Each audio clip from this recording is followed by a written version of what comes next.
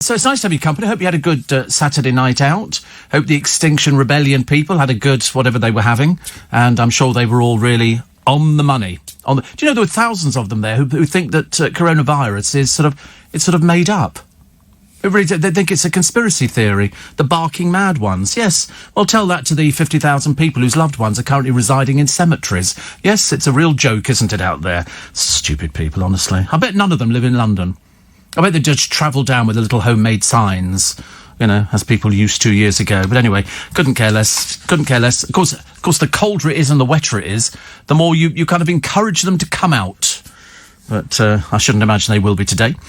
Birds of prey are again swooping over Stonehenge for the first time in 100 years. I don't know why Stonehenge in particular. They would be, unless it's sort of sacrificial sparrows lying there and the birds are circling to come and sort of pick them off. They do that in a place that's very cold, where they don't bury bodies because it's so cold. They leave them out. Sort of on hillsides and stuff like that. And the body just sort of stays there. When we used to execute people in London and behead them, they used to sort of put the heads up on Tower Bridge, I think, or London Bridge. But they used to cover them with tar to stop the seagulls pecking them.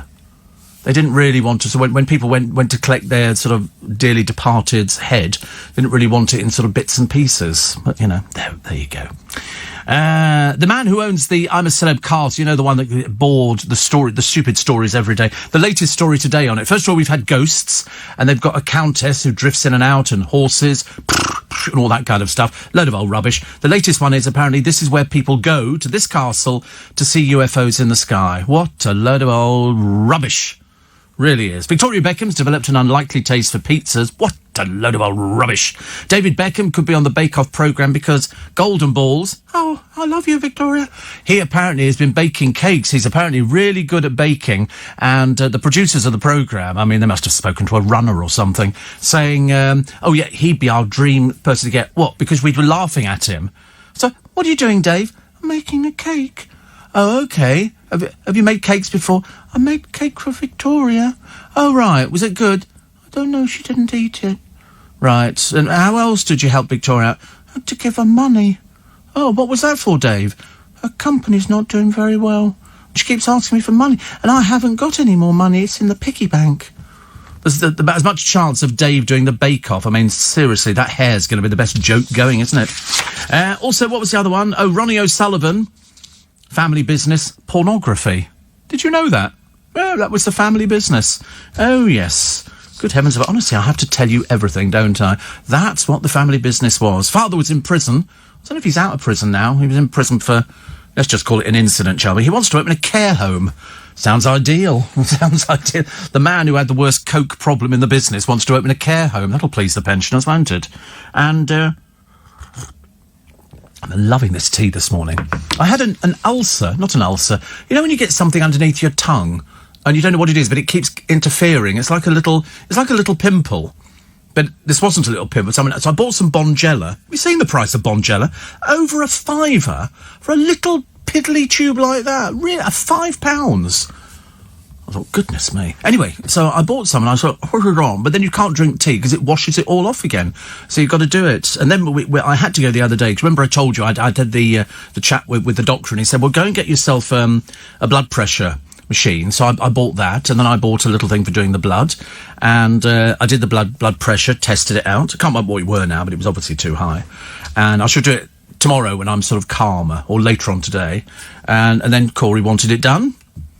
That was the mistake of the morning. Oh, dear, honestly, it doesn't bear thinking. He decided he didn't want his bloods doing, which is just as well, because I wasn't going to waste a needle on that.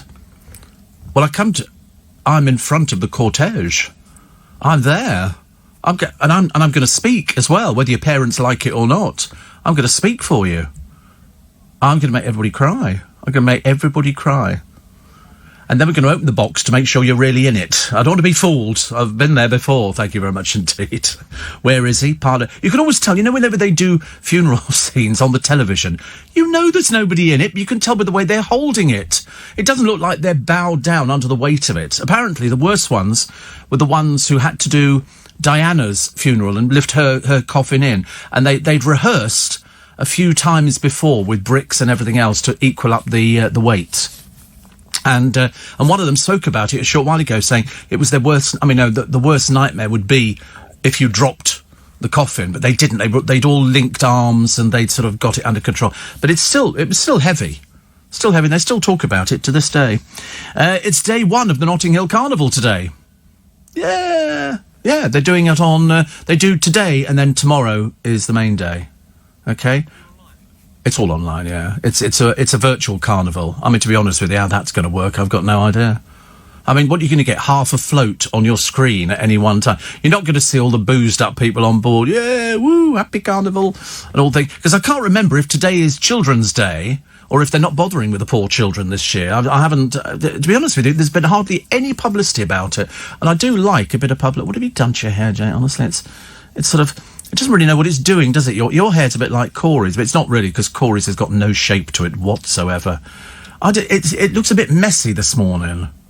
I don't know why. Did you not blow style it? Yeah, it's young. I don't mind an unkempt look. You know, it fits in with your demeanour.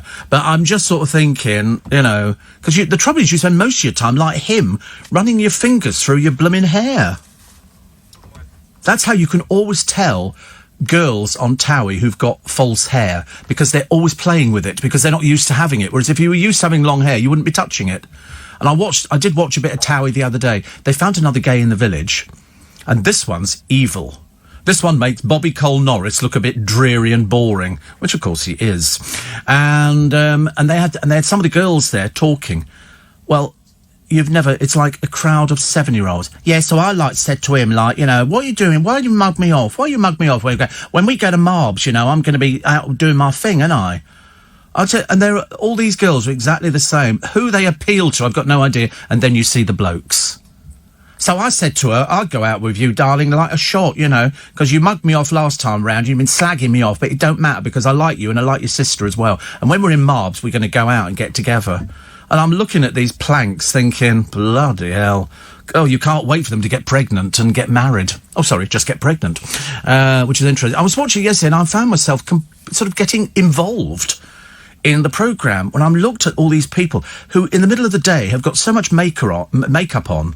Chloe Sims was shown waxing her legs. I mean, to be honest with you, she did look a bit hairy. You know what I'm saying? We were looking as if, I mean, you know, she could have doubled as front of the pantomime horse. And they're troweling this makeup on. I mean, she's like the oldest one on there. She's like 70. And then she was being taken out for like a date night with Pete Wicks, you know, the funny one with all the tattoos up his neck. That's going to look good in about a year's time, isn't it? And the long hair tied behind him. And then I suddenly realised he's short. That's why he hasn't got a girlfriend. And they went out with Diags. You ever heard anybody called Diags before? There's a bloke with a skin problem. I mean, really bad news. Really bad. And they took her out, and they had to eat hot chilies. But they went to this Indian place, and they said, you've got to put this chili in your mouth and leave it there for 10 minutes. And so they gave it to Diags first of all. Well, he actually changed colour from sort of red to puce. And, he's like this.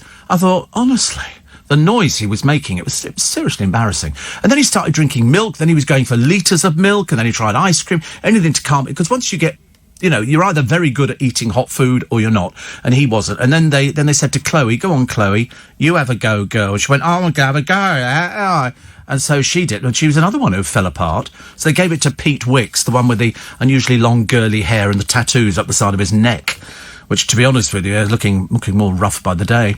And he just put it on his tongue. He just sort of put a bit on. And I thought, what's the point? You know what they are? They're hot chilies. The hotter they are, you know, I mean, if you really want to be stupid. And then Diags was saying later, not that anybody understands a word. I mean, they might as well put subtitles up. I've got no idea what he's on about half the time. All I know is he can't really find a girlfriend. But, you know, the clue is, look in the mirror. And it's a case of they were all having a go of all this stuff, sitting in this cafe. And in the end, the girl behind the counter said, would you like an ice cream? Well, you'd have thought they were going to swallow the entire machine. Because I've never done chilies. I would never do. We had a game of chili roulette in the studio once with my friend Alan. And it was... We bought the game in a shop, and it was chocolate chili. And what it is, it's got like 10 chocolates in there. Only one of them has got chili in. And so you spin the wheel, and you go 1, 2, 3, 4, 5, 6. And And I'm sort of thinking, well, I've got to go through with it because it's my programme. And Alan had been our guinea pig for some time. We'd made him eat chocolate-covered ants. We'd made him drink civet coffee, which comes from the civet cat, from their poo. And, yeah, and what else? We'd done scorpion lollipops. And a scorpion covered in chocolate as well, so you bite into it. And you're checking on the... which one are you checking on? Civet poo? Oh, right, okay, just checking. And so you do this Russian roulette, but it's chili chocolate. It looks like a bullet made of chocolate, and one of them's got liquid chili in. And so we did it. And on the third one, luckily, thank God, Alan got the chili thing. Yeah. Like that. You know what people do? They make the most awful noises. I laughed, actually, because I thought it could have been me. Great game to play at Christmas. And we were thinking about Christmas on Saturday. Went down to see the godchildren. As usual, I get lost. I always make one wrong turning, so on that particular day, I went up and down the M11 3 times before I'd even got there. I went up, then back down, then back up again. And we were talking about Christmas and where they're going to put the Christmas tree. And we've decided the Christmas tree's got to go outside in the garden, because they've got 6 acres and room for a pony. And I was thinking, yeah, if you put it outside, they'll be like, they're going to put lights in the hedges and stuff like that. It's going to look really pretty. Very pretty. It's a pretty style. It's a bit chocolate boxy, the house. But it was looking lovely. And we had a lovely buffet lunch, which was very nice. Everybody looking gorgeous. Everybody looking good. I met Charlotte's new boyfriend, who's called Ben, who might or might not be a listener. I can't remember. I wasn't sure if Nathan was joking, but I think Ben and his mother are listeners. And it was very nice. We had a buffet lunch, and we had potatoes and quiche and pizza and different salads and tomatoes and grated cheese and everything else. And then for pudding, they'd been out and collected the other week blackberries from the hedgerows, and we had apple and blackberry pie with custard. And it was like really, really nice. And they said, because I alternate every year, I have Christmas Day with my godchildren and the family. There's about 13 of us. And then the next day I go to my brother. The following year, I do my brother on Christmas Day and my godchildren on the... And they were saying, you're going to stay, aren't you, this year? Because it's all right, because Christmas Day is a Friday, and then you've got the Saturday, and you're not working the Saturday. And I thought, oh, that's okay. I can have a drink and stay. And I suddenly thought, no, of course I can't. I've got to go to my brother's the following day for another Christmas meal. So I've got to tell them that I can't do that. And also, they live in this inaccessible wilderness, which has got these windy little country roads. You go through lakes that run across the road, and deer jump out in front of you, and then you hear them going under the car, and all terrible stuff. But no, it's very pretty out there, very pretty. Steve, I've been reading about the new Bentley Silver Spur. It's very nice too. Since the 80s, I've always preferred the Bentley over the Rolls. They always say you drive a Bentley, a Rolls you're driven in. That's what they say. So, but I didn't win the lottery. I got 20 quid. 20 quid. And it's another rollover, so I think we're up to about 136 million. God, just think of the fun you could have with 136 million. Just think of the people you could buy. God, dear. I mean, God, blimey. Would you like to go out with me? No. I'm a multi-millionaire. I'd love to go out with you. You know, that's the way it works, isn't it? We could do a break if I want. By the way, the news is that Britannia really does rule the waves. Because apparently Britannia is the top tourist attraction in the country. I didn't even know where it was moored. I just know that the Queen cried when she lost it. You know, there's another one on the Thames. There is another royal yacht on the Thames. And in fact, if you go to Waterloo Bridge from the Charing Cross side, look to your left and you can see which one it is, because it's got a staircase on the outside of the boat. Because then they would moor the tender up and then you'd walk up the staircase. It's what? Yes, yeah, it looks very similar to Britannia. I think it's a bar, or it might be a bar/restaurant, because Corey went to a posh place the other day. They did butter chicken. It's always a firm favourite in the Corey household. And pasta as well, which is very nice. You had a little bit of pasta. Because he was going to have, if you remember, he was going to have scallops. And I said, you can have scallops at home. And he said, no, but butter chicken. I said, oh, that'll be the chicken where they lift up its skin, poor thing, and they shove butter underneath and rub it all over the carcass, then pull the skin back down again. Sounds horrible, doesn't it? And then you have that, and you cooked it, so it makes the skin go a bit sort of crispy. And And they had a carafe of wine, whole carafe, but it was, and you can always tell whenever it comes in a carafe, it's come out of a wine box. Because what's the point of opening a bottle and pouring it into a carafe? There's no point in that at all. You just give them the bottle. And this is one up from house wine. In other words, you get vinegar, and then you get the little bit up from that, which sort of doesn't leave you with the aftertaste of, oh God, I've drunk methylated spirits. But he had a very nice time. The only thing he hasn't told me, because we're two of them, and he hasn't told me how much the meal cost. And I wouldn't even, I was going to hazard a guess at £73. More than 73. It's that wine that pushes up the price, isn't it? It really is, honestly. More than 100? More than 100? Well, what did you have for starter? Hold on to your hats at home. This could be an expensive one. Oh, prosciutto and gorgonzola. That's very rare, isn't it? Prosciutto and gorgonzola. Right, well, just by itself, prosciutto and gorgonzola. Oh, it's a little dough balls. How exciting. And then you went to the main, and one of you had butter chicken, and shared some pasta and some lemon sole. That lemon sole would push the price up immediately. Lemon sole's very expensive. But anyway, he has been saving. And then afterwards, they decided they didn't want to pay for a pudding, so they spun this old yarn to the waiter that it was his birthday and, could they get a free pudding? And so they got a free little round thing with a candle shoved in it, which was very nice. And the carafe of just above vinegar. And the bill in ice. Actually, it came in ice. Sounds fantastic, doesn't it? And so now we've upped from 73 quid to, I'm going to go 130. Little bit less. 117. But did you leave a tip? You didn't leave a tip. Maybe a few quid. Wow. 107, that's a lot of money. That is a lot. It is when you think about it, for two people. If you're actually doing that yourself, you could have done it for probably about 30 quid. Yeah. Hope who? Your nan? What, was she there as well? Oh, right. What? Doesn't like... Yeah, but she's not still in the hot tub, is she? I bet her skin's gone quite wrinkly by now, hasn't it? Have you just left her there throughout the past few weeks? Bless her. She wouldn't be listening to this programme, would she? Oh, does she like me? I like people... Do you call her Nana? Oh, Nan. Oh, the abbreviated version. Because I used to have Nanas. Because some people have Grandma and Grandpa and then different names, but mine were always Nana. Like Katie Nana, out of Peter Pan. What do you call yours? Called Nan. Yeah. Rivetingly boring, but there you go. A little bit obvious, I suppose. And what do you call your parents? Because I used to have kids at school. They called their parents by their Christian names. I could never do that. Absolutely never. You just call them Mum and Dad. Did you ever call them Mummy and Daddy? Yeah, oh, right, 4. At what age did you stop then? 4.5. Yeah, because my dad said to me at one time, he said, I think you better call us Mum and Dad from now on. He said, Mummy and Daddy doesn't quite sound right. I said, Daddy, I'm 34, And so I then started calling them Mum and Dad. But I had friends of mine who called them by their Christian names. And I thought, I can't do that. That's very disrespectful. But they seem to think it's perfectly normal. So it's obviously a little bit more common than I ever thought it was. Very cold this morning, says Bill Overton. He's reading the news in a sweater. I mean, I ask you, seriously, in a sweater. He feels the cold a lot, bless his heart. And Liam Payne of One Direction has got engaged. He's given his fiancée a ring worth £3 million. Well, I hope for your sake, Liam, because most of yours don't last. Because if she finishes with you now, she's got 3 million quid. I'd have that thing eBayed like there's no tomorrow.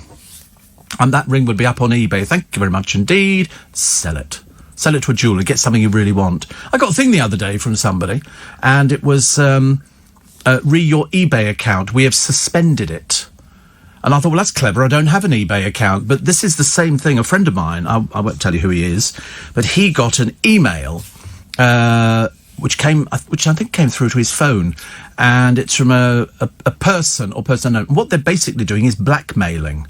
They're doing a blackmail by saying, we've got screenshots of you with this girl, etc., and we can see you and we can see her, and we've sort of noticed it. And if you send us £700, we will delete it.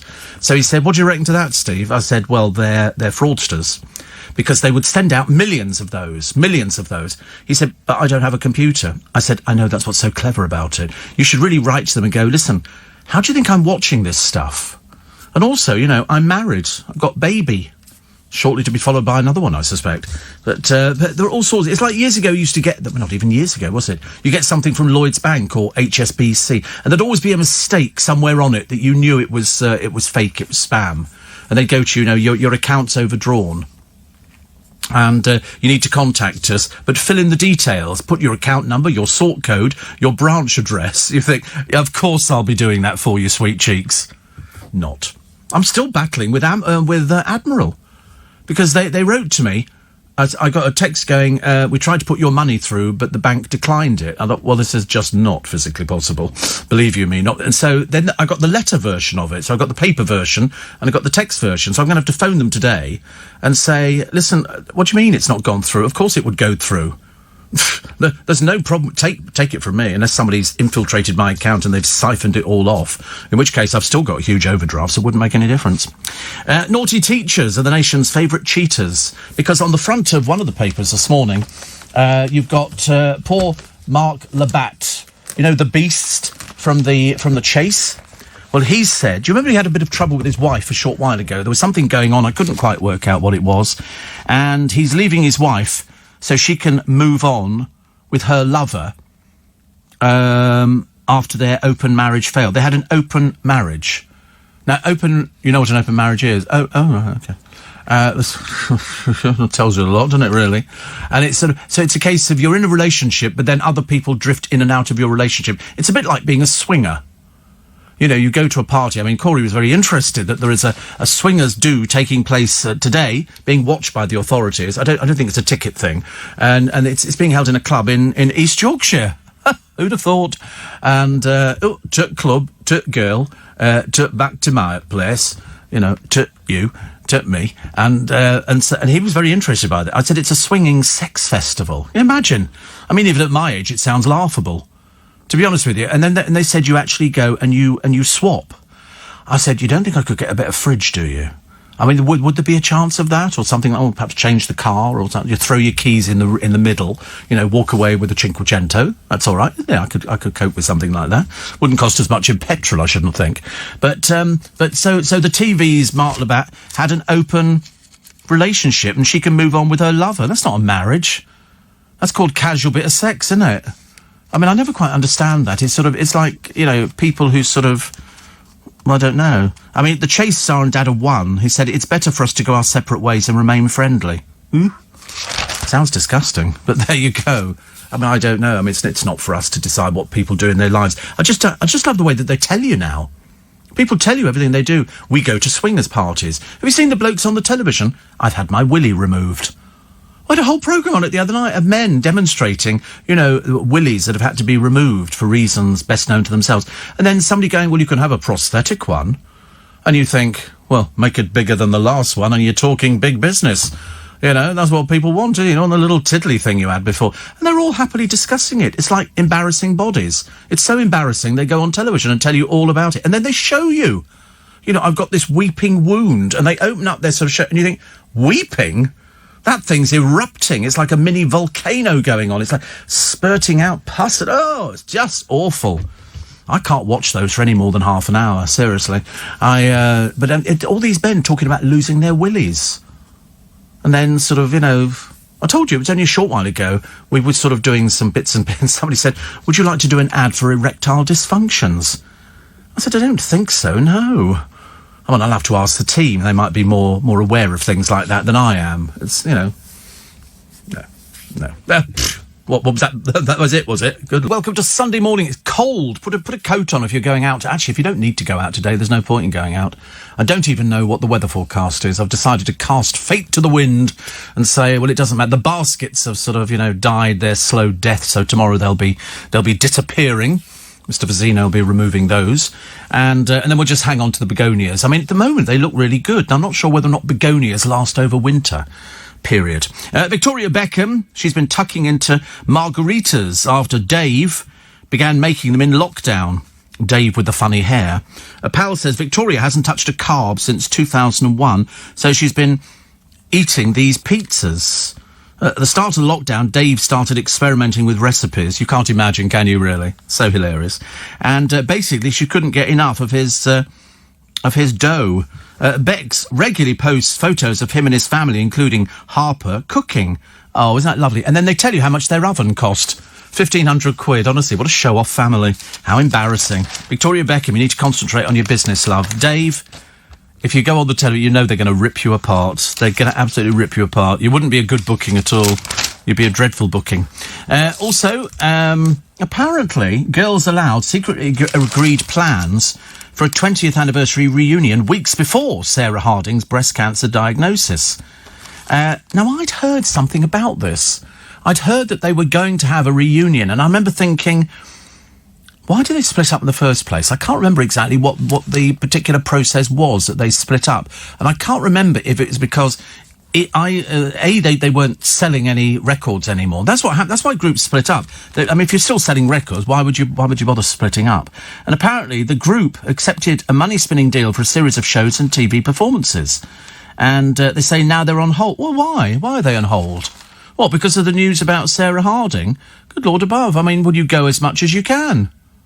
Don't you? That's what you do. You don't put it on a hold. Unless, of course, really there wasn't talk of a comeback at all. They're just muscling in on the publicity. That's all it seems to be able to. But, I think at one, Nicola told Sarah she's so loved and supported. Not by all of them, I seem to remember. Not by all of them. That was the odd thing about it. Sarah had her, let's just call them inner demons. That's what people call them nowadays. And she's got this advanced breast cancer at 38. But all the people, they found no end of people. People have been writing in their droves, so the newspapers, and Dr. Hillary's done it as well. And they've said, like us, she can still live through it. It is possible to live through this. They have moved on quite a pace with medication and chemo and all sorts of things now. So there's a very good chance. She needs to know, although the cancer has spread, she will get through it. It's as simple as that. She's got lots of support. And one of the women involved, she said, I see it as a chronic illness rather than a death sentence. Because, you shouldn't look at it as a death sentence. You've got to be more positive about it. But I'm not sure if Sarah Harding's strong enough. She might have said that, but we've seen the breakdowns in the past. So we'll just have to wait and see. But I see no reason why Girls Aloud shouldn't go on tour. Whether or not they would sell tickets, I don't know. I'm really not sure. When they first started, they were it. But I remember that, having seen them on various things, there was a lot of emotions running high. People sort of crying and all sorts of bits and pieces. So we'll have to wait and see. We'll wait and see what happens. But never write somebody off. Just because they've sort of said, oh, it's this, and I haven't told anybody, and, whatever. Harry Maguire was arrested by top undercover cops drafted in from mainland Greece to target organised crime on Mykonos. Sounds like a horrible place, Mykonos. Seriously, if you're going there, you're going to the wrong place. They've done a piece today in the papers. It's perfect, they say, for money laundering. It's also the place where you get pink cocaine. Very popular with pink cocaine. Whatever that is. And they've got high-class hookers over there. Well, everywhere you've got hookers. London is full of hookers. They're not high-class. They just charge big money, but they're exactly the same as the low-class hookers. They're no different at all. It's just the amount of money and whether they take credit cards. We used to have a guy, as you know, our diplomatic editor on LBC was a guy called David Spanier. And he was lovely. He was really lovely. But he wrote a book. He loved gambling. And he was an expert on gambling, and he wrote a book on Vegas. And he covered every aspect of life in Vegas, the food over there, and the hookers who would turn up to your room. You would just book them. Hello, 7:30. OK, my name's Heidi. Thank you, Heidi. See you then. And the charge will be $250. And so Heidi would turn up, and they all carried credit card machines. He said, all the hookers in Vegas have got credit card machines. He said, and you put your card in. And which reminds me, talking of credit card machines, I was watching a programme the other day with Boris's father and Stanley and Georgia Toffolo. Now, the rumour was that Stanley was a member of the and all the rest of it. Well, he quite clearly can't have been. He's an idiot, a first-class idiot. This programme was chasing celebrity... whatever they were. Celebrities go out there and they have to be hunted down by these other people. So Stanley, not the brightest penny in the box, decides first of all that he's going to go somewhere and he buys something and he gives them his credit card. Well, immediately, all the people sitting back at basically going, he's activated his credit card. They can see exactly where he is. Then they go to a train station. He says, can you get me, like... they're supposed to be on the run to try and keep away from these people. Can you get me a copy of the Telegraph? And Georgie Toffolo goes, OK, I'll go and get it. Comes outside, can't find him. Again, he's gone and bought something with his credit card again. Now they know he's at the train station. The man must be the worst spy in living memory. They'd have taken him out in a heartbeat. Which is one of my favourite programmes. I do like Heartbeat. Heartbeat, why do you... Ant and Dec, normally a picture of them with their dogs. Make up your own jokes. But here they are playing... I think they're actually playing sort of golf. But they actually went out with their photographer. Does their photographer just sort of wander behind them and go, have you got any interesting pictures? No, we're just going to go and play golf. Oh, I'll take a picture of it anyway. Because we got a picture of Ant the other day with his dog. And Dec with his dogs as well. So nice to get a picture of them doing something else, because they've not been on the television for ages. I'm waiting for it all to get back to normal, but I don't think it will, actually. I think it's going to take forever and a day. I'm not holding out any hope that any time soon we're all going to be going, whoopee, we can now embrace. Because I went down, I spent the whole of Saturday, well, a big proportion of Saturday, and we didn't touch once. There was no sort of touching, embracing, or, trying to sort of do my best to... and I had my little mask on as well, but I didn't have it, I just had it sort of resting under my chin. Because I thought, listen, they're sort of semi-family. Robbie Williams has been forced to take charcoal pills to stop him breaking wind. Apparently that's what the secret is, charcoal pills. It's in front of his wife, Ada. Dear. Mind you, perhaps where he comes from, he thinks that's hilarious. It's probably one of those very funny things. Another one here. This is Emily A. Tack. They're always trying to sell something about Emily A. Tack, and so far nothing's come to fruition. But this time she has signed up for ITV's Celebrity Juice alongside Laura Whitmore when the series returns this autumn. Well, every time I've seen Laura Whitmore on television, she is the most boring person under the sun. I couldn't believe how dull she was. I mean, seriously. God in heaven. And Emily A. Tack, all she talks about is her sex life all the time. Who wants to hear about that? Honestly. No point in depressing everybody. What was your blood pressure? Can't remember what your blood pressure was. Was it 3,000 something? Quite high, yeah. But, went into a bit of a deep depression over it. But I said, listen, don't worry. The machine's probably faulty. It's not, but I didn't say anything. And so he started jogging and doing exercises. If only you kept that up for more than 30 seconds, it might actually work. But there's no chance of getting you into a gym. What you need is to buy a house or rent a house that's got a swimming pool attached to it. And then swimming could be good. Swimming could be good for you to sort of to get the weight off. Yeah, I mean, if I win the lottery, I'm going to buy a house which has got a pool in it, and I'll do your discount, but I want you to come round and start swimming. So you can come out after you finish work, come round, do about 50 lengths, something like that, and then you can tootle off home, and I'll itemise the bill out, cup of tea, cup of coffee, bottle of water, use of towels, use of sauna, all these sort of things. You have to think of these things. Goodness sake, honestly. I'm just too generous to these. But, look, another picture of Summer. What do you do, darling? Answer, nothing. This is the one who was with Paul Hollywood. That's her only claim to fame. She slept with somebody famous. And that apparently makes her famous, because it's fame by association. And you can wipe that grin off your face as well, Corey. All right. I need that kind of talk on the programme. Goodness sake. Is your bloke a beauty bandit? Are you a beauty bandit? Have you ever used any of your girlfriend's cosmetics? No? Never? You're all man. Oh, you had to think about it. So the answer is, yes, you have. Maybe face creams. Oh, right. So, yeah. So obviously yes to face creams, not maybe face creams. Try to sort of justify it. Okay, so you've used face creams. Has she ever made you up? No. Oh, no, definitely. Well, used to be on stage. Yeah. And as what? Oh, I'd have to make you up. Well, they don't have to make you up to go on stage. No, obviously you wanted to be made up to go on stage. Yes, you had a fake tan. They do your eyeliner and all the rest of it. Yeah, I can imagine, actually. Well, we've seen a picture of you as a girl, haven't we, on that app? Which looks exactly the same as you as a boy. It doesn't look any different at all. Yeah, we should do it to Jake, actually. We should see what he looks like. Have you ever seen this app?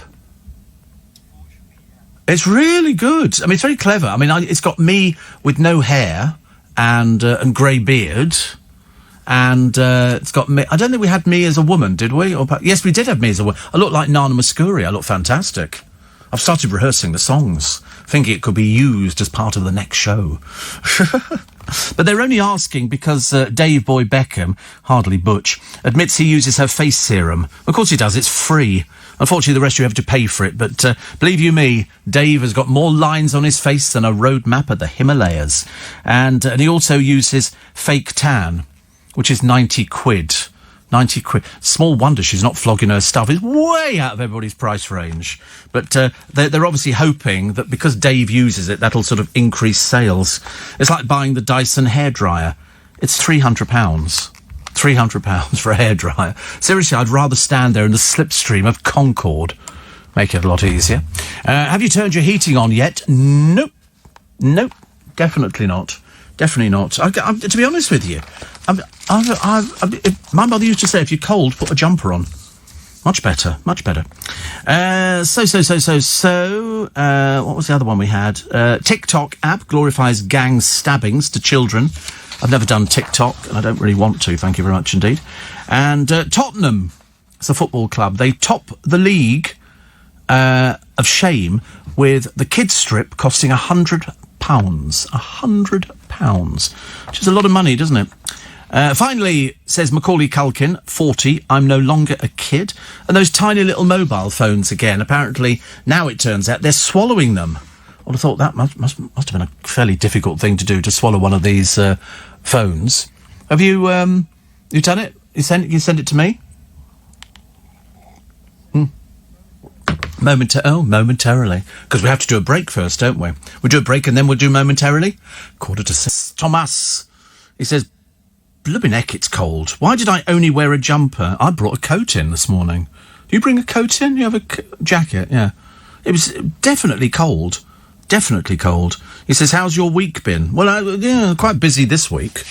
I've got sort of either doctor or here, or other little bits and pieces. So I'm sort of kind of taken up till Friday this week. It's only sort of one... No, it's nothing any particularly special. Steve, 1,500 quid for an oven. Bet they got a bit of a discount. They are a little tight considering they're rich. Well, I mean, they have to tell you. They actually have to tell you how much they spend on things and how much things are worth. It's to sort of, do away from their working class upbringing. Because they're both working class families. And yet they sort of rub it. But again, as I say, her business is not doing very well at all. One here that apparently I lost my thing here. Wayne the trolley dolly says it's so cold I've had to put the heating on. And considering we were all sweltering last week, it sounds like madness, but I'm staying well and truly under the duvet listening to your dulcet tones. Thank you, Wayne. So what's the latest state of play for you? What is the latest state of play? Wayne, as you know, being a trolley dolly, he flies the skies. And I'm sure he was going back. Does that mean going back permanently? Going back full-time or part-time? What is it? Steve, how lovely making your Christmas plans already. That'll come round very quickly, says Rachel. Glad you had a pleasant time. Mit family. Yes, you've got to think about Christmas. Do you know what we're going to do this year? We're going to do something we've never done. We're going to only buy table presents. We're not going to buy big presents for anybody. They're going to be little table presents, because I think everybody sort of spent money this year. So it's going to be like Secret Santa. It's a bit like, some families call them tree presents. So in other words, and this is your gift from the tree, and it'll be something, it could be a CD or a DVD or something like that, probably with maximum of £10 on it. Because otherwise Christmas costs an absolute arm and a leg, doesn't it? By the time you've done the food, by the time you've done all the other things, I should imagine Corey's a nightmare to buy for. Jake probably a little bit easier. Just buy one of those long clip-on wig things that sort of adds your hair extensions.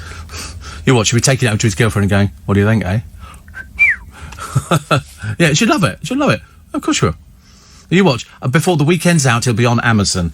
Can I get a long wig? They sell them on Ideal World, I think. And I think they're Raquel Welch wigs. And they're all different. They look really good, actually. Really good. And I could see... Yeah, I mean, it's definitely a possibility. You could be working in a Thai ladyboy show by Christmas. And now here he is, Zsa Zsa. Except you're not Thai. Yeah, there is that problem. Okay. Well, it doesn't work for anything else. Because you're too pretty to be drag. I'm not saying that drag isn't pretty, but they don't look like you. You know, you look like somebody who's about to appear on Love Island. Please, take it as a compliment. Mind you, and for a little bit extra money, we can have your body adjusted too.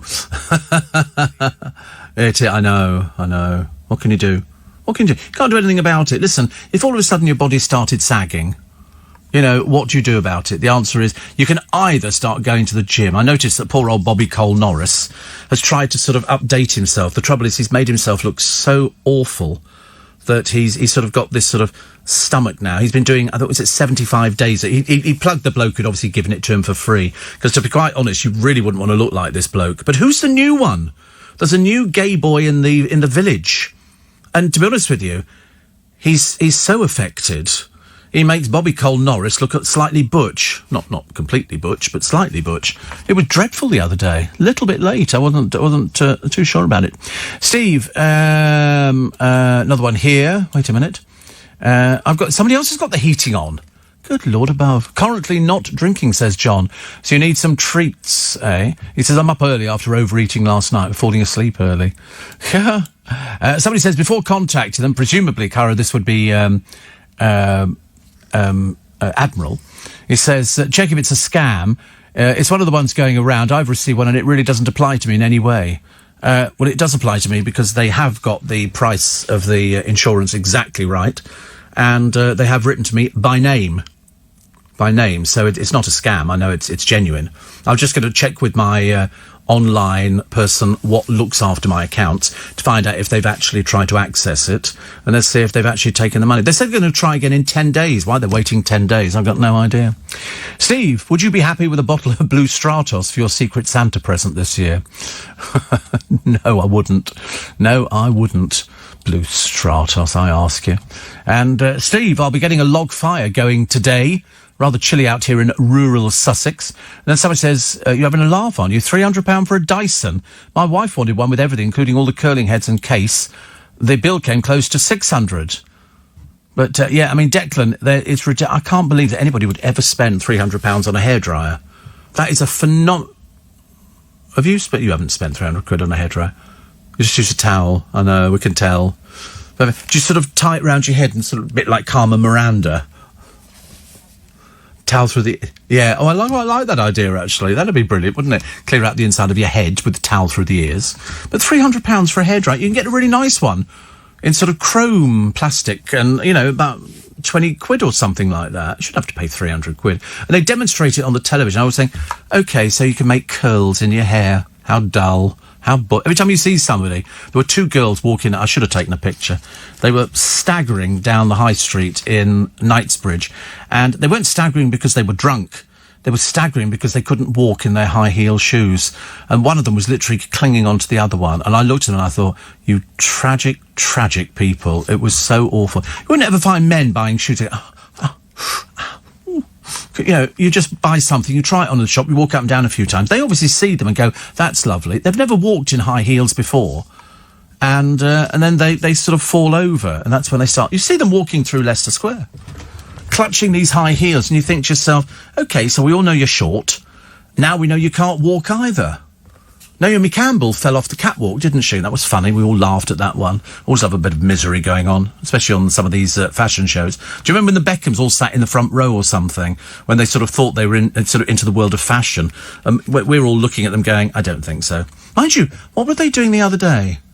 What did they do? Oh, that's right, people watching Gogglebox. And they were shouting at poor old Stanley. And Georgia Toffolo going, this is a pile of rubbish, absolute pile of rubbish. He's sort of wandering out saying, should we get a telegraph? And everybody then starts mimicking him. Should we all go and get a telegraph? But because he used his credit card, they can tell straight away where you are. You know, that's how they actually track people who've sort of abducted people like that. They can see where they've used the credit card or they've used the charge card because it's on a giant computer. It's not complicated. So, I'd be a very good spy. How do you know I'm not a spy? How do you know I'm not a spy? What have I given away? Have I given anything away? Hide? Yes, I'm so obvious that I'm hiding. See, that's how it works. Double bluff. Double bluff. You know, of course I can't be a spy because here I am doing a programme. But when I leave here, I go into a telephone box and I spin round and I come out as Steve Allen. And, you know, the ordinary Steve Allen. Which one? The ordinary one. I think they did advertise for spies a short while ago. They had an advert running in the Standard if you think you sort of matched up. And so I practiced throwing my hat onto the hat stand and it didn't work at all. So I gave up with that. Then and you've got to be able to keep secrets, and I can't keep secrets. And you've also got to say, shaken, not stirred, Miss Moneypenny. And I don't know anybody called Moneypenny, so I couldn't rehearse that bit either. But I'd be very good at having a car which has got a revolving number plate and things like that. But you're right. They'd only have to tie my hands behind my back and tickle me, and I'd tell them anything. Seriously, tickling, just to take my blood pressure. I'll tell you whatever you want to know. That's how it would work. I'd be a dreadful spy. But I'm quite sure you could come up with something, couldn't you? Definitely. Apparently, the fusing hairdryer is honestly great, Steve. I bought my girls onto it, as mad as I am. It's just £300. And, Steve, my wife wanted a bag and a belt for Christmas last year. The vacuum cleaner works great now, but I'm still sleeping in the spare room. I like that. That's quite sweet, actually. Wayne, Trolley Dolly, back again. He says, thank you for asking about me, Steve. Yes, I'm back at work permanently. I survived the redundancy situation, thankfully. I'll be messaging you from Bangkok before you know it. Love to you and the lads. Well, one of the lads who might not be a lad for much longer. Okay, now we've seen what he looks like. I think we should almost tweet those. I'm not sure I could do it, actually, no, but it'd be too embarrassing. Do you know anybody who listens to the programme? Oh, you don't know if you know anybody. Oh, right. I don't want to embarrass you in front of people. If your mates sort of go, oh, so you've been sort of apt as a woman or something like that. You've had, oh, have you? Oh, well, there you go. And he's had worse done to him. I can't imagine anything that would be worse. But I mean, it looks good. It looks very good. Did we do it? We didn't do it to Thomas, did we? We'll have to wait till he comes back before we can do it to Thomas. He'll look terrible. He'll look like one of those nannies out of Mary Poppins. The black outfit and the umbrella sort of inside out, taken away over the hilltops. Do you know anything about investment, says Alan? No, I don't. No, you have people that do it. I have an investment part of my bank, and they look after my money. And it's up to them every however many months it is. It just shows how vague I am. I've got no idea, but they send me a thing and it tells you. I don't read any of it apart from what is this worth now, this sum of money. And they always said to me, the advice was, listen, when you put this sum of money in here, because I inherited a sum of money, put it into this thing. They said, don't bother checking it. It'll go down. It'll go up. It'll go down. It'll level off. It'll go down. Don't panic. So I didn't panic, and it's been in there for about 20 years, I think. And it did go down the other month, but I told you, I sort of checked it. The latest one's just come through, and I'm up. Even I'm surprised. So I don't know anything about investment. Is Victoria Beckham's company a wise choice? Is it a FTSE company? I don't think so, no. I don't think so. No, I think it's a private company. But I'm not too sure, actually. Thomas reckons he'll look fabulous. He probably will. But he's going to be a bit on the chunky side, isn't he, for a woman? Whereas Jake's slight. Do you know what I mean? He could sort of get away with it. He's a little bit coquettish. You know what I mean? A little bit, like that kind of thing. But Thomas says, then we're into September, and that's when your garden starts looking a little bit ravaged, I'm afraid, because the weather's turned. So now we've got these chilly mornings, and we've had the rain and everything else, and it all gets a bit damp, and it all starts dying off. I never once managed to keep hanging baskets towards the end of September, which is a bit of a shame. So they'll be departing, but we're going to keep the begonias, because I think they might go a little bit longer, and some of the geraniums might go a little bit longer as well, which is good, because we actually discovered that geraniums seem to go forever and a day. Absolutely ever and a day. There was something I was going to ask, actually, and I can't remember what it was. Oh, yes. Did we get the picture of Thomas? I'm sure that we will, actually. He says he's losing weight, which is good news, isn't it? Because he needs to go on a diet. And perhaps we should do his blood pressure later as well. Try him on that one. Yeah, I've got a blood pressure machine because my doctor said you need to check your blood pressure on a daily basis. So we bought it. I had to go on it, but to be honest, I'm not sure what it's supposed to be, so I'll just write down the things. And then on Tuesday I shall go in and they'll look through it and go, which they generally do with me. I'm not the healthiest person, but, I'm clinging on, as it were, which is quite good. So exciting, isn't it, being on a Sunday morning? I love Sunday mornings. It was so nice yesterday, because when I have to drive back, because I'm coming in from Stansted, because I thought the Extinction Rebellion people were out at Stansted, but if they were, I didn't see them. And they were in Trafalgar Square, but I think we just got some of the mad ones. There were some very odd ones, I think, in Trafalgar Square. People who sort of believed it was all a bit of a... What do they call it? They don't call it a con. They think it's a hoax. They think it's... And I remember thinking, what would ever prompt you to think that, 50,000 people dead is a hoax? But you do get people... I had a discussion the other day with somebody who said, are you sure it was started by eating bat? I said, well, these markets in Wuhan and all these other different places, they're not the most hygienic places you've ever been to. I mean, they really are quite sort of low standards. But they did that over here. They went to a certain section of restaurants, and they did Manchester and everything else, and they discovered all sorts of hygiene rules that were being broken. Raw meat left openly, just sitting on a table. And you think, because you don't know, do you? Whenever you go into a restaurant, I mean, if you could see the kitchens, that'd be all right, because then you could watch people cooking it. But everybody tastes everything. You notice people are constantly sticking their fingers in your food. I have seen how these places are even going. But bearing in mind, they've agreed to make a television programme, so normally somebody would have laid him out by now and stuck him on the griddle. But because they're making a television programme, and they get a free makeover, it's publicity for the place, I can't believe it when they're doing this, and then all of a sudden, the staff go back in and they go, like they've never seen anything like it, and he then says, right, we've simplified the menu. That's soup, that's a bowl of chips. All right, let's open. And then all these people queue up and come in there. I mean, some of these places are dumb, but I mean, America is full of food. I mean, everywhere you go, there's restaurants, food. I mean, it really is. It's like, if you go past a restaurant and there's nobody in there, there's a reason. Don't ever go into an empty restaurant. I bet your restaurant you went into the other night in Covent Garden was packed, wasn't it? Well, it's socially distanced. So did you have screens up between the tables, or they were just apart? And did you think it was good?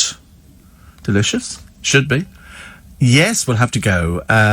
Not really, no. No, it doesn't. No, seriously. No, because I would object paying that much money for something that is fairly standard. Quite small plates, you say, yes. Well, it used to be called Nouvelle Cuisine, and the joke was you had to find where the food was. Because the French did it, they did a little bit of this, and you go, excuse me, where is the rest of my dinner? And they go, but sir, it is Nouvelle Cuisine. And you go, yeah, but where is it on the plate? Oh, it is hiding under the lettuce leaf. And they lift the lettuce leaf, and there'd be a little tiny dollop of some sauce or something. And that's what it is, or a swirl. They put a thing on, then go, shoo, and they do a swirl of it. I want to see a plate piled high. If I'm going to be morbidly obese, like a lot of them, they've got huge problems in America. Even over here, 1,000 children a year go to hospital morbidly obese. That's children. And you do see them. I mean, and they're always eating the wrong things. Listen, we're not all perfect. Nobody is actually perfect. But, we like to think that we're as good as it's going to get. Which, involves... The trouble is, the sort of stuff that you're eating, is you could do it yourself at home. You could save a fortune if you ate at home, but because it was his birthday and he wanted to go out and do something special, with his girlfriend, then they sort of picked this... He's obviously got a thing about Covent Garden. He obviously wants to move into Covent Garden because that's where he got his hair cut. They won't be in business much longer, and the restaurant is there as well. But it was packed, presumably with people all spending 117 quid and then some. Imagine if you bought a pudding as well. I mean, that could have racked it up by another 10, 15 quid, couldn't it? So if you've had custard, I do like a bowl of custard. A bit not fussy. Well, we won't be going out for dinner any time, Jake, so it doesn't make any difference. Unless you're going to dress. And in which case, we'll book it in for next week sometime. I wonder what they'd say, if anybody would say anything. Do you think people would be too polite nowadays if you walked in dressed as sort of an alter ego? In a sort of restaurant. Would anybody say anything? Like, sort of, would you like to go and sit at the back? We don't want you embarrassing anybody. I don't... Yeah, me as a spy, I could sit there, talking under the table. The red goose flies at dawn, talking into the daffodil on the little thing there. 1, 2, 1, 2, Newspaper with eye holes in it, you can look through there. See, I think that's quite exciting. I used to love all the James Bond different bits of kit, because my father used to run the Special Forces Club in Knightsbridge, which is the club for Britain's secret agents, and which sounds terribly grand, and it was really very nice indeed. But he said the fascinating thing was, he said, on bar evenings, because it was a social club, you could stay there as well for the members, and he said they would show you all these gadgets, all these different things. And I said, how exciting was that? He said, really exciting, really exciting. Met all sorts of people, but it's the club for all our agents, and you'd never know where it was. It's secret. Hans Crescent, you can't miss it. It was good fun, actually. It came with a very nice place to live in at the back of the building. It was a Mews cottage, which was very nice indeed. Very nice. With a garage. Oh, goodness sake. Steve, from Elsie in Old Street, my heating is half on, just to take the chill off. Yeah, you see, my place doesn't get cold. I mean, I have had places over the years where, blimey, especially open plan places. If you're in a cottage and they've opened up, you know, the sitting room into the dining room into the kitchen, so it all flows all the way through, they can be pretty cold, especially if it's got exterior walls. But I put on a coat yesterday to go down to see the godchildren, and it was lovely, but I got completely lost. I was following the sat-nav, and then I must have missed something, and I just got all confused. At one point, it said, you're going to be there by 22 minutes to 10. And then the next time when I had to reset the thing, it said, you'll be 3 minutes past 10. And it's all little windy roads. It's I mean, seriously, it's quite dangerous. They need to knock all the hedges down so you can see if there's a car coming round there, because some people are mad. Yeah, but you see, my car's a bit too big. I mean, I've now got dirt up the side of my car because at one point there's two rivers that run across the road from one side to the other. So it's like what do they call it? There's a name for a place like that where you have to drive through the water. A ford. Is that? And I thought, because I hadn't taken the car in to be washed for about a week, and then when I got out the other end, it's got all dirt all up the side of the tyre. I'm very upset. Not happy bunny. But then I thought, listen, it's only dirt, you can wash it off. I've got cloths in the boot and stuff like that. And if the worst comes to the worst, I can just get a bottle of Prosecco out and just pour it over the car and just wipe it clean. You know, that's how decadent you can be. The gunpowder plot, they think this year it'll be quiet fireworks. Well, I thought the whole idea of fireworks, I mean, do they have to be noisy? Or can fireworks just be pretty pictures? I don't know. But they think there's a gunpowder plot to silence the fireworks. And there's a new campaign to stop restaurants serving lobsters who have not been killed before they're put in the pot. They say that lobsters suffer. Now, I don't know how they know this. They obviously are experts. So they went along to a few places, Le Manoir, they went to, and they've got a device which kills the lobster before it goes into the pot. It's about 3,200, it's like an electrical thing.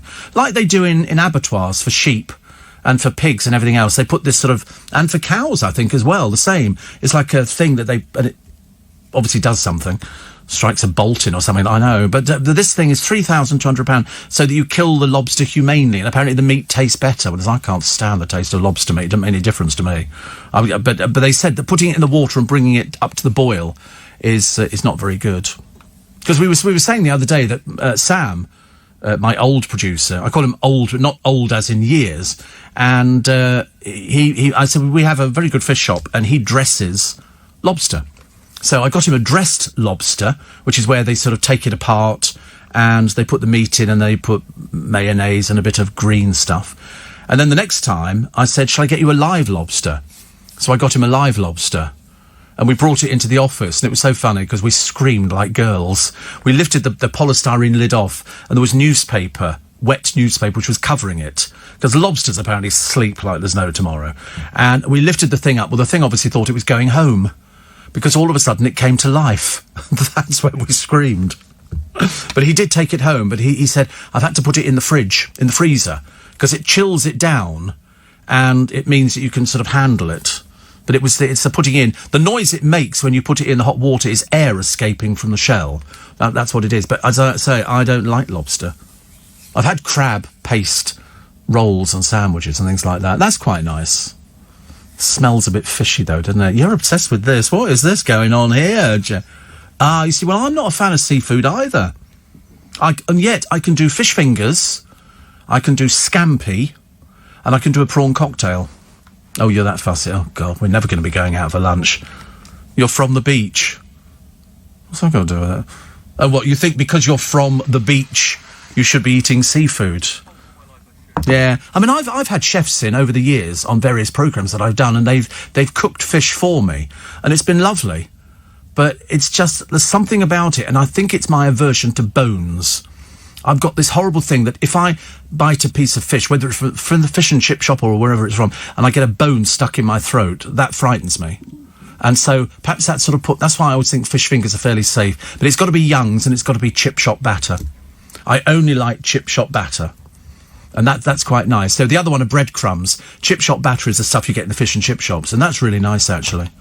I keep saying I'm going to have chips every week, and I haven't managed to get round to it yet. I don't want to go through the hassle of having to fill the frying pan up, with some oil to fry some chips for the sake of frying. What's the point of that?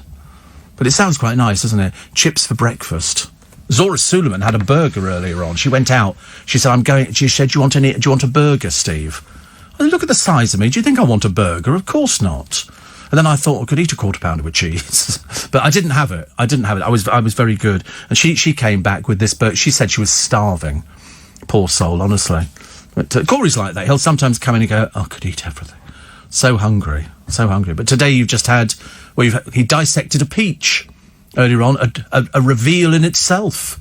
And he sort of cuts the peach in half. They're quite big and heavy, aren't they? Yeah. Don't wave it around. They'll all want one. It's just gone 6:15, working early on a Sunday morning. We were talking about this earlier on. I was talking to Nick Abbott, and we were having this sort of conversation about what he does during the rest of the week. Because I could never understand what he did. And he said, I don't know. He said, I don't know what I do the rest of the week, he said, but he said, I know my weeks are fairly busy. I said, but with what? And he said, I don't know. And I think what he does, he doesn't go to bed till about midnight. Well, I don't think I've been to bed at midnight for a long, long time. I'd have zonked out hours before that one.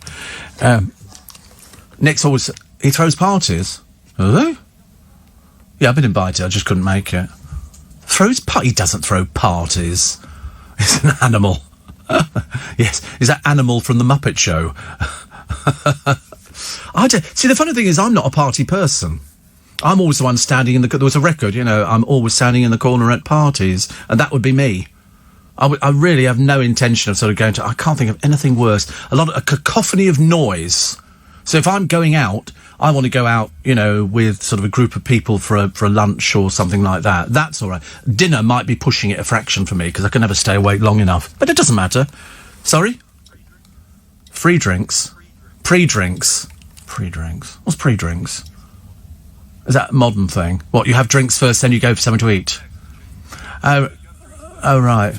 No, oh, God, no. No, the only thing that we ever do is at Christmas time, 4 of us go to, normally Sadler's Wells, and we watch a Matthew Bourne production, then we come back, then we go for cocktails, and then we would go to Joe Allen's for dinner, which I quite like doing it that way. It kind of worked, but I couldn't do that every night of the week. I don't know how I drive through London. I come into London every day of the week to work, barring Saturday, and I'm always amazed at how many... I always think, what do these people do for a living? Do they have jobs? Do they go to work? Because they all seem to be standing there. There was a girl this morning, I came back from parking the car, and she was singing Queen songs to her boyfriend, but she could barely stand up. And I remember thinking, you're going to go home, wake up with a horrible headache and think you've had a great night. But you haven't. Why do you fry chips? Says Martin. Why don't you mind your own business? Go and pickle your head. Because I like fry. Because the only good chips are fried chips. That's the whole idea. Chips. The word chips means to fry, from the Latin. I fry, you fry, we fry, they frieth. I frieth a lot, you frieth more. So it goes on. Steve, you being a connoisseur of fine wines, where does the phrase drink you under the table come from?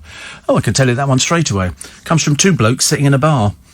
And one said, I'll drink you under the table. So they both sat under the table and got drunk. That's how it works out. I don't know, actually. People did used to drink to get drunk, but I think the trick now is to drink so that you go home without a stinking headache and walking into lampposts. that would be the sign, as far as I'm concerned, of a very bad night. That would not be a good night for me. I've only ever done it a couple of times where you sit there on the train, and I've not been on a train for ages. Waterloo Station must be missing me. Like, I bet people who graffitiised, where's Steve Allen? Because I was there every morning. People say, morning, Steve. Morning, Steve. Now, nothing like that at all. But it doesn't matter. 4 people the other day in Twickenham. Morning, Steve. They weren't talking to me, they were talking to some of the other blokes who was called Steve. And, 4 people in the course of one morning said, hello, Steve. I thought it was quite sweet. I didn't know them. One lady said to me, she said, you don't know how much good you do. Now, there is no answer to that. There is no answer at all. So I said, right. She said, no, you don't know how much good you do on your programme. I said, listen, it's not up to me. It's up to the team. Rubbish. Absolute rubbish. Nothing to do with the team at all. It's to do with me. They just have to keep me on an even keel. Because the father of my godchildren said to me, in all honesty, he said, what do your producers do? A very good question. I said, they hold the whole thing together. I said, well, they think they do.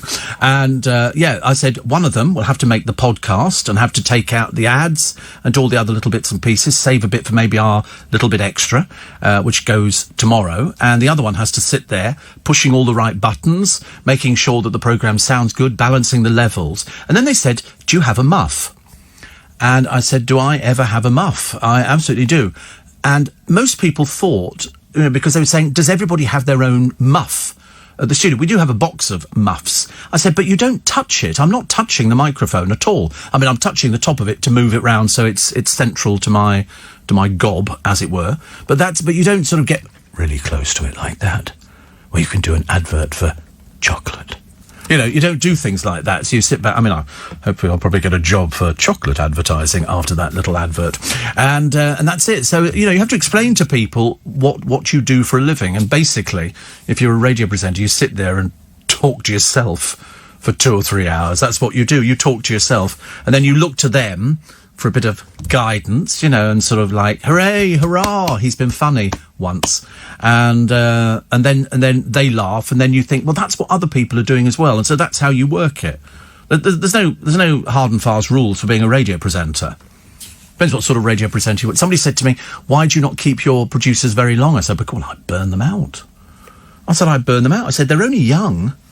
I said, they're not very old. I said, they want to have a life at some point, but they've got to get their career kick-started, which is very sweet. So I always encourage, young people. I was talking to a friend of mine before the programme, Callum, and he's 21, but he's so into his radio. He said at one time he wanted to be a presenter. He said now he doesn't. He wants to be behind the scenes.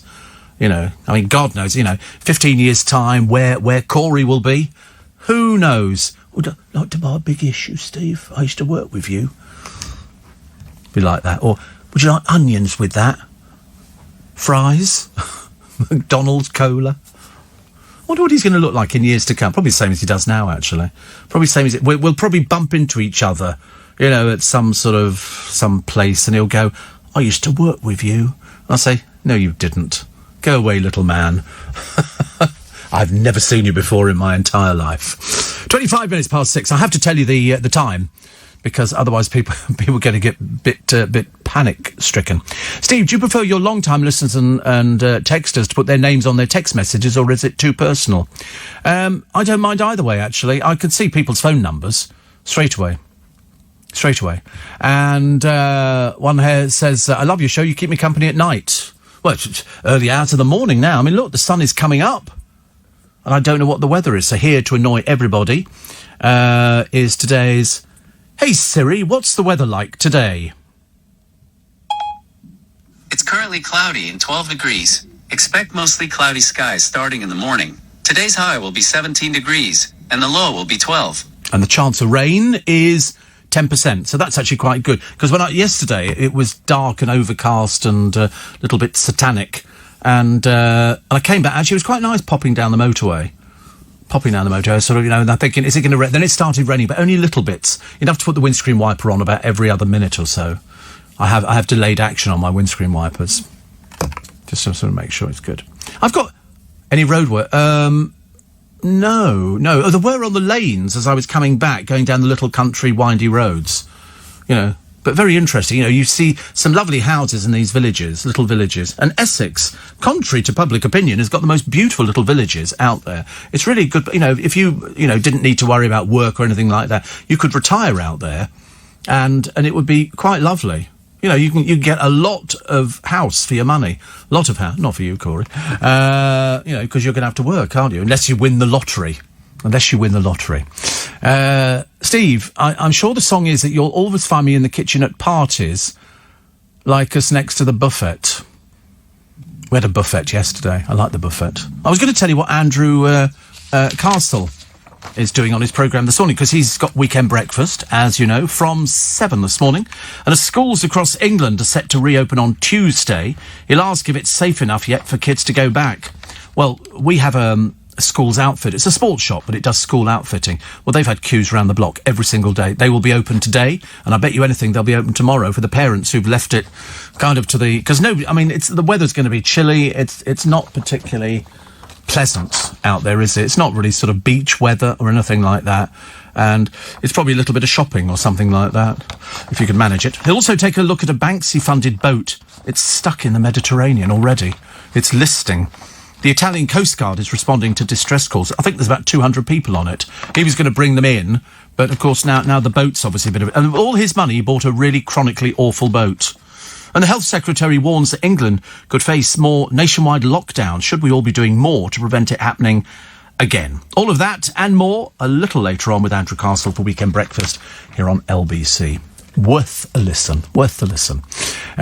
Steve, you should watch The Crown. Yeah, people keep telling me about this. I have not seen it. I've never seen it anyway. I'm too busy to doing things. I'm busy doing nothing, working the whole day through. Roger says, what happens to all the texts that come in? Are they kept on file or binned?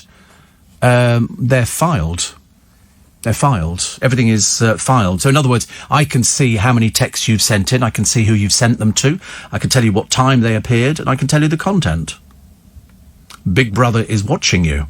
You know, people think that I think you read it and it disappears.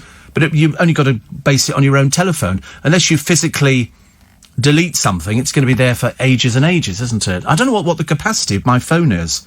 There's probably some button you push and it will say, got 60% capacity. All I know is that since they've done the upgrade, the battery doesn't last half as long as... Oh, it's my stomach, honestly, having a field day down here. I might have to buy something on the way home. Might have to have a little something hot. Don't know like what. I might get some cereal today.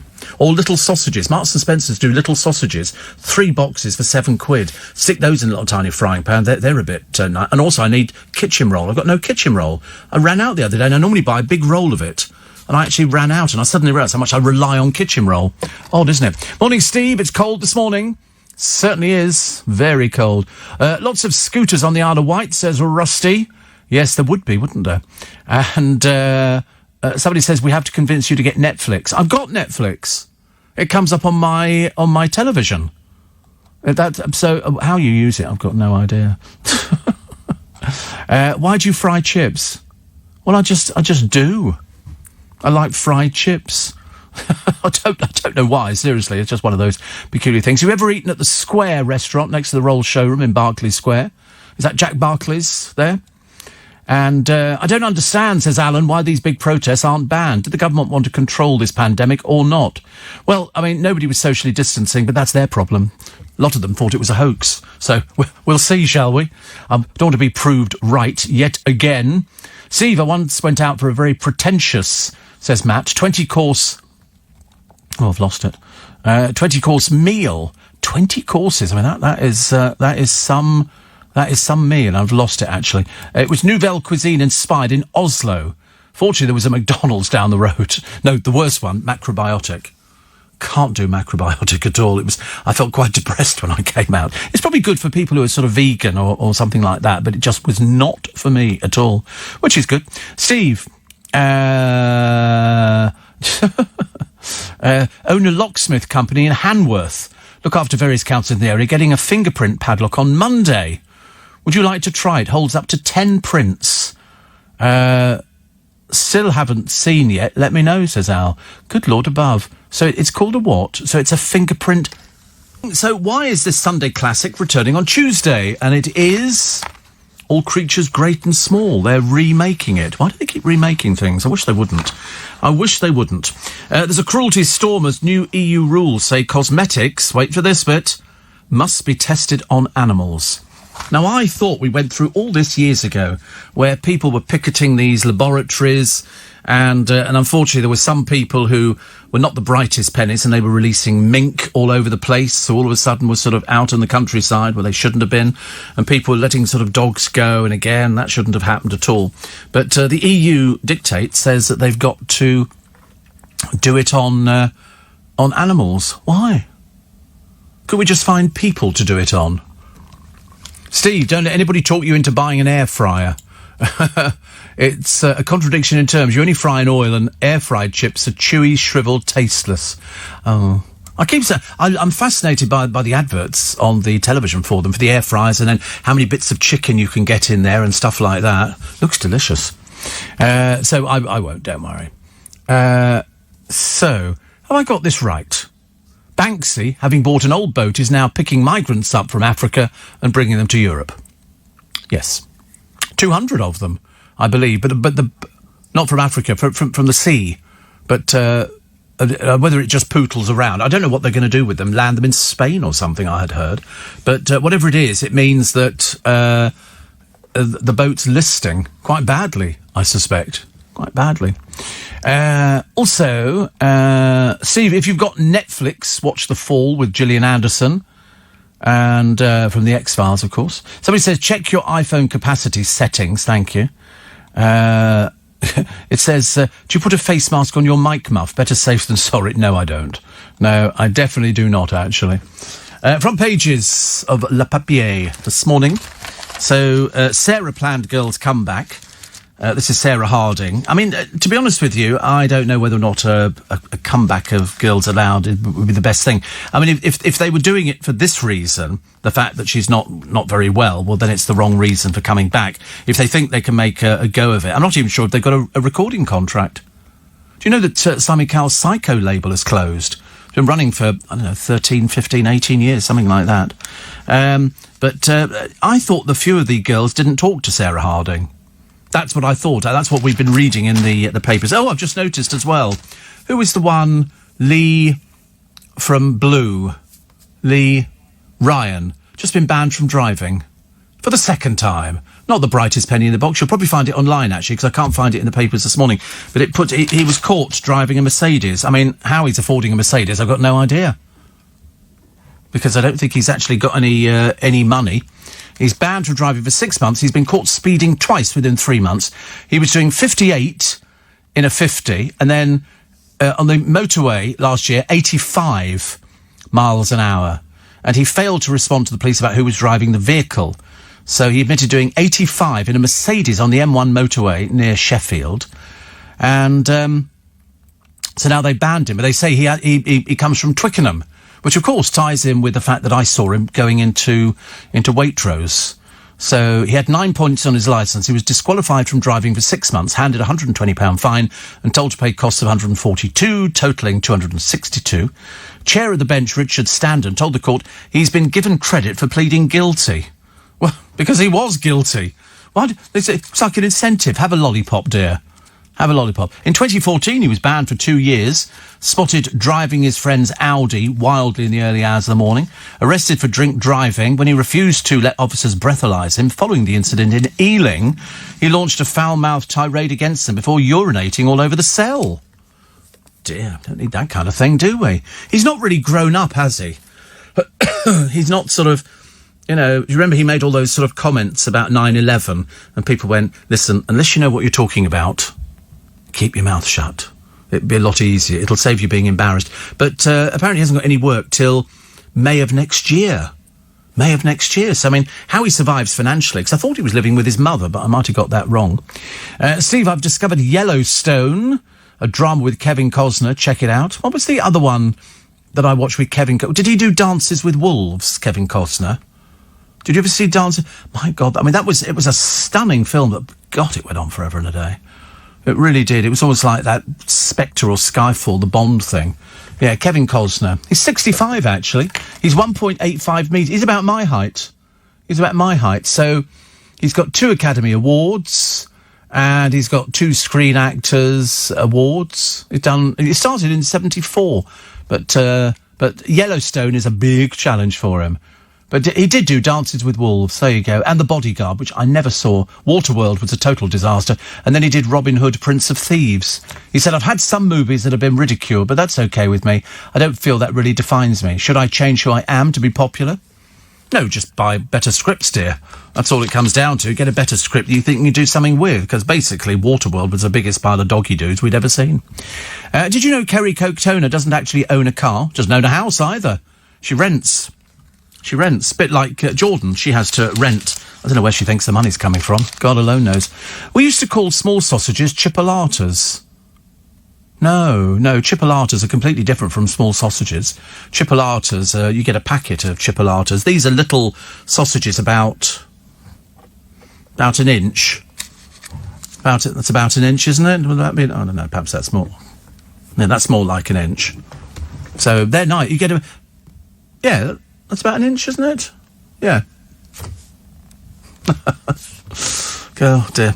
Anyway, but they are nice. You just put them in a frying pan, turn the frying pan up full heat, and whiz them around the thing a few times, and they come out quite nicely, actually. Best oven chips, Steve, Gastro chips. Why could I eat them now? And Conrad says, I agree with you, Steve. I can't do without kitchen roll in the kitchen. As much as I love cooking, you love takeaways. Well, I don't do takeaways. I've never had a takeaway. I've never done takeaways. I said that the other day. I've never done takeaways. I've never ordered anything that's arrived, unless it was one of the shows that we did years and years ago, but not that. Richard says, describing Banksy as an artist seems a gross exaggeration. Oh, I would put him down as an artist. Yeah, definitely. Air fryers are brilliant, Steve. We use it for chips, scampi, fish fingers, does them brilliantly. The person with the dry chips must be doing something wrong. Dry chips. Now, I see the bits of chicken they take out of it look gorgeous. It kind of sold me on the chicken bits. What else in the paper? Oh, it's Amanda Holden sitting in a hot tub. This will encourage people to go and buy hot tubs, I should imagine, straight away. And what were they doing? Oh, this is Britain's Got Talent. And so Ashley Banjo will fill in for Simon Cowell alongside David Walliams. And apparently Amanda plans to sing a number from her upcoming album live. Well, there you go. That'll sell it. Amazing, isn't it? New BBC boss Tim Davie is considering reversing the decision not to sing Rule Britannia at the proms. Oh, God, they never get it right, do they? I mean, they just can't agree on anything. Steve. Karen Brady talking about...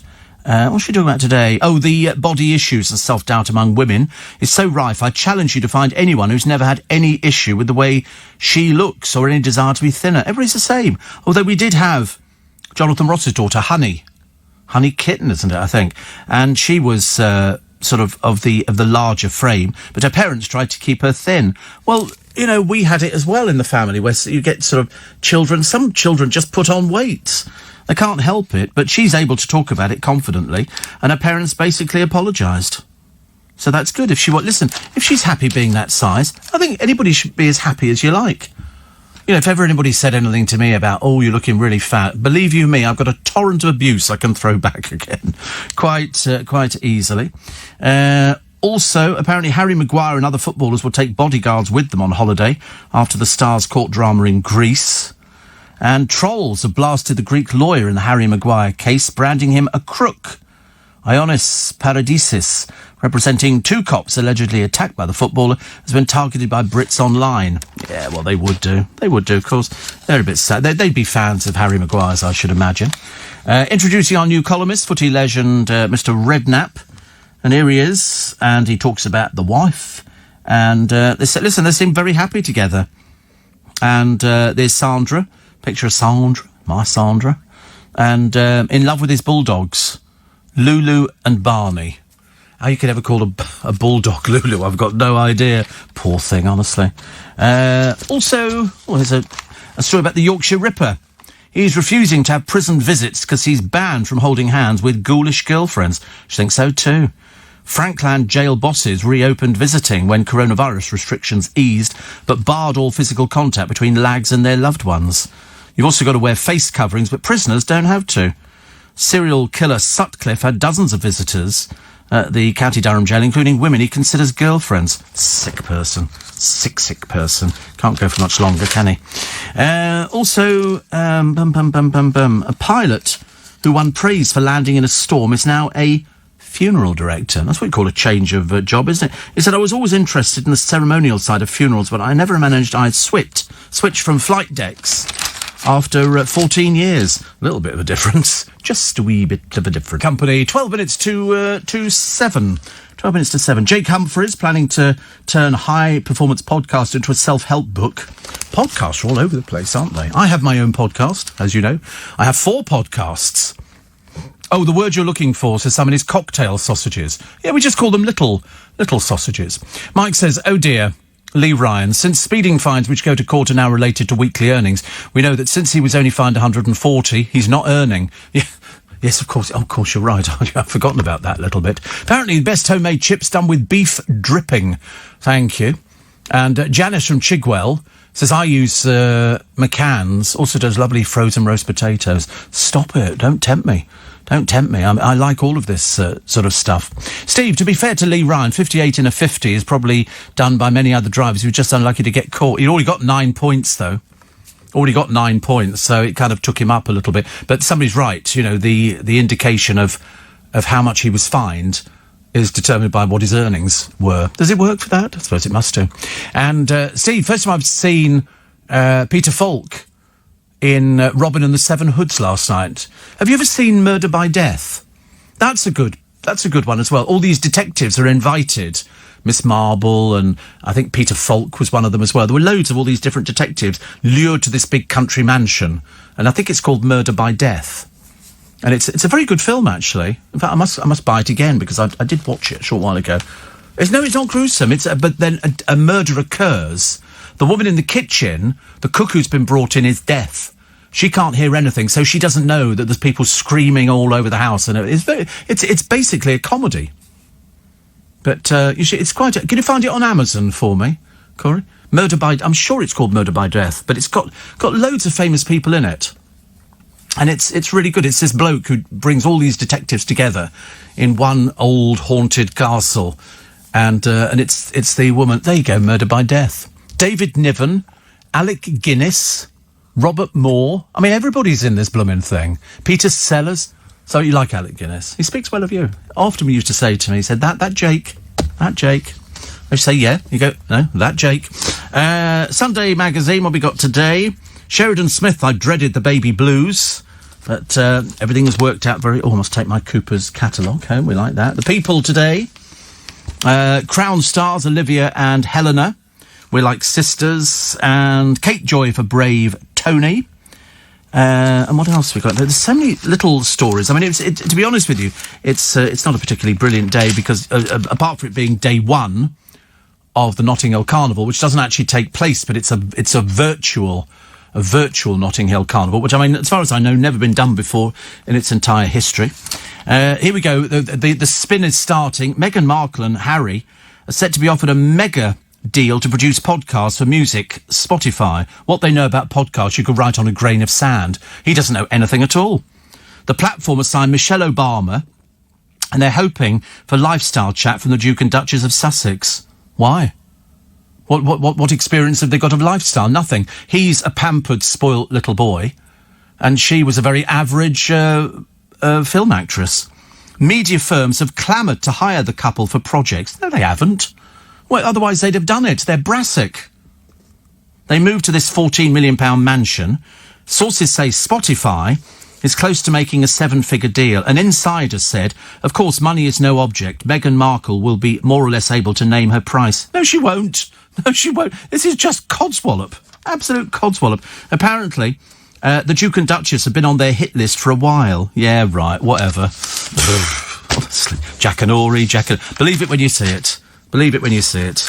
You know. So would I listen? Absolutely not. I can't think of anything more boring and dreary than two people who couldn't even manage to stick with the royal family, one of the cushiest jobs in the entire universe, where everybody does everything for you. And now she's dragged poor little Harry, who doesn't know where he is, over to America. He doesn't know people in America. He's got no friends over in America. He misses the forces. He doesn't talk to his brother. His father's not there. His grandmother doesn't care what happens to him. Oh, dear me, it's all gone pear-shaped. Can only get better, though, can't it? Football clubs charging. I don't get football club strips, but there again, I don't support football, apart from up the Arsenal. But they look at them here, and the cost of a kid's shirt, Crystal Palace, 40 quid, 39.99 for a shirt, which probably costs them less than a fiver. There's lots of money in this. They're charging as much as £100 for a child's replica kit, more than the price of Rivals adult strips. That is just outrageous. And of course, fans get ripped off every time the team change. You've got to buy the new strip. You can't be seen wearing the old stuff. Every year. It's just mad, isn't it? Oh, sorry, Callum says, I'm sorry, I am an Aston supporter. I got a bit carried away with it the other day. Up the Aston. I do beg your pardon. Sorry, Callum. Callum's one of my younger listeners. He'll now be smiling. Steve, sounds as if your Marks and Spencer sausages are called cocktail sausages and lovely for dunking. Well, I just put about 10 into a little, because they're only about an inch, so it's not a lot of sausage, and just do them, fry them, and they sort of puff up. And then I put them onto a plate, and I squirt some tomato ketchup in the corner so I can dunk. And I'll take a fork, and then I'm like a ritual, animal, a beast with these sausages. But it's got to be their luxury sausages. Don't buy the other ones. They've got stuff in them. It doesn't taste very nice. Also, a lot of people are interested in how big my sausages are. See, the chipolatas are something completely different. They're just down from Bangers. Chipolata, they are a little bit thinner, sort of like that. Hallelujah, happy days are here again. They've got slimmers in the paper again today. Don't you hate it? This is Jenna and Rob. They found each other through an online group. Riveting. And let's see who they're crediting. There's normally the credit in here somewhere as to, they've been doing, the eat the banana diet or something like that. And so bypass surgery, blah, blah, blah. And gastric bypass, here we go. There you go. It's all here. All the plugs for all the different groups who've helped them. I mean, he used to be very big. He was 30 stone. And then he had this sleeve. Well, of course, this is just an advert for people who are grossly overweight and can't lose the weight normally. A bit like Gemma Collins. She has to have injections, which, to be honest with you, bad news as far as I'm concerned. Also, 500 big cats are on the prowl, they reckon, in this country at the moment. 500 big cats. That's a lot of cats. Because people claim they see them, don't they? And it'll just be somebody's pussycat just going home at the end of the day. Nothing you can do about it at all. That's what cats do. They go out, they have a wander, talk to their friends, and then somebody bangs a plate and they go, gotta go, food. Cats are very fussy, and then they come rushing home and they go, what's that? You go, come on, there you go, it's nice, that's salmon with bits. Not eating that. Eat it. I'm not touching it, I'm telling you. I should go and sit in the corner and sulk. And so they do. And so next day you've got this congealed food which you have to turn over with a fork to try and make it look appetising, and it never works, does it? Never works. I don't have a pussycat, but I did used to have pussycats. I'm both. I'm not particularly fussy, either cat or dog. I love little kittens. They're so cute when they rip the back of your settee, and little dogs as well. I don't want any but I don't know actually. I don't want a big dog. I don't think so. I'd quite like to have a farmyard with lots of different animals. Apparently, my godchildren are telling me they have ducks that walk across their lawn. They've got deer that walk across their lawns as well, because they've got 6 acres, room for a pony, and they all these different things there. So I mean, I'm sort of, cat, dog. I don't really care actually. And I always think get rescue, because they've been a bit unloved and they need a bit more care and attention. Bless their little hearts. You don't want to buy one of these things you've seen online. Really, you don't want to see them at all. These are people who hate animals. They're not remotely interested. And here's somebody preparing her costume for the Notting Hill Carnival. It's gone virtual for the first time in its 54-year history. Isn't that funny? Everything's, happening for a reason at the moment, because I did my live programme, which is good. I didn't know this star Chadwick, the one who was in the Black Panther film. I'd never heard of him. But I think it's terrible, really, firstly, that he kept it secret. for all these years. Secondly, that he was so young. And thirdly, because he was just coming into his forte. Just coming into his 40. Steve, I grill all my quality bangers, gets rid of the horrible fat. Yeah. Martin in Windy Margate says, up the Gunners. We won the Charity Shield last night. Steve, does Jake ever get mistaken for actor Ray Quinn? Well, I'm looking at the body and the answer is no. Absolutely, without a shadow of a doubt. Not a cat in Hades, Charles. Nowhere near it. Nowhere near. What do you mean, yet? There is no yet. Yet, honestly, it's terrible. Yeah, and also he hasn't got any tattoos either. Have you? No, you haven't got any tattoos? No. See, Ray Quinn is covered in tattoos. Oh, yeah. Oh, it's all in the future, is it? Oh, blimey, honestly. Your life is just on hold, isn't it, until now? Because I keep thinking, perhaps I'll have a tattoo, and then I think, no. I'm quite interested in the ones that don't look as though they're tattoos. They look as though it's sprayed on. Do you know what I mean? And I don't know how they're done. I don't think it's all done with a needle. It must take forever and cost them, an awful lot of money. I don't even think Callum downstairs has got any tattoos. I'm pretty certain he hasn't. I mean, let's face it, his body's so small. I mean, a tattoo could cover him completely. Oh, it's the other Callum. Other Callum? It's... Oh, right. Is this Callum from where? Oh, right. Who's he? Oh, the other Callum. How many Callums have we got? This place is overrun with Callums. I can't believe it. Honestly, 1 minute it was only me. Then I had to change my name to Steve because they kept saying, you can't be Callum. Everybody else is Callum.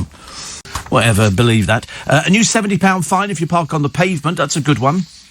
And the new BBC chief may let everybody sing Land of Hope and Glory, and that'll be good, won't it? It's about time they saw some sense. Mind you, a bit of competition for Andrew Marr. ITV are putting up, and he's going to walk it, Alan Titchmarsh. He's going to be doing a country file kind of programme. Well, it's going to walk it. I mean, what would you rather watch? Andrew Dithery Marr, or over on the other side, the man who is so comfortable in a television studio, it's embarrassing. He's as comfortable in a TV studio as I am in a radio studio. Even on a bank holiday Monday.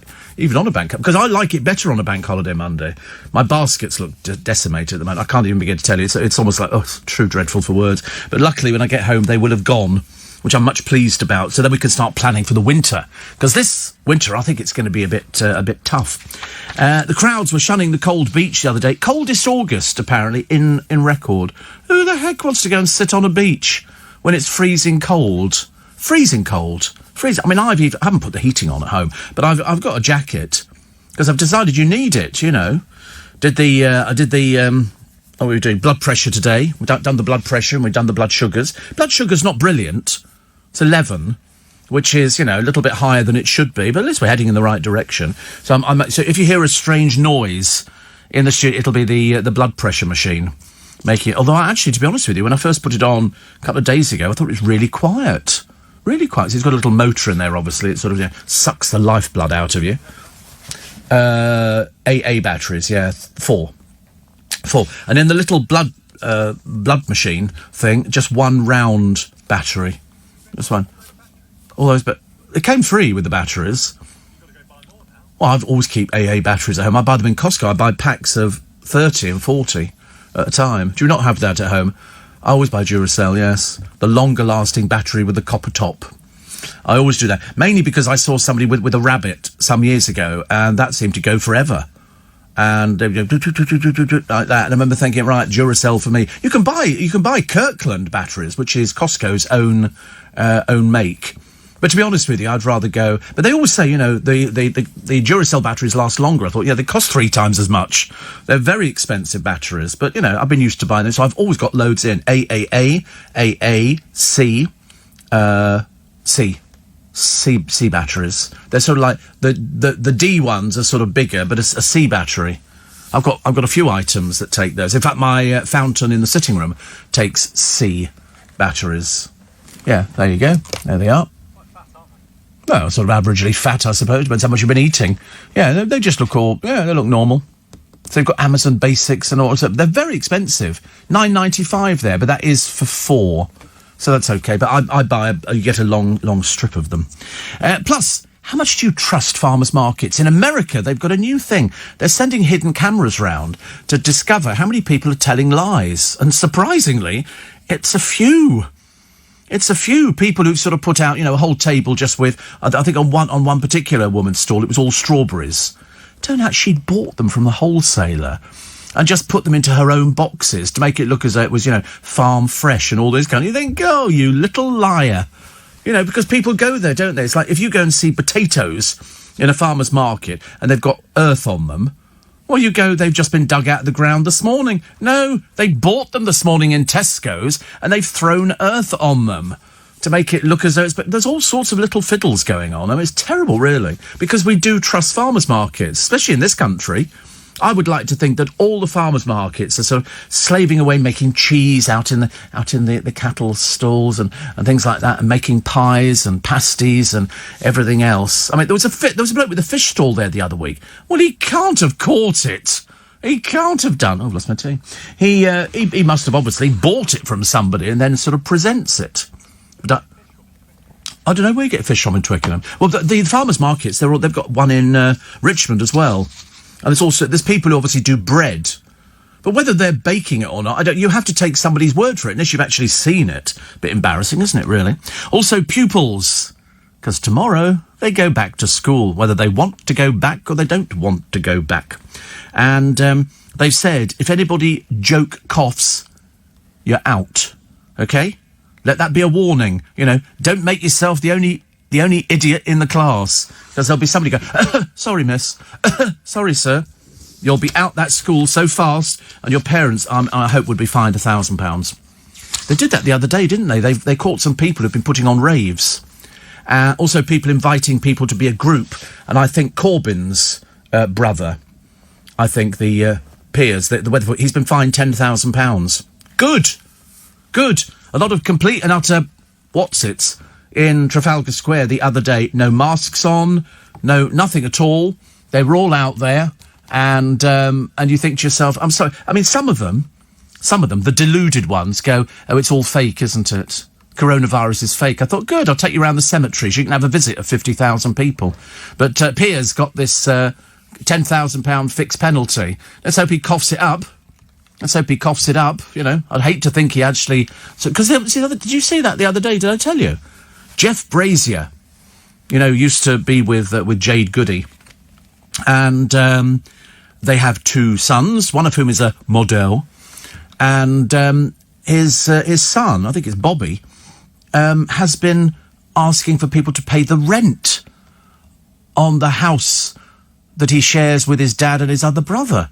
And I'm thinking, what, your father's charging you to stay there? He's apparently a model, as I say, and so he's asked people. He's got to find £200 a month, and he can't be bothered to get. I mean, he must be earning money. He's done quite a few jobs so far, but so he's asked people to help fund his living. Never heard anything like it. Cheapskate. Goodness sake, honestly. A lot of people talking about what you've missed and what you haven't missed, and apparently there's a Joe Longthorne museum open to the public yesterday on Blackpool Pier. Wow. We like Joe Longthorne. He came in to see us on a few occasions. He was sort of living a double life, wasn't he, Joe? I think really there was his sort of private life, and then there was his public persona. But he came in on a few occasions. He'd been not very well. Actually, I've got a lovely poem, which lovely Annie, still in France. Listen, you don't need to move from France, Annie. You really don't. And it came in from Tracy, and she said, Mum, that's Annie, asked me to send you the following. It's a poem by Joyce Grenfell. She said, I think, but I'm not entirely sure.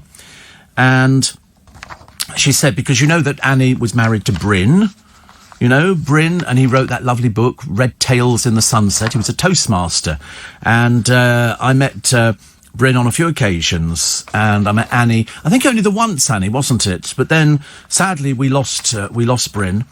And she says, I love and miss so dreadfully. And I can understand it, because Annie's not in the best of health. But the good thing is she gets up at this time of the morning specifically for this. Specifically. But actually, it's a lovely poem. It's very touching. She says, perhaps it could help others who are still grieving over the loss of a loved one through COVID or other causes. So it's from me, she says, to my best beloved darling Bryn. who I still love and miss so dreadfully. And they did. They were the absolutely ideal couple. But the good news is, Annie, we've got memories. And memories you can go to heaven and back in a handcart. So this is for anybody who's lost a loved one through COVID or through anything else. And it's only short, but it's very, very telling. Very telling. You just walked on ahead of me, and I've got to understand. You must release the ones you love and let go of their hand. I try to cope the best I can, but I'm missing you so much. If I could only see you and once more feel your touch. Yes, you've just walked ahead of me. Don't worry, I'll be fine. But now and then I swear I feel your hand slip into mine. That's so sweet, Annie, so sweet. And I think for a lot of people who are going through what you're going through, and millions of people throughout the world, that might have offered some crumb of comfort, because the worst time, as Annie will tell you and anybody else, is the early hours of the morning, when you wake up and you suddenly think, there's nobody there, is there? I get the same here in the studio. You look round and go, I wonder where the producer is. Oh, he's not there again. And a T-shirt this morning. Good Lord. It's freezing cold and it's practically sub-zero temperatures outside, and you're wearing a T-shirt. It's not great weather for it. It's really bad. Even I've got a shirt on, but it's very thin. Very thin. And also, it's too tight. I can't breathe. Can't breathe. Corduroy. Who's got corduroy? Are you wearing your back in the corduroy again? I worry about your corduroy, because there are people listening, and I've had people before saying that, there are clubs for people who like wearing corduroy, and they like other people who wear corduroy. So I've had it all taken out of my wardrobes. I will not have anything corduroy in there. At one point I had a corduroy jacket. I just think that was it. And I think it was elephant cord, which was bigger and thicker than the other ones, because we had a lot of trouble the other day trying to work out how big the sausage was. Was it more than an inch? Was it less than an inch? And in the end, I did have it yesterday, but I left it so late. I had little sausages with asparagus and greens, and I just mixed it all round and shoved in some sauce, and all of a sudden, et voila, a meal. I didn't do double cream yesterday. I didn't have the strength to go out, but I climbed into bed and I was out for the count. I'd love to sort of find out how long it takes me to actually go to sleep. I suspect it's not very long. I suspect I'm sort of one of those people who climbs in. I've got a big fan, and one day I'll let them out. But so I've got this huge big fan and all the rest of it, which is great. It practically takes pictures off the walls, and it's all very lovely. But I've now had to start hiding under the duvet because it's so blooming cold. But then they said we're going back to hot weather. It's not very exciting, is it? Don't want hot weather, thank you very much indeed. Will you be going for... Oh, gosh. Who cares? Blooming hot weather. That's why you're wearing the T-shirt. Did you go to a beach yesterday? No. You went last week, did you? How lovely. Oh, dear, well, that's where it's going to be for Bank Holiday Monday. Oh, by the way, there's no travel, because most of you are still, hopefully, in bed, or failing that, lying there thinking, if I get up now, I can make some toast, and I could have some peanut butter on toast, or some Marmite and peanut butter. You do a layer of Marmite, not very thick, and then peanut butter over the top of it. It's just, I could eat that now, actually. I had 3 crumpets the other day. 3 crumpets. They do need a toaster, I know. They've got one upstairs in the canteen, but it's never open when I'm here. I'd love to nip up there now and have a piece of toast. Because it's one of those automatic ones. You sort of slide it in, and then it goes round, and then it drops it out the bottom of the machine. It's very sophisticated. No rubbish here, I'm telling you. It's the revellers have clashed with police, clashed with them, even crashed at an illegal rave in the forest. Obviously, people of limited resources, brain power and capacity, I should imagine, being the top one. And so the police have to sort of go there, and then they find the organisers of it, and they find them 10,000 quid. I think they did 2 people on one particular rave. And all these people, they just want to go into the woods and get drunk. Which is a bit tragically sad, isn't it, really? But there you go, you put it down to youthful exuberance. Alan says Piers Corbyn's appealing against his £10,000 fine. Well, I mean, I have no idea. I mean, if he was the organiser of it, you're only supposed to have 30 people. And how many were there that turned up with no masks on, no nothing? A right bunch of idiots, if you've ever seen them before. I feel like sort of saying to them, see you in hospital. Because there was a load of people came back from a holiday destination the other day. It could have been somewhere in Greece. The entire plane is affected. which is bad. Although there was that good thing the other day, wasn't there? Was it Ryanair? Some bloke gets on Ryanair and he's going to fly out on holiday, and then he gets a text. He's sitting in the seat. The plane has just started taxiing back, and and then they went, stop. He's just had a text message saying he's positive for coronavirus. So they had to stop the plane. They had to bring in, the paramedics. They had to sort of spray it all down and all the rest of it. And they took him off the plane and he went into an isolation unit. That's the danger, isn't it? That's how bad it can be. Warren says, have you noticed that autumn has arrived about a month early? We could have snow for Christmas. I'm banking on snow for Christmas. I'm really hoping we get snow for it. I quite like a bit of snow. I don't want tons of it. I think it looks really pretty. But, and I don't like the slidey bit, where it's black ice and stuff like that. Have I ever seen The Holiday? No. What was that, about snow or something, or... Oh, Christmas film. Oh, no. I've seen National Lampoon's Christmas Vacation. Have you seen that one? I don't want to watch The Holiday, because you're not watching my one. Why are you not watching my one? My one's just as good as yours, and it's all about Christmas, and it's about the Griswolds, and how they have a Christmas thing. The Holiday, made in 2006. Two women troubled with guy problems swap homes in each other's countries, where they each meet a local... God, what a most boring film. And you think that's Christmas, do you? Oh, well, of course it's based at Christmas time. God, who's in it? Cameron Diaz, blimey, big cast. Jack Black, Jude Law, Eli Wallach, Ed Burns, Rufus Sewell, Miffy Englefield. Isn't that just a great name? Miffy, Sarah Parish, Bill Macy, Shelley Berman, Catherine Hahn, John Krasinski. Crikey. I still like, actually, the... what was the other film which was all about Christmas with Hugh Grant? What was that one? Love Actually. That's a nice little film. That's sort of fairly sort of innocuous. Oh, God, not for you. Look at that. Oh, that's pretty. That's pretty. Do you see, I mean, when I was younger, we lived in Yorkshire. That's what our place looked like. A little bit bigger. And it would have to be, wouldn't it? And you'd see the snow in the morning. You'd have to work out whether or not it was good enough to get your toboggan out. It never was. No, was that Surrey? Very pretty. Very pretty. It's nice that you can see all the birds, can't you? When it's snowing, you can see the birds. When it's not snowing, you can't see birds at all. Last day of eating out to help out today. Your last day. Provided, I mean, you might have been to some of these places before. I'm going out today, but not for that reason. But it's a case of I wonder whether the restaurant that I'm going to will actually have that offer in, because not all of them have it. I mean, I don't know whether or not you have to sort of say to them, I'm sorry, do you have the discounted, because they get the money anyway, so it's no skin off their nose. But, it just means that you get it a little bit cheap. People have taken about 65 million people. Or 65... I've never been, no. I don't like discounted meals. I'm not very good with things like that. I prefer to pay full retail. I don't know why. It's an odd one, that, isn't it, really? I'm not really sort of bothered about sort of, you get a discount, or people... I have been with people before and they produced a voucher at the table. The ultimate humiliation. I think we're entitled to a bread roll. You know, oh my God, fathers, don't ever book these people out ever again. So I think you'll find there's a discount, a third off the prunes and custard.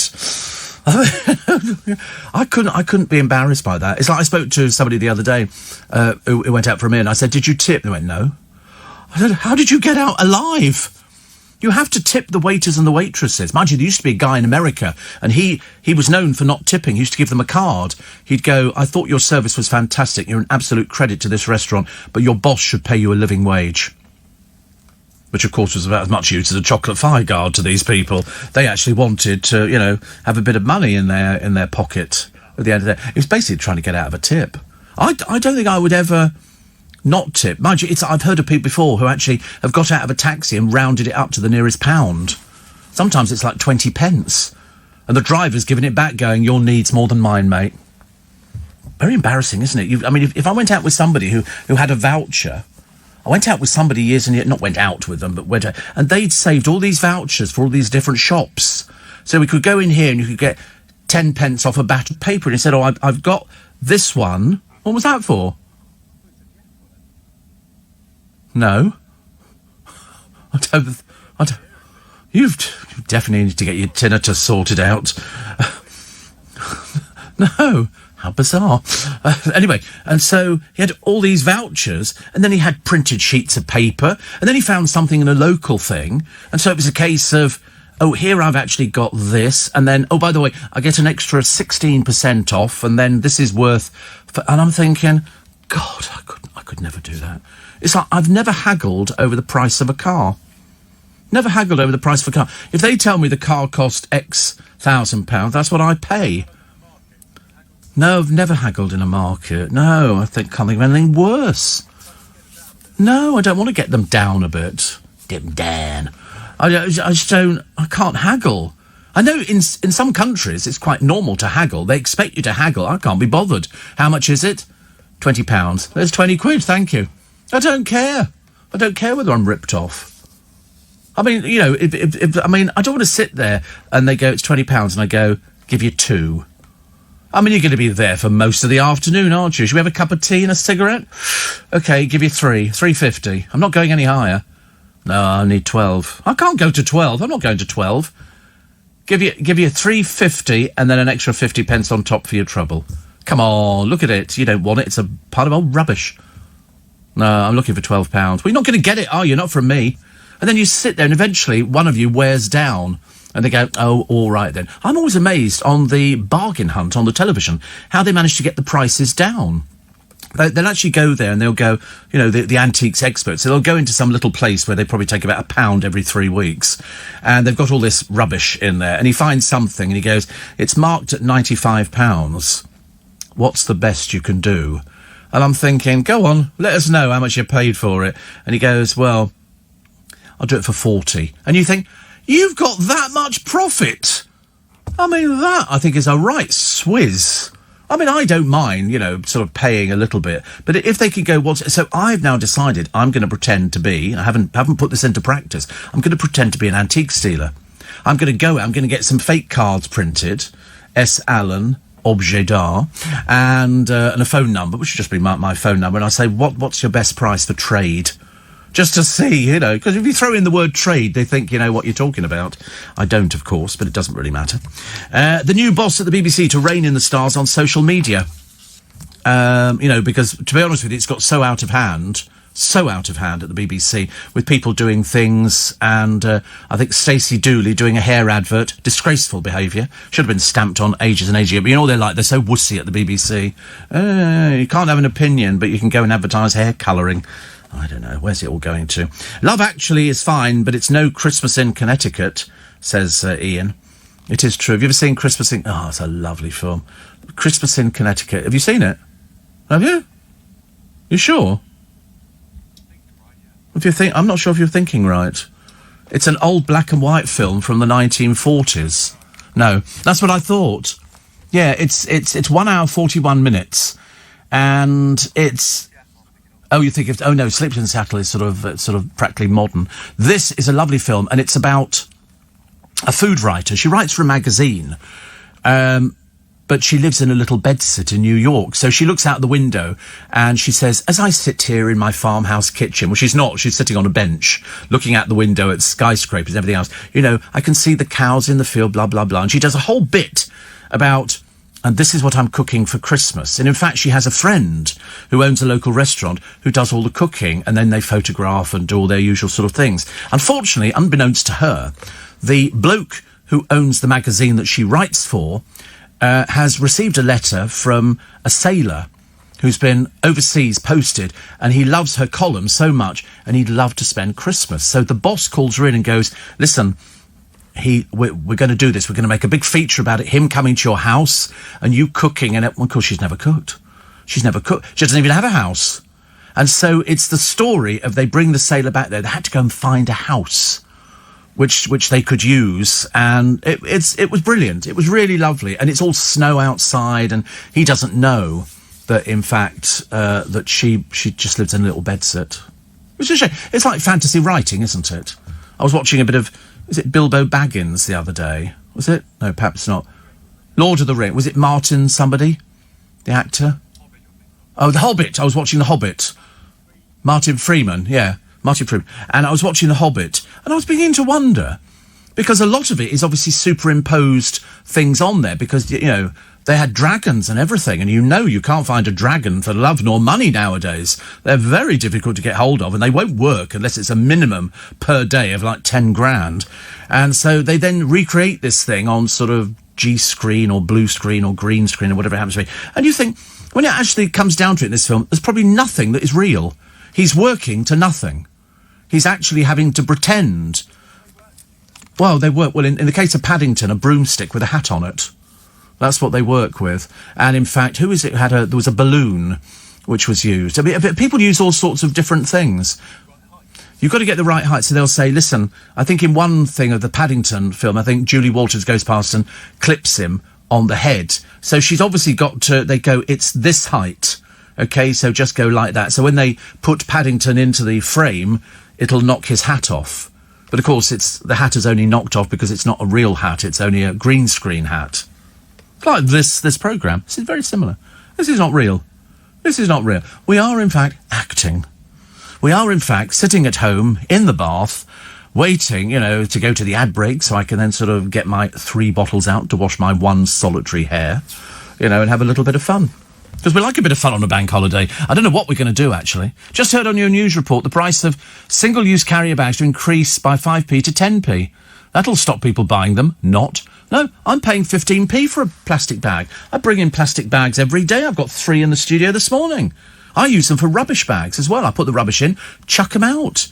Do you think that's really going to stop people doing it? Of course it's not. It's a good... There's so many of those little films around which are sort of nice, and because they were made in the 40s and the 50s, there's a quaint charm to them. And I don't care whether people go, oh, you shouldn't be talking about Christmas this early. I'll talk about it really early next year. I'm going to start in January, because I do it just to annoy people. It works a treat. There's always one person who writes in and says, you shouldn't be talking about Christmas this early. I can do anything I like, pal. Anything I like. I might talk about Easter in a minute. I don't know. I haven't decided. I might sort of, jump into the moon and eat a piece of cheese. Who knows? I might go and bring Stuart Little into the studio and sort of do an in-depth interview with him.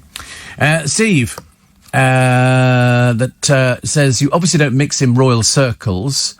And it was reported some years ago Princess Anne was dining friends and they used a discount voucher. Well, that's the Friends. Wouldn't it be Princess Anne finding anything in the handbag, would it? Oh, I've got a discount voucher. Pound off a glass of champagne. How lovely. I'm sorry, I would never go out with anybody ever again if they produced a discount voucher. But when you say I don't mix in royal circles, I think you might have to take that back, actually. I've mixed in royal circles before. I have people's numbers in my phone that you can only dream of. See, Bargain Hunt is a swizz. Oh, I like Bargain Hunt. I just think the things are a little bit worrying. An acquaintance offered £40 off and no more, and then they say they give her another £40 off screen if she gave another tenner off on camera, says Jill. Well, it's a made-for-television programme. You have to accept the fact that when they're making a programme, it's made for the television. It's like the Royal Variety Performance. It's not so much a live show in the theatre. It's made for television. So they stop, they start, they go back onto something. You could sit there your bottom can go to sleep. Yes, I've been to loads of things at the theatre. The Generation Game was a classic example of a show that ran just under the hour on television. In real time, it was about 3 hours. Well, they just film it and then they cut and edit. In the case of the Royal Variety Performance, it's transmitting while we're in the studio, but they've held it back. They've sort of delayed it. So it starts and it starts going out and then they can edit as they go along. So they're doing live editing, which is, we had it one year where I think Michael McIntyre, and we have to wait. They go, okay, stop. Okay, let's take it from here. So Michael McIntyre has go off stage and then come back on again. It's to be honest with you, watching TV shows, I used to go down to the lottery when Dale was doing the lottery, but that was a live show. You couldn't really do anything with it because it went out at a certain time.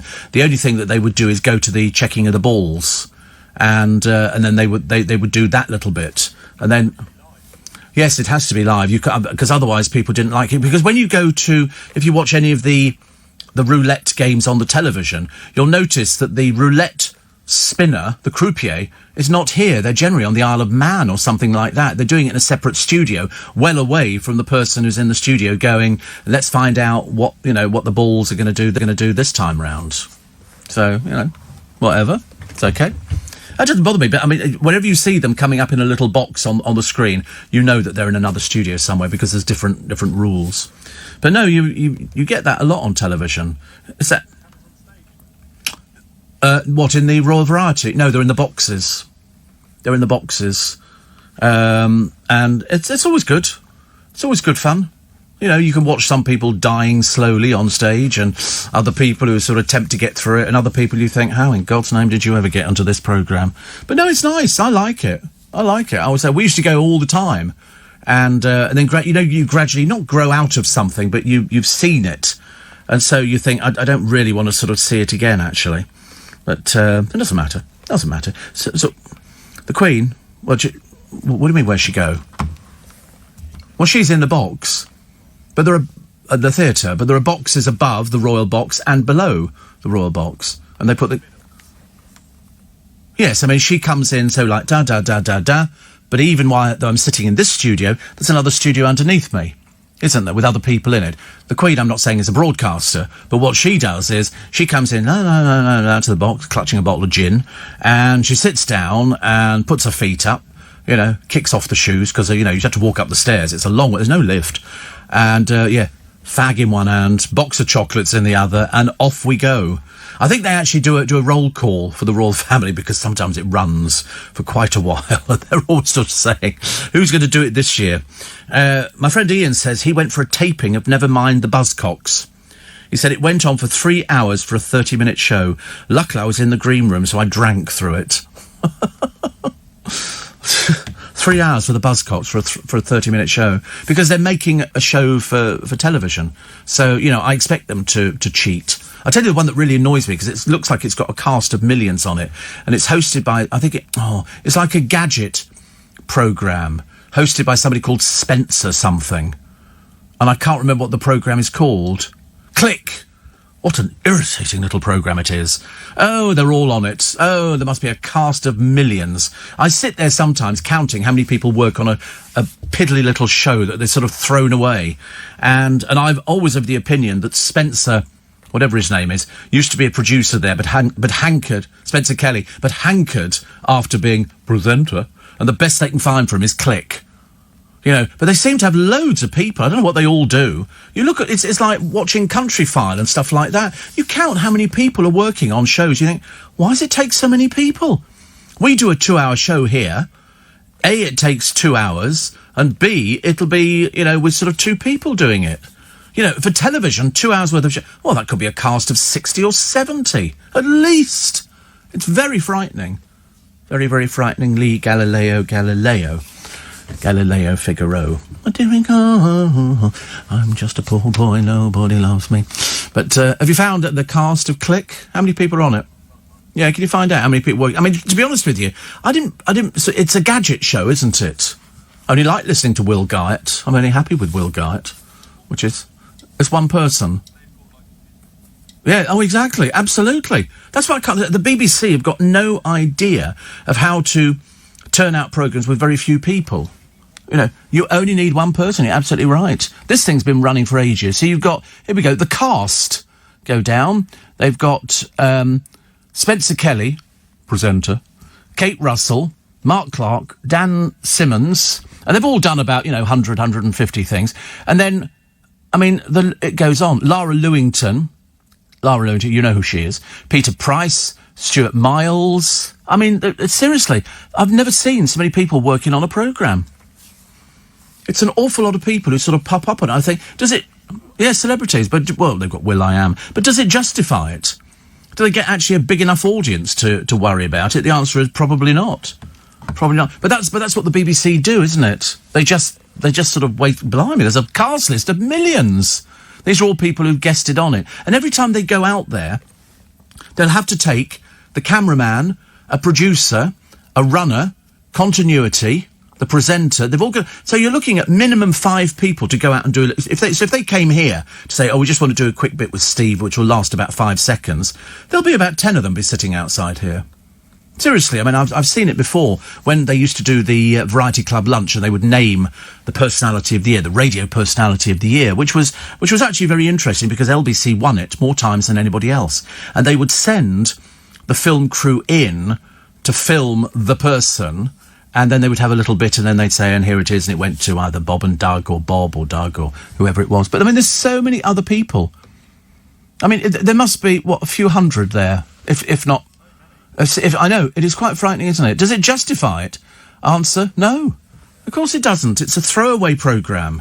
But the BBC, we've got to do that. You know, it's like I'm watching it. What am I watching, actually? Apparently, Spencer never used to be a producer. He was a breakfast presenter at the same radio you work at, to decide to leave. Did he? Let's find out. Let's find out where he worked. We always like to find out, because he's grey-haired, so he must be fairly ancient. So let's have a look. Here he is. He grew up near Eastleigh in Hampshire, and he was at Radio Glen. Oh, and then he was given the nickname of Commander Kelly in The Flying Eye. Oh, God. And he in the Flying local radio station in Portsmouth, Southampton, Ocean FM and Power FM. And then he was the station's breakfast show. Joined the BBC in 2003 as one of 5 presenters. And he's been awarded an honorary doctorate of technology. God, dreary. I think we've rebranded those stations. I'm pretty certain, actually. They're not known by those names now. Steve went to the taping of Celebrity All-Stars at the XL, nearly 4 hours, with the warm-up guy from Family Fortunes, getting everybody to jump up and down for a plastic football, says Peter. Who's that? The warm-up guy from I don't know who the warm-up guy from Family Fortunes is. Not my friend Gav, is it? Talking of corduroy, says Matthew, I like it, particularly on trend with autumn approaching. Well, don't worry, you've got a friend here. He likes his corduroy. He's got everything. He's got the complete outfit. He's got the jacket, and he's got the trousers, and the hat, and the shirt. It's all there. Pants as well, which is great, because it does leave nice lines over everything. You know, corduroy, because you sit down on that, I mean, it's like having tram lines in your bottom, isn't it, really? But I don't have any corduroy anymore. But you are right. I think it is trending. I think it is definitely coming. But you are a trendy person. I mean, there is no doubt about it. I mean, I've heard people say, there's that trendy person again, as you walk through the building. I've heard them say that. Then they laugh. But they normally go very good.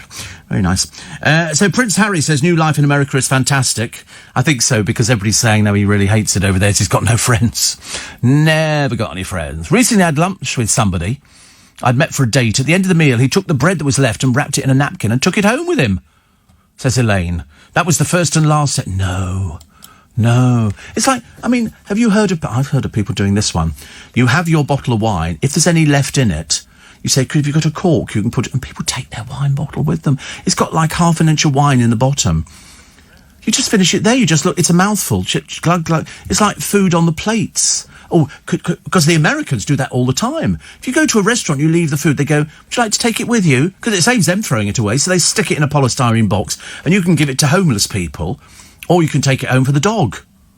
And they do that over here. If somebody suggested, so would you like to take the rest of the pizza? Of course I wouldn't. Why would I want to do something like that? But people do. I've seen people walk out with a little carrier bag, you know.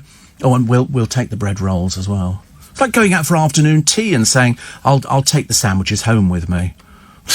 I do like an afternoon tea, actually, which is very nice. Steve, I work in emergency services. So shift work, early starts. There you go. I put you on every morning and you truly help me to get up. Tonight I had a late finish. Driving home, turned LBC on and you were on. Ta-da! You put a smile on my face. Well, that's what it's all about. Apparently he does all the warm-up work, about 5'6", with dark hair. They got him to host it, but it didn't work out. Who the goodness name is that? 5'6". We don't know anybody that small, apart from Luke, who's not tall. Well, look. You're not 6'1". Honestly, he persists. It's been going for ages. He's got lifts in his shoes. Take him up a little bit. He's 5'7". 5'7", but he has delusions of height. You push 6'2", yeah, whatever. So who is this warm-up chap? Come on, somebody will know. 5'6", dark hair and chubby. So he hosted a programme, Family Fortunes, but it didn't work out. Put in Family Fortunes host. Who? Steve Mulhern. No, Steve Mulhern's tall. Stephen's tall, yeah. So who's actually done it? Bob Monkhouse, Max Bygraves, Andy Collins. Andy, that's who you're thinking of, Andy Collins. Actually, he's 50. You're right, he isn't very tall. I seem to remember, because why did something happen? He's sort of done warm-up for loads of people. The other one who used to do it was Felix Boness from Heidi High. He used to do warm-ups as well. Dale did it. But he's done all sorts of things, BAFTA plan. And that's right, and that's what he's on BBC Local Radio, because I remember seeing a thing the other day. Somebody sent it to me, and they went, oh, this is Andy Collins. And I remember thinking, oh, right, yes, he didn't work out on television. They did try him on... Well, I didn't know it was Family Fortunes. I just thought he'd sort of been tried out and didn't quite... Because some people work on telly, some don't. Steve, I'm 5'6", says little Dave. Oh, bless. It was like a Polly Pocket, aren't you, really? Kind of thing, we go, oh, there you go, you pop yourself in my pocket, we look after you, we get you home on the bus. So it is Andy Collins, there you go, Terry from Leighton Buzzard, listening in Coulston this morning. So, yeah, we thought it was Andy Collins. So, phew, thank goodness. So, do you know, that's the advantage nowadays to having a computer and Google. Because anything you think of, you have to think of ways around it, you know. So, tall presenter, fat, works on LBC, early breakfast, you know, and you sort of early breakfast presenter. And it will throw up various sort of names. Eventually it gets round to me, which is quite nice. Steve, was I the only person, says Martin, who was texting on your best of show? Yes, people do text in. Oh, hi, Steve. Just listening to you at the moment, you know, and you think, I'm not actually there. That's my little bit of swizz. But that was like people doing... I mean, it's only on radio do you get proper shows over Christmas. Normally, television, there's hardly anything live. You might get the newsreader who's live, who's sitting in an empty newsroom with a half-dead turkey, some balloons and some paper chains, trying to make it look festive, and hoping desperately for a disaster that they can put out, because otherwise it's the same thing, you know, in Moscow, the temperature has dropped below -20. Things like that. And that's it. Radio is live all the way through. Not every station, because a lot of people want to spend Christmas with family, but for us, it's absolutely ideal. Absolutely ideal. I work, I finish at 7 in the morning, I can go home, load up the car with the presents, not this year, and then you've got the day. It's fantastic. It works out really, really well. So I think you'll find it's almost 100%. I think there will be some best of Steve Allen's and things like that over Christmas. But yeah, I mean, it works out very well. In fact, it couldn't be better. So then you get to have Christmas with the family, and then the Boxing Day with the family as well. So it's actually quite nice. And then back into work on the Sunday, because Christmas Day this year is Friday. Andy Collins, says Jill, does warm up for Britain's Got Talent and Keith Lemon. Oh, he should have been in Panto at Aylesbury. That's why somebody wrote to me. He was in Panto. He does Panto, doesn't he? In fact, he describes himself as a little short fat bloke from Panto. Why is it always people who are little and short are fat? Why is that? It's an odd one, isn't it, really? Probably is. Everything's sinking lower to the ground, I should imagine, you know, which we all dream of, don't we? If only. Anyway, Alistair Stewart. Now, you remember Alistair Stewart? In fact, strange enough, I was talking about him the other day because he was a very, very nice, gentle presenter, but he's moved on from the ITV News because he had there was a bit of an issue over a bit of a poem, I think, and so they then decided to terminate. But he said now he has no intention of going back. He doesn't want to go back. He's not interested in going back, and he says he's moved on, which is quite a difficult thing to do, isn't it? If you've been somewhere for a long, long time, and then sort of somebody takes away that little bit of you, and you go, oh, what will I do now? Happened to me years and years ago. It's all very, very bizarre. Kerry Katona's got engaged for the 4th time. Riveting, isn't it? What a fantastic track record. What a fantastic track record. You know, would you really want to see the world? Well, not really. She doesn't own anything. She hasn't got a property. She's just renting. But it doesn't matter. And I did get a little bit annoyed. Because you remember Katie Price. You remember Jordan? I know most people seem to forget her as quickly as possible. But she broke her bones when she leapt over a wall when she was on holiday, another one of these extended, let's go on holiday, get your teeth fixed.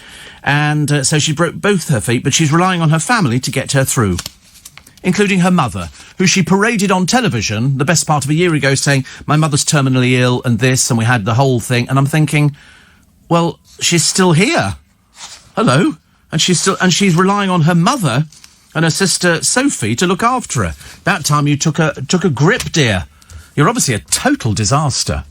They tried to turn Steve Ryan to Mr. Saturday Night on the telly, but it didn't work. I don't remember that, actually. The trouble is, I don't know why people think, radio presenters can make television presenters. They can't. We're poles apart. You get people who are very good on television, but you wouldn't want to listen to them on the radio. And you get people who are brilliant on the radio, and you think, oh, God, you're better do a chat show, you better do this and that. And then they actually try it, and it doesn't work out properly. It's quite an art to do television. It's like game shows. People go, oh, I think I'll do a game show. How many disastrous game shows have we seen with people attempting to do it? I remember I did one for Channel 5, and it was just a quiz, but the bloke who ran it, I think we did 65-minute quizzes or something like that. So you're doing 5 a day. And I'm telling you, 5 a day was absolutely knackering. It was just really exhausting because I was changing. I didn't realise you don't need to change. All you do is, because they stand alone, is you just change the tie. So I just changed it. So I've had this orange suit on, which everybody commented on. Said I looked like a Jaffa. And, not very nice. Anyway, so I sort of did all these things. And then they said, no, Steve, you can't hold the cards down with the questions on. You've got to hold them up here. You've got to hold here so that you can get the eye line with the contestant. And we had 3 people and it was a quiz. But you get professional quizzes. A lot of the people that we had on the programme, they knew exactly what to do. They all brought a choice of outfits to wear, because some outfits, you put them on screen and they strobe, which means that it makes you look as though you're having a bit of a seizure. It's not very good at all. And most of them took in, the women took in 3 or 4 skirts and different tops. And I'm thinking, oh, these are people who've done loads of good. It turned out they all knew each other. They'd all worked, oh, I did, 1,000,000 to 1 the other day, and I did that. Oh, I've done that. Did you do that? How did you find that? Was that good? Yeah, they looked after you. They all compare. The green room. Did you get sandwiches? Did you get coffee, tea? Was there a bottle of wine at the end of it? It was really interesting. But different culture. So radio, you turn up in your pants, and you just sit in the studio, and you talk to a muff. That's all you do. Somebody was a bit worried about that the other day. They thought that we touched the muffs. But you don't touch them. I'm about... What's that? That's about 12 inches away from it, something like that.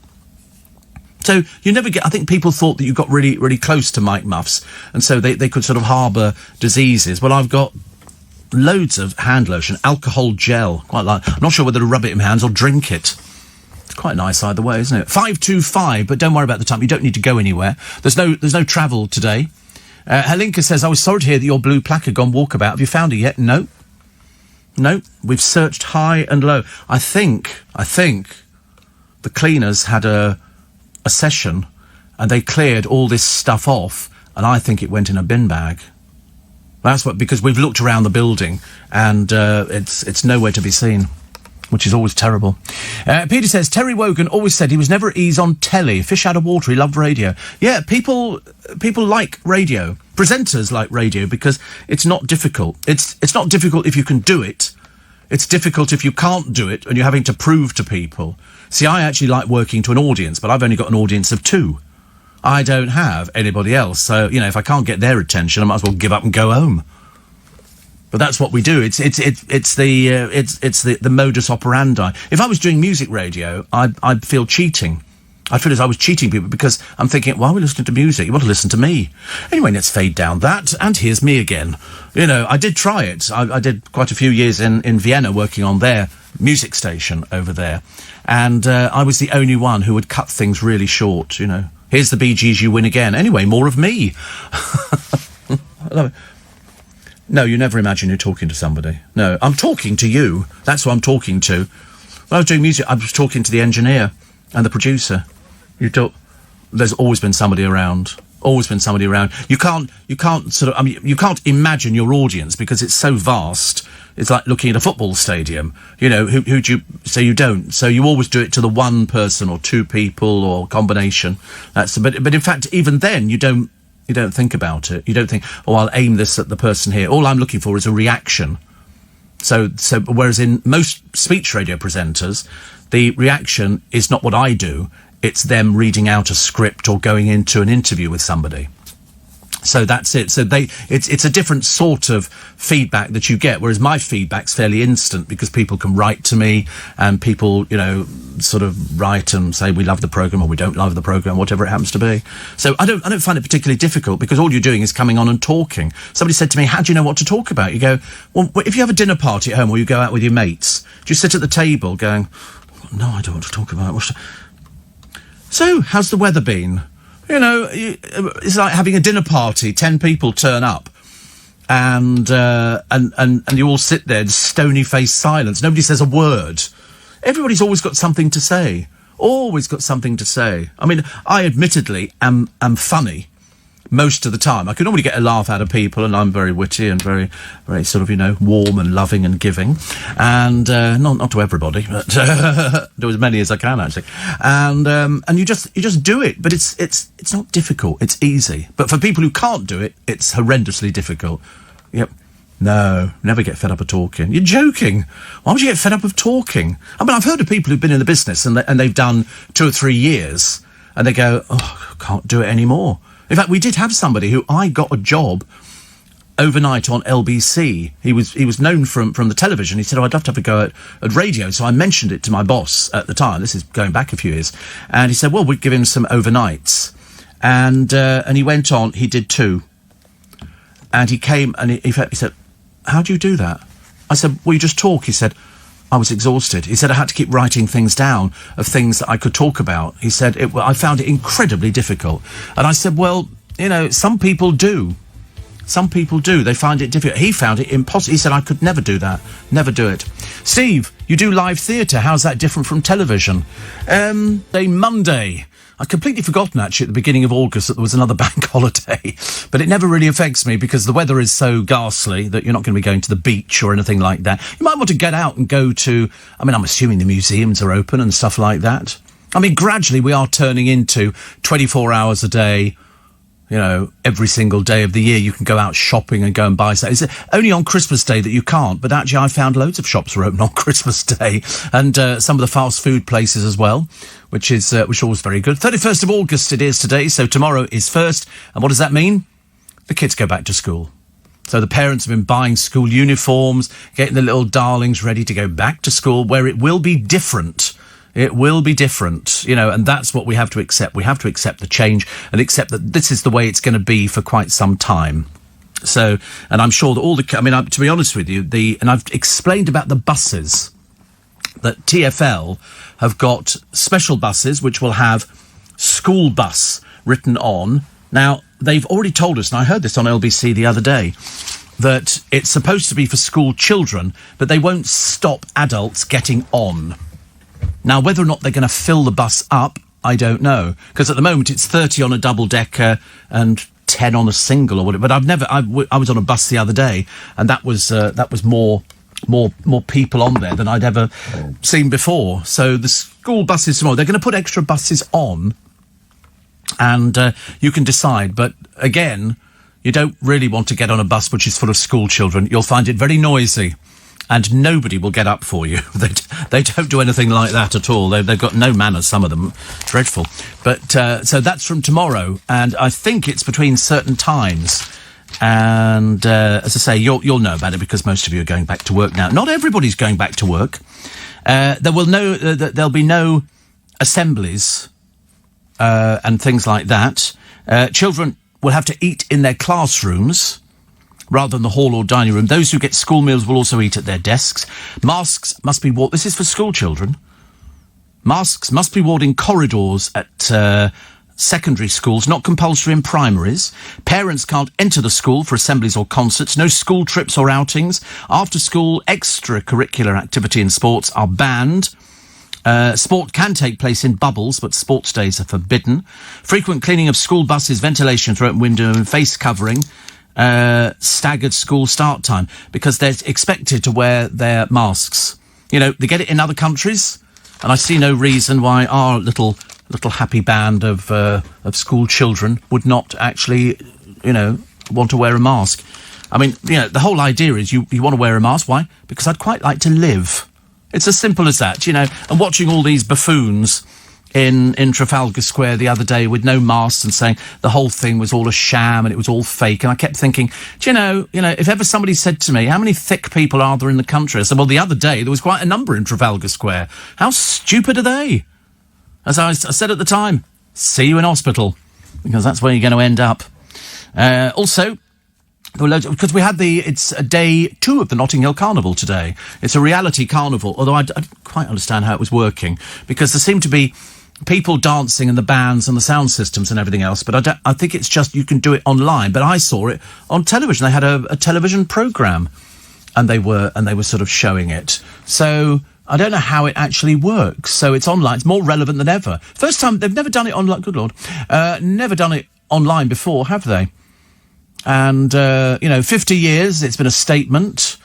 Not for the people of Notting Hill. The people of Notting Hill are always the ones who have to get out as soon as possible. And then there was people lying down around Notting Hill the other day for Extinction Rebellion. I just prayed for rain, as you do in these sort of things. It doesn't. Why would you want to sort of interrupt? About anything that's sort of going on at the moment. And so they've all got their little handmade plaques and everything else. Nice to see the police officers wearing face coverings. I haven't seen that very often. That doesn't happen. But I do like a boy called Caden Thompson. Caden Thompson is a little treasure. He's 7. Okay? That in itself is an achievement that he's 7, but he's also got cerebral palsy. He has just climbed to the top of Ben Nevis in the Highlands to raise, I think, £8,000 in the process. He told his mum he actually wants it to go to the NHS Trust. He's only 7. Seriously, makes you feel like you're not doing anything, doesn't it? He says, I did feel sick and exhausted at the top, but I felt exhausted but happy at the bottom. And when he was young, he was told that he would never sit, walk or talk. And his mum said he deserves a medal. No, don't give him a medal, otherwise that's, rewarding. He's done £8,000. Perhaps next time he can go for a higher mountain. Much better. The Chases. Mark the Beast Labetta split from his wife of 6 years. Been a bit of turbulent 6 years, and obviously a little bit of rumpy-pumpy all over the place. I tell you, there are 2 stories in the paper today. This is one of them, and there's another one coming up in a sec. They have a 27-year age gap, and they have a 3-year-old son. They had an open marriage. But he said he will move out of their shared home in Herefordshire while she continues a relationship with a partner she's been dating for 18 months. What on earth is... I don't want to be naive about this. I quite understand about wife swapping, and I quite understand about threesomes and foursomes and orgies and all these kind of things. But what is the point, if you're on the television, of having what you call an open relationship? That's almost like sort of, giving your blessing to your wife, going off sleeping with other people. What's the point of that? What do you bother getting married for? Seems a bit of a waste of time. But actually, it isn't as rare as you think. Because I was going through... which paper was I going through? I lost the blooming paper now. I was going through one paper. You know who else is doing it as well? Brad Pitt. Brad Pitt has apparently been having a fling with some woman who's married to this bloke, but he's given his blessing for her to have a fling with Brad Pitt. And I'm thinking... isn't that called pimping? Wait, so this is my wife. She's obviously a lot younger. She's actress. And she met Brad Pitt at some do, and she got his telephone number. And with the blessing of her husband, she's now seeing Brad Pitt as well. And I'm thinking, tacky. Very tacky. So the old man, I think he's 68... and she's about 20-something. She's a budding actress. I thought, I bet she is. I think he's actually got restaurants, but Brad Pitt, of course, is the bigger star. Much bigger star. And Kerry Katona engaged for the 4th time. Apparently, her toy boy boyfriend, Ryan, popped the question. He asked her 4 children for their permission. Well, I shouldn't imagine they're remotely bothered by now, are they? They've had to put up with her drug-taking and all the other things. Kerry was they say loose women's star. She's hardly been on it. She said she was gobsmacked. Oh, you can't be, dear. It's the 4th time. Gobsmacked, 1st time, 2nd time, 3rd time, oh, nothing at all. And 4th time, don't be silly. But apparently they've all been celebrating Kerry. She's only coming up to 40. But it's good news, actually, isn't it, really? Because at least if you pay her some money, she'll strip for you. She'll get her boobies out, do the whole business. bit embarrassing for the children. And and then there's some bloke says, you know, can I marry your mother? Well, be in keeping with the rest of the Z-list celebrity people who seem to have hung around with her. What do producers do? Oh God, if only I knew. If only I knew. I racked my brains for weeks on that one. People said, "Oh, you've got producers, Steve." You go, "Yeah." I mean, some people have, you know, lots of producers. I only need 2 because basically there is too much work for one to do, so you have to split it up. So because Luke's, you know, getting a bit stressed with his blood pressure, and so you have to, and you know, it works out quite well. 2 is good because it gives him somebody to talk to. You know, because frankly, bores the pants off me. I don't want to be spoken to, you know, things like that. You go, "Oh, Steve, so what are you doing for the weekend?" Or, "Who cares? What's it got to do with him? Honestly, mind your own business." I keep saying to them, you know, listen, you are mistaking my goodwill and bonhomie for friendship. Okay, there is. Yeah, I mean, strawberries is like a tease, I think. That's the way I look at them anyway, especially if it's a big box. Big box of strawberries, very good. But we need cream. Where do you get double cream from at this time of the morning? God knows. God knows. Right. What do we got? What do we got? Christmas in Connecticut, says Sally. It's wonderful. And tomorrow it's 70 car registration. Oh, I tell you before I forget. So I got this thing from Admiral, because I'm with Admiral. And it said, your insurance on the car is due for renewal. And it's going to be this, and it's dropped by about £300 because it's quite expensive insurance. Not as expensive as some young drivers. You know, new young drivers can spend £3,000 or £4,000, and it's very, very expensive. Sometimes the insurance costs more than the car. And so anyway, and it said it's due on the 26th. Have a check through. If it's all the same, we just put it through on your card as per usual. So I looked at it and fine, down £300. Why not? And then I get a text thing from them saying, we tried to process the money for your insurance and it's been declined by the bank. They gave no reason. So I thought, is this a scam? You know, do I then phone somebody up and say, well, try it on this card, in which case I've given my card details to somebody, I don't know who they are. But lo and behold, the other day I got a letter. We tried to process the money for your insurance. We'll try again in 10 days' time. So I thought... And so I then went into a panic thinking, but I mean, it's not physically possible, believe you me, for me not to have money to pay the car insurance. It's as simple as that. I'm very good with these sort of things. And we've got various things. You know, I've got a credit card, which has got, you know, a lot of, but I never use it. And then we've got the debit card. So yesterday I thought, I better phone them up. But I phoned a friend of mine first. And she said, has your card changed in the last year? And I said, yes, it has. She said, did you update all the bits and pieces on it? And the answer is, I didn't. But, so I then go on to Admiral. Here's the number. So I checked on Google. I was getting the right number, not some, you know, station somewhere else. And they said, okay, so-and-so, thank you, Admiral. You know, push 1 if it's to do with car insurance, blah, blah, blah, repeat. So I push the 1. And then it goes, you were in a queue. The waiting time at the moment is, what was it first time around? 20 minutes.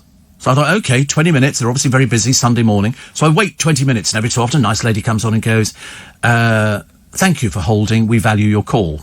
At the end of 20 minutes, she comes back on again.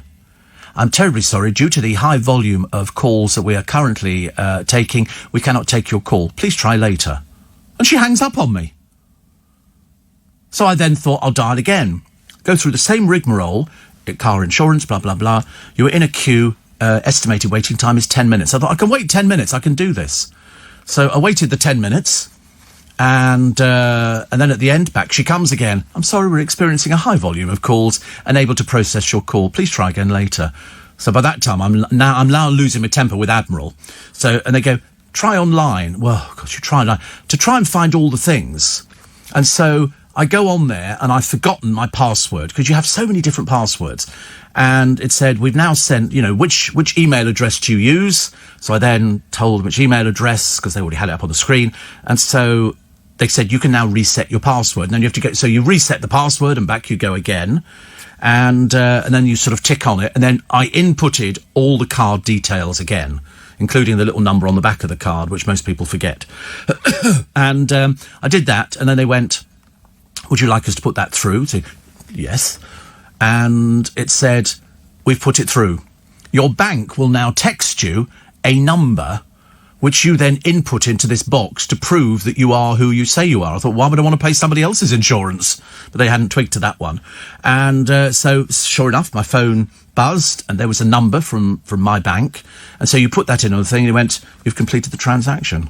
So I paid it. So, but it's like, it's really stressful. You can imagine if you're an elderly person, you know what it's like. You know, if you're sort of elderly and you're trying to sort of you get confused by things. I found it confusing, and I'm sort of reasonably with it, sort of. Although I didn't know how to change the printer outside this morning, so I had to ask Luke.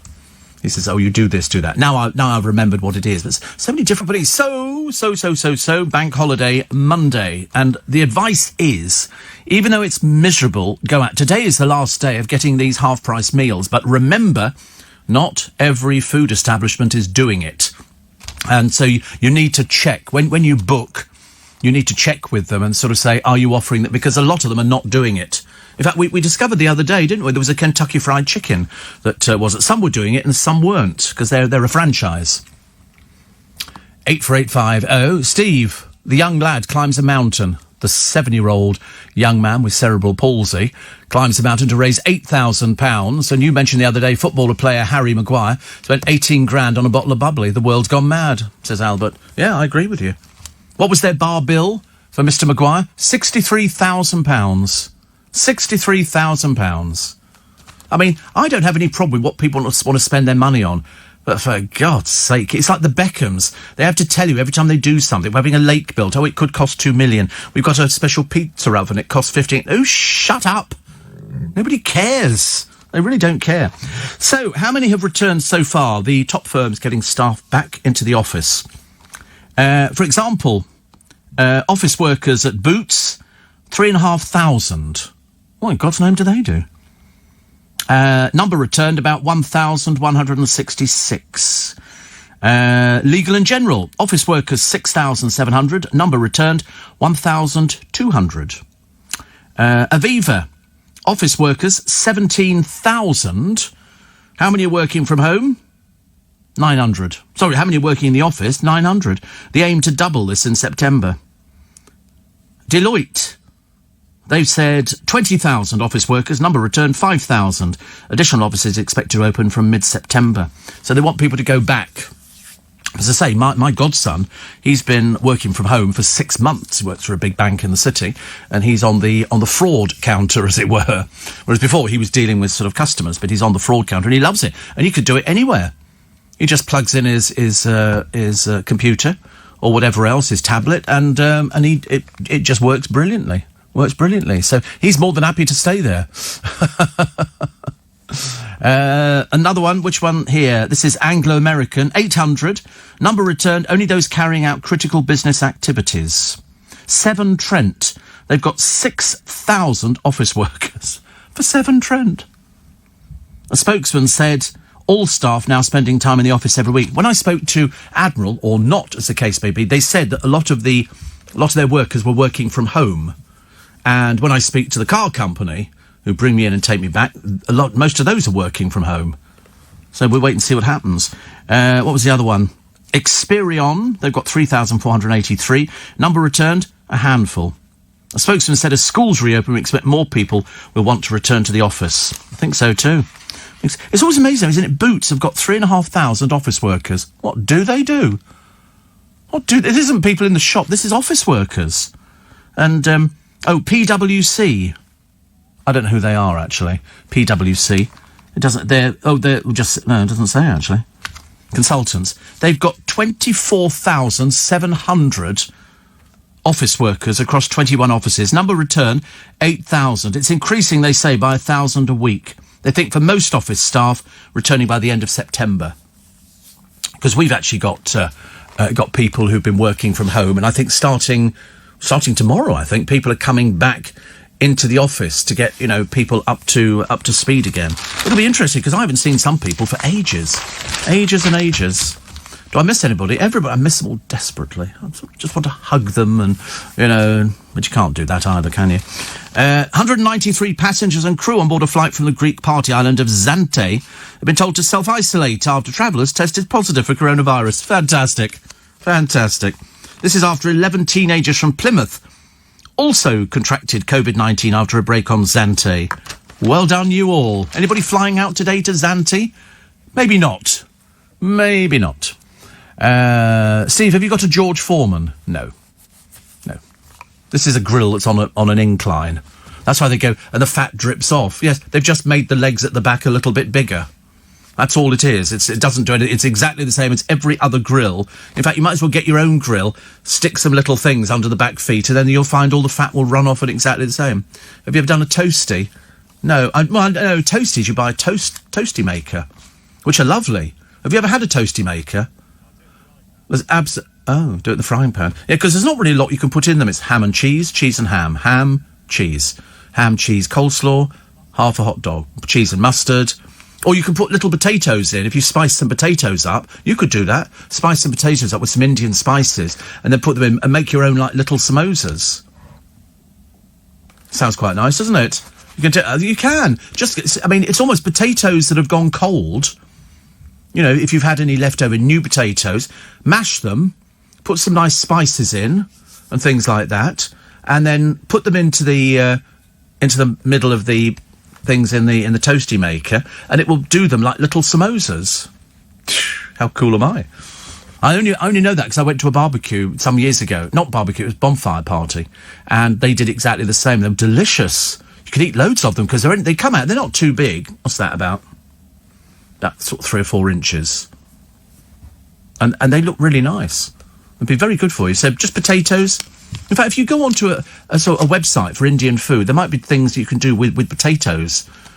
Wait. You do a dosa. Oh no, what is that? What is an Indian pancake? Wow. I've heard of keema naan and samosas, and it looks quite nice, doesn't it? Dosa. So it's like a crepe, and the main ingredients are from South India: rice and black gram. What's black gram? What that is? Looks like... Oh, right, flour. Oh, look, see, there's one there, it's got potatoes in. Classic masala dosa. So, but just potatoes, and you could make your own samosas. I love samosas. I like the meat ones, and I like the ones that are sort of vegetable, which are quite nice. I've not had it for ages and ages, but I'll tell you what, I did see Marks and Spencer. I'm loath to mention it to people. It's a whole... You know, they do bits of southern fried chicken. Well, this is a whole fried chicken, flat, like spatchcock, £4.50, reduced from £7. I should be looking for that today. I can't think of anything nicer. You could probably eat it cold, couldn't you? Cold chicken, dip it in something. Sounds lovely. But yeah, it looks like a spatchcock chicken. And it's flat and it's coated with whatever their southern chicken is coated with. I don't know what it is, actually. I don't know what it is. Other stories today. The new boss at the BBC to rein in stars on social media. Well, you let it decline. Let it decline. They've just let people go. You know, it's going to be a tough message, making clear more needs to be done to protect the BBC against claims of bias. Yeah, well, let's see what you're doing with the ones who are sort of out there at the moment. Steve, what does Jay actually do in the repair shop programme? He has the correct clothing on, but does nothing. He wears a leather toolkit that makes him a handy man, says Sidcup Julie. Well, is he the one who wears the flat cap, who gets all the publicity for the programme, and all the other experts don't get anything at all? But you're right, what does he do? Nothing. I don't know. We shall find a picture of him, then I'll know which one it is, actually. Yeah, oh yeah, he's Jay Blake. He doesn't do anything. He doesn't. That's like the girl in the tattoo programme, the sort of the rather large, bubbly sort of personality girl in Tattoo Fixers or whatever it is. You know, I've got this tattoo here and I need it changing, and she's there. And I mean, she didn't do anything either. She's apparently the receptionist. Yeah, Jay Blaze, furniture restorer and presenter, originally from Hackney, but now in Wolverhampton. Best known for presenting Money for Nothing and Repair Shop. He's also appeared in Would I Lie to You? Celebrity... Oh, God, he's one of those desperate to be something. You know, I better do all these programmes, it'll make me famous. But no, I've never seen him do anything. I'm sure he must do. Otherwise it'd be a bit pointless having him there, because all the other ones are far better. Steve, crushed new potatoes, fried in butter with onions. You see, you can put onions in there. Unfortunately, Frank says corned beef. Finish up, you can't have corned beef. Steve, I hope a lot of people that are working from London, that usually work in London, are not getting their London waiting. I've got no idea. I wouldn't have the faintest idea. I don't know anything like that. And somebody says, Steve, my office just told me this past week that we won't be returning until January at the earliest. Wow. Good. Staggered school time, Steve. How on earth is that going to work? My son starts at 12:30 on Thursday. How are the buses going to deal with that, says Sarah? I don't think they are. But listen, it's a suck it and see situation. So you know that, that there'll be problems to start with, and then it will actually get better. Steve, listening to the radio earlier and the song Vienna came on. With your connection, do you like the song? Not particularly bothered. Not particularly fussed either way. No, Vienna, Ultravox. No, it's Ultravox. Go on, check it out. We always get this. Always get the, me, the expert, and you, not the expert. There we go. Does that look like Ultravox? Good heavens above, singing Vienna. How curious. Yeah? The song by Billy Joel. He didn't record it. He didn't record it. It was Ultravox's. But they apparently recorded it note by note and put it all together that way. Vienna. Midure, isn't it? Midure was the lead singer of Ultravox. Or do you want to contest that one as well? Want to push for that one, pal? Ultravox. Go look, there they are. And Midure, Midure took over as lead singer. John Fox was front man. And Billy Currie worked in the studio project Visage. There you go. But the show in 2017 was the last. The last. We like Midure. He never gets the credit, does he, for Live Aid? And yet he was as much Bob Geldof. It's just that Geldof was the gobby one, I think. Steve, the carnival you saw on TV on Channel 8 was repeats from over the years. Was it? I didn't think it was. Can't be over the years, because all the police officers had masks on. So I think, and they must have to go out on the streets to film this thing, to put it out on the television. But I think it was Children's Day yesterday, I think. And then today you've got the main carnival, but it's a virtual carnival. LBC News Time, 5:30. And with the news headlines this morning on I don't often apologise, but on behalf of the producer, I'm apologising because David in Birchington wrote in and said, Steve, where's the poem? Well, unfortunately, let me just tell you the God's honest truth, he forgot. OK, he forgot. He's only just said a minute ago, he said, oh, the poem. Like, all of a sudden, he's the producer, I'm the presenter. So he produces the poem, I present it to you. But he forgot. OK, you write to Luke, care of I'm now looking for another job. The Embankment in London. I wouldn't mind, but this is one of the shortest poems we've ever had. You don't need to know too much about it, apart from... this is it. It's called If, by Mother Goose. If all the land were apple pie, and all the sea were ink, and all the trees were bread and cheese, what should we do for drink? That's it. There is no more of it. Obviously, Mother Goose exhausted herself completely and sort of got as far as what should we do for drink and then had to go and have a lie down. When he gave it, I always look through them, actually. Jeremy says, fact about Vienna by Ultravox. Remember Ultravox, Luke, we were talking about a moment ago? It was held off number 1 by Joe Dolce's Shut Up or Your Face. Do you remember that? Shut Up or Your Face. That's a fairly good one, isn't it? We like Shut Up or Your Face. It's a very good one. Wait a minute. My brother's texting. Oh, of course, I've just remembered, actually. It's his birthday today. I don't know how old he is, actually. Isn't that awful when you can't remember people? There's two things I can't remember. How old... I know when his birthday is, but I can't remember. And I can't remember when my parents died. He's younger. Yeah, not by much. Looks older. But... And I can't remember when my parents died. Somebody say to me, when did your parents die? I can't remember. Hopeless. But anyway, he says, age is a funny thing. I've woken up early, not because it's my birthday, but because I'm excited about planting 2 camellias. That's how exciting his life is. He says, looking forward to seeing you at lunchtime. Yeah, in your dreams. And... but it's funny, isn't it, when you can't remember things? I can remember certain things. Like, I remember our telephone number from 45 years ago, but I cannot remember when my parents died. Only one number plate do I have. Two number plates. One was OLR 299W. That was on a little brown Mini. And the other one was LBC2. LBC2. I don't know. LBC1 was the London Brick Company. And they had it on a green Rolls Royce. Mine was on a Fiat Tipo. Wasn't quite the same, I admit. But it doesn't matter. Doesn't matter. I'm very keen on this incredibly crisp, perfectly spiced chicken. Looks why can't we get it now? Why cannot... You know, I think you should better literally go onto Amazon, order it, and it just gets delivered to the front door steaming hot, which would be lovely. They've also got some thick-cut sirloin steaks. The only steak I don't like. Actually, I tell a lie, I don't like sirloin, don't like rump. I only really like fillet. I like fillet steak. It's a bit above your price level, but I mean, it's nice. It's nice, you know. And just have it with some light vegetables, blanched, you know. I can't cook. Sorry? Way above your price level. With chips? No, I haven't had chips for ages. I mean, really a long time, because I don't like to fry at home because I'm accident prone and I'm liable to set fire to everything. So I haven't had chips, and it's actually probably quite good. It's kept me away from bad things, and chips are bad things. But I might even have them at lunchtime today, because I had a look at the menu of this restaurant that we're going to, and they do their beer battered haddock.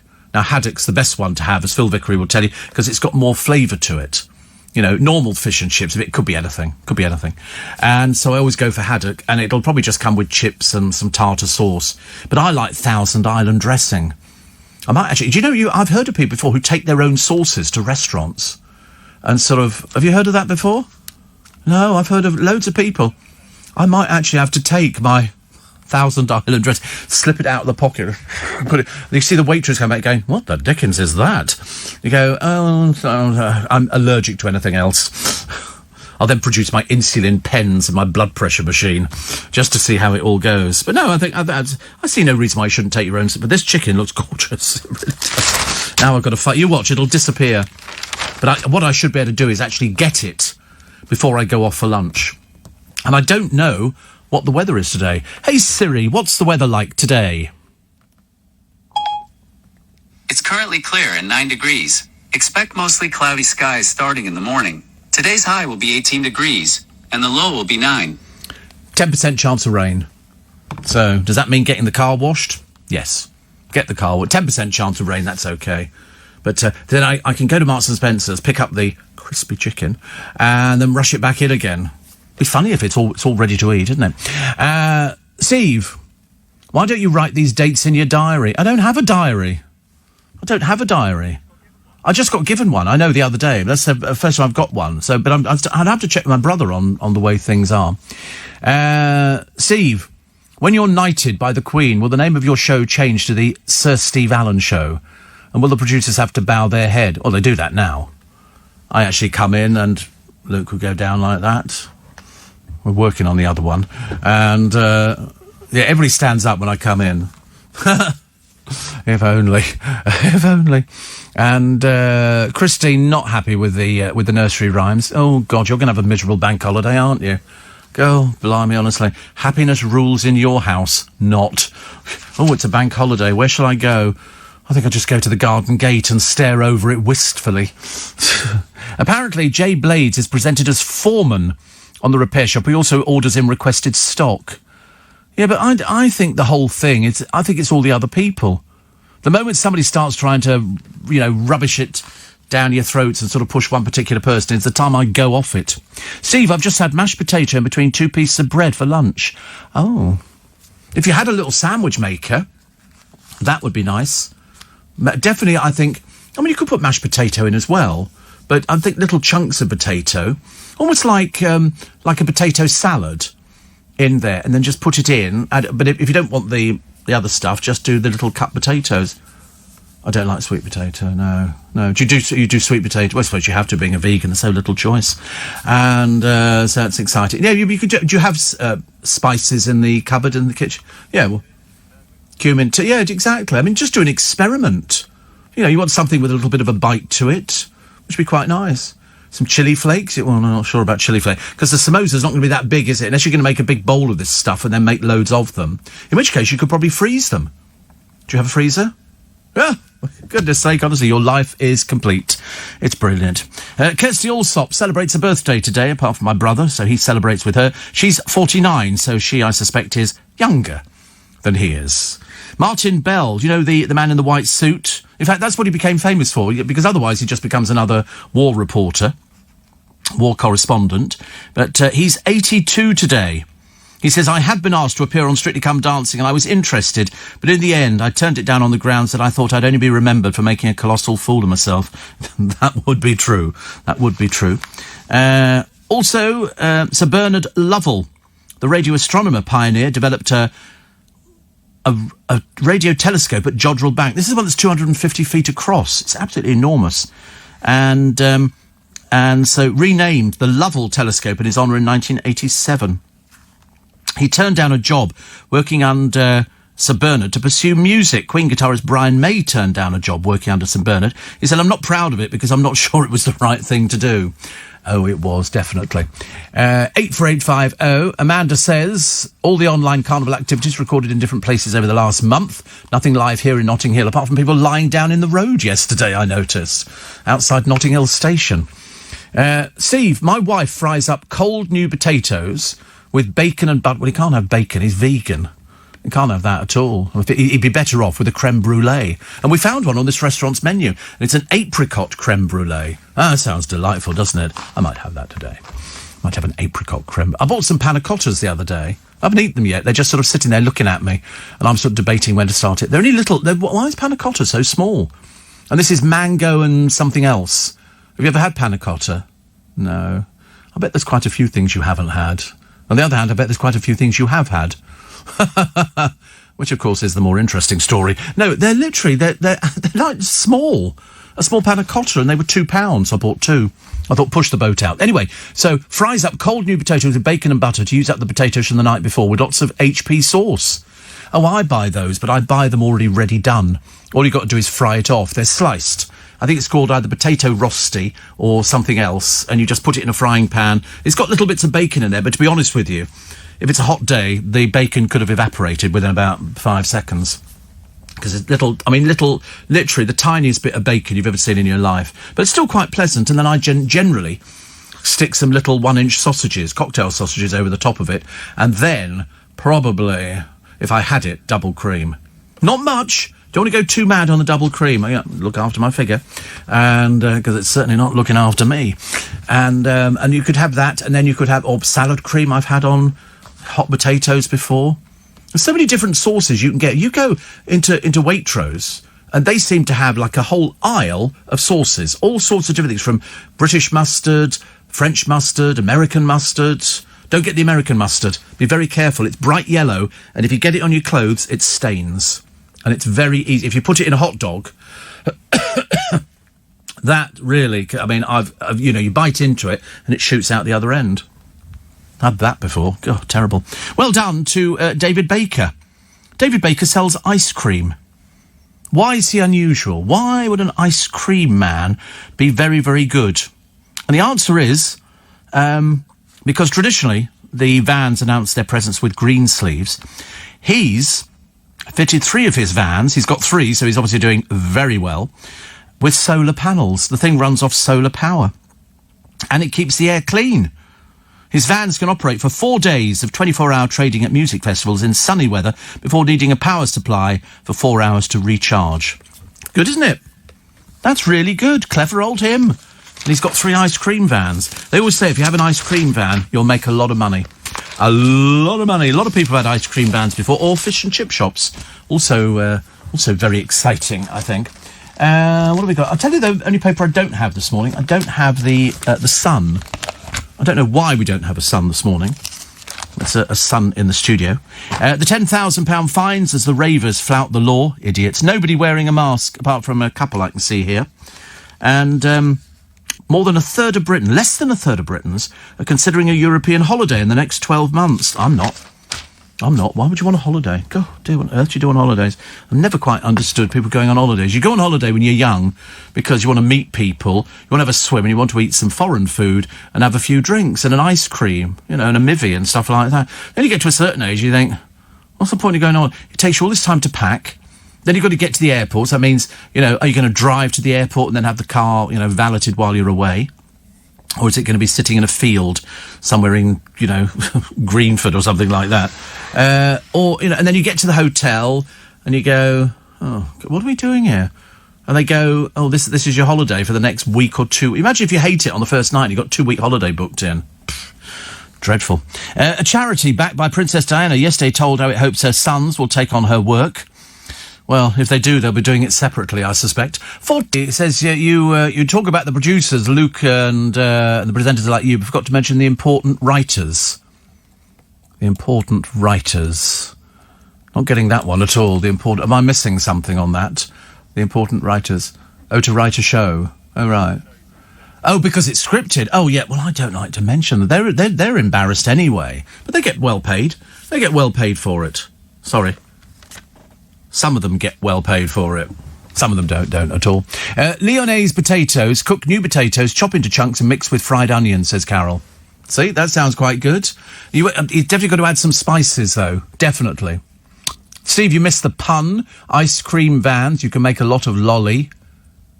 Yeah, that was good. You're barred. Steve, my daughter loves mint sauce.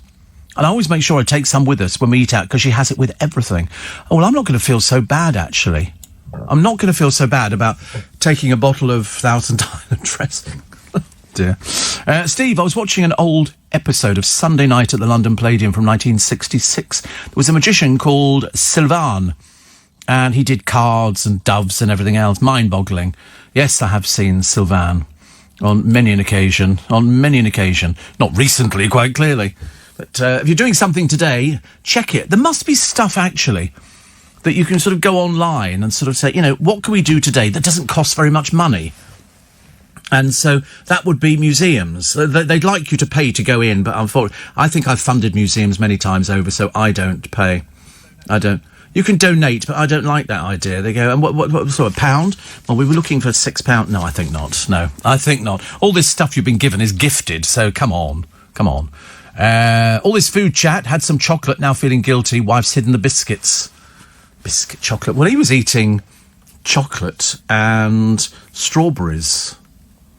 But there again, he's on a diet, so the chocolate's really not helping, is it? Not helping. I wonder if my blood pressure's come down from earlier on. I might have to try it after the news today. We've done that before. I don't know if when you go on holiday, not in other countries, but in this country, do you ever sort of go into some of those little shops they've got all their balls hanging outside, and they've got lilos and fans and flags and everything else, and then they've also got a whole carousel of Rudy postcards. You ever seen those? They're very famous. Britain was very famous for sort of doing... It would have something like... There'd be a cabin on the front with some steam coming out of the top of it and a man standing by the side of it. And on the front it would say, Joe's Tool and Pipe Works. And then inside it would say, hope yours does too. They were all... No? Okay. And but that was it. It was seaside humour. There'd always be girls with huge bosoms, heaving bosoms everywhere. And they apparently have had 150 years of these things. But the person who's written about it is Neil Clark, who actually has several hundred of these cards. Ronnie Barker amassed over 40,000 of them, mainly the saucy seaside variety. And after his death, his collection was sold for £60,000, because you can imagine he would have loved things like that. And so they were Donald McGill, a.k.a. the king of the seaside postcard. I mean, I remember in the 1950s he was fined 50 quid under the Obscene Publications Act and had thousands of his cards destroyed. Interesting, isn't it? The prolific McGill created an astonishing 12,000 different postcards. And by the time of his death, it was estimated 350 million had been sold. People liked a bit of a naughty, saucy postcard. You would send it up. Whereas you go abroad... And if you go to Lorette de Mar or Ibiza, there'll be old photographs. I mean, it's like, have you ever had a look on some of these little places selling, an England flag, or I've been to London and came home with this T-shirt and all the rest of it. And they sell postcards, which might have been photographed in about the 40s. They're barely colour. Got a picture of a punk in the King's Road. I've been a punk in the King's Road for about the last 35 years. And they're all sort of on there. I mean, these people must be in their dotage now. Must be getting on a wee bit. I was watching... who's the name of this man here? What's his name? Russell... Oh, I've lost it. Russell Howard. He's had his teeth done. He had his teeth done. Because I remember looking at him thinking, what have you done that's different? And the answer is he's had all his teeth done. And obviously, it's a very expensive thing. It looks good. Because I remember his teeth before. They were nice, but not as good as the new ones. The godfather of British rock and roll, Marty Wilde, is celebrating after being told his heart has cured itself and he's got the rhythm again. He's 81. 81! But minutes before electric shock treatment on Friday, a doctor said his irregular heartbeat had corrected and he could go home. Which is fantastic, isn't it? Very, very good news. Very good news. So he must be very, very happy. They've got a nice, friendly, tricky family trivia teaser today. Oh, there you go. It's all sorts of different quiz questions. You know, what products do both Chelsea and Bath make? Come on, what product do both Chelsea and Bath make? Buns. Buns. Chelsea. Do you ever eat Chelsea buns? You sort of unwound them and they were sugar and suet and you know, sultanas and stuff like that. Okay. Who was born in Croydon in 1974 with the Christian names Catherine Anne? Catherine Anne. Okay. Oh, I can't find it. I can't find the answer, actually. Doesn't really help, does it? They've moved on to a different page. Stupid paper. I just get so annoyed when you can't find anything. Wait a minute. Oh, it's on the other side. Oh, wait a minute. I'm not giving up with that question. I don't care about that question now. I really am. It's got all sorts of things. From which London area is the name taken for the Royal Opera House? Could be Sydney. I don't. I've got no idea. I've got no idea. Wait a minute. Wait a minute. I've now lost the blooming question.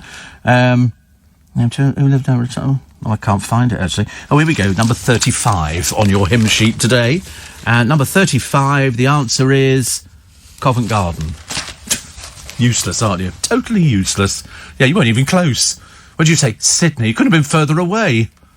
I mean, oh, ridiculous, isn't it?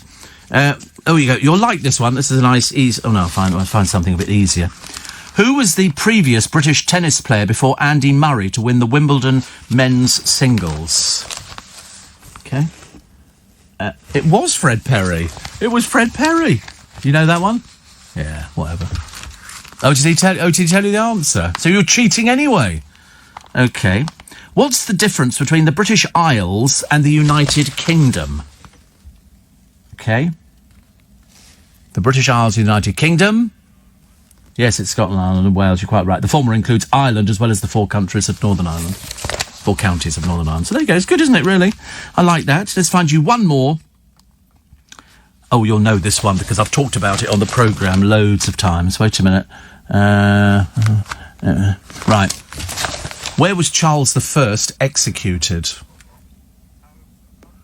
Not the Tower of London, no. We've talked about this loads of times on the programme. Because there were 2 interesting... Come on. Where was he executed? No, but you're quite close, actually. The banqueting house. They made him walk through St James's Park. It was cold in the morning, and he put, like a hair shirt on so that when he took his jacket off, he wouldn't look as though he was shivering from fright. And they walked him all the way through, and they built a scaffold outside the front of the banqueting house. They don't know which window it was at. They'd taken the window out, and he walked out onto the scaffold. And then he sort of did a little addressing of the crowd, and then he said to the executioner, I shall lie down, lay my head there. He tied his hair up into like a little sort of hat. Not that that was going to make any difference. And so it gave the executioner a clean cut. And he said, when I stretch my hands out, then you can do it. It must be awful, mustn't it? You'd be lying there going, oh dear, and then move your hands out. Anyway, then when the head was separated from the body, the executioner held it up and said, behold the head of a traitor. And then people paid to put their handkerchiefs in the blood that was all over the scaffold. It was considered lucky. Not for Charles I, it has to be said. And then they found his body in Windsor Chapel, inside Windsor Castle. They've got some coffins down in the basement, but this one had a royal cipher on it. And so they opened it, and there was his skeleton, and they knew it was him because the head was separate from the body, with a little beard on. Because he had a little bit... They found these fashionable little beards. And there's this morning's useless information. You can repeat that ad infinitum. What have we got? 4 minutes to 6. I can tell you the story very quickly of the medal of a war hero killed in a bloody massacre commemorated in the film Zulu Dawn. Captain George Wardell was making a gallant stand against over 60 men when the British camp was overrun by Zulus. Survivors of the battle in 1879 said the surrounded and outnumbered men didn't take a back step forward during the mass slaughter. It was the first time, so he actually got a medal, and they've just sold it.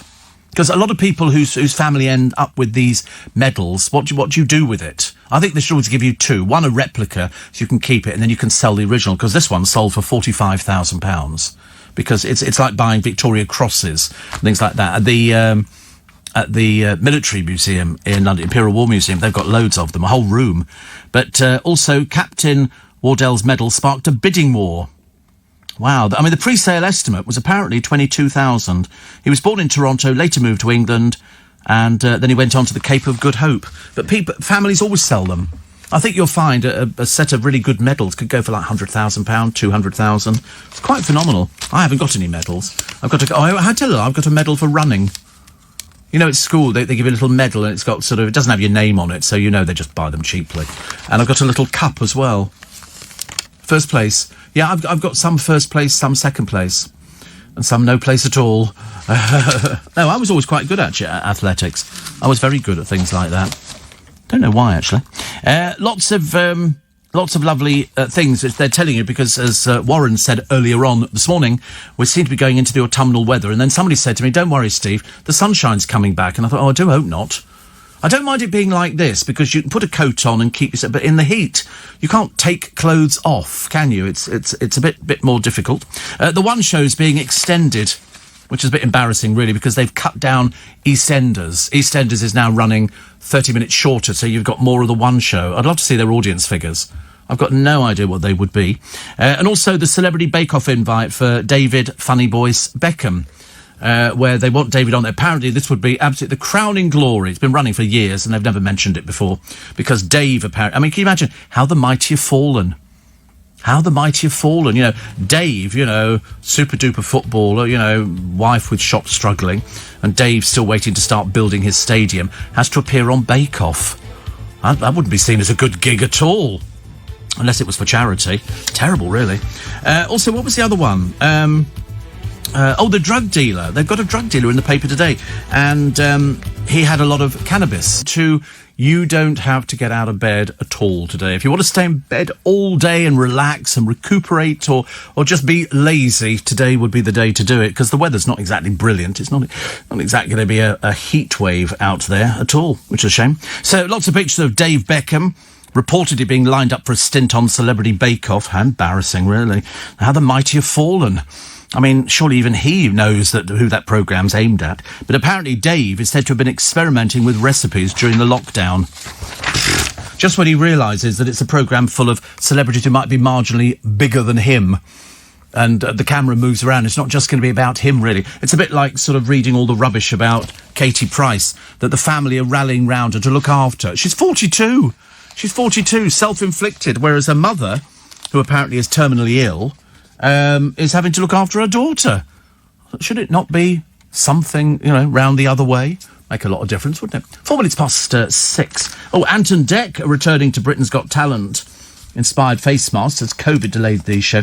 I don't know why we're bothering with Britain's Got Talent. I think we've already established the fact that most of the people on Britain's Got Talent turn out to be East European circus acts.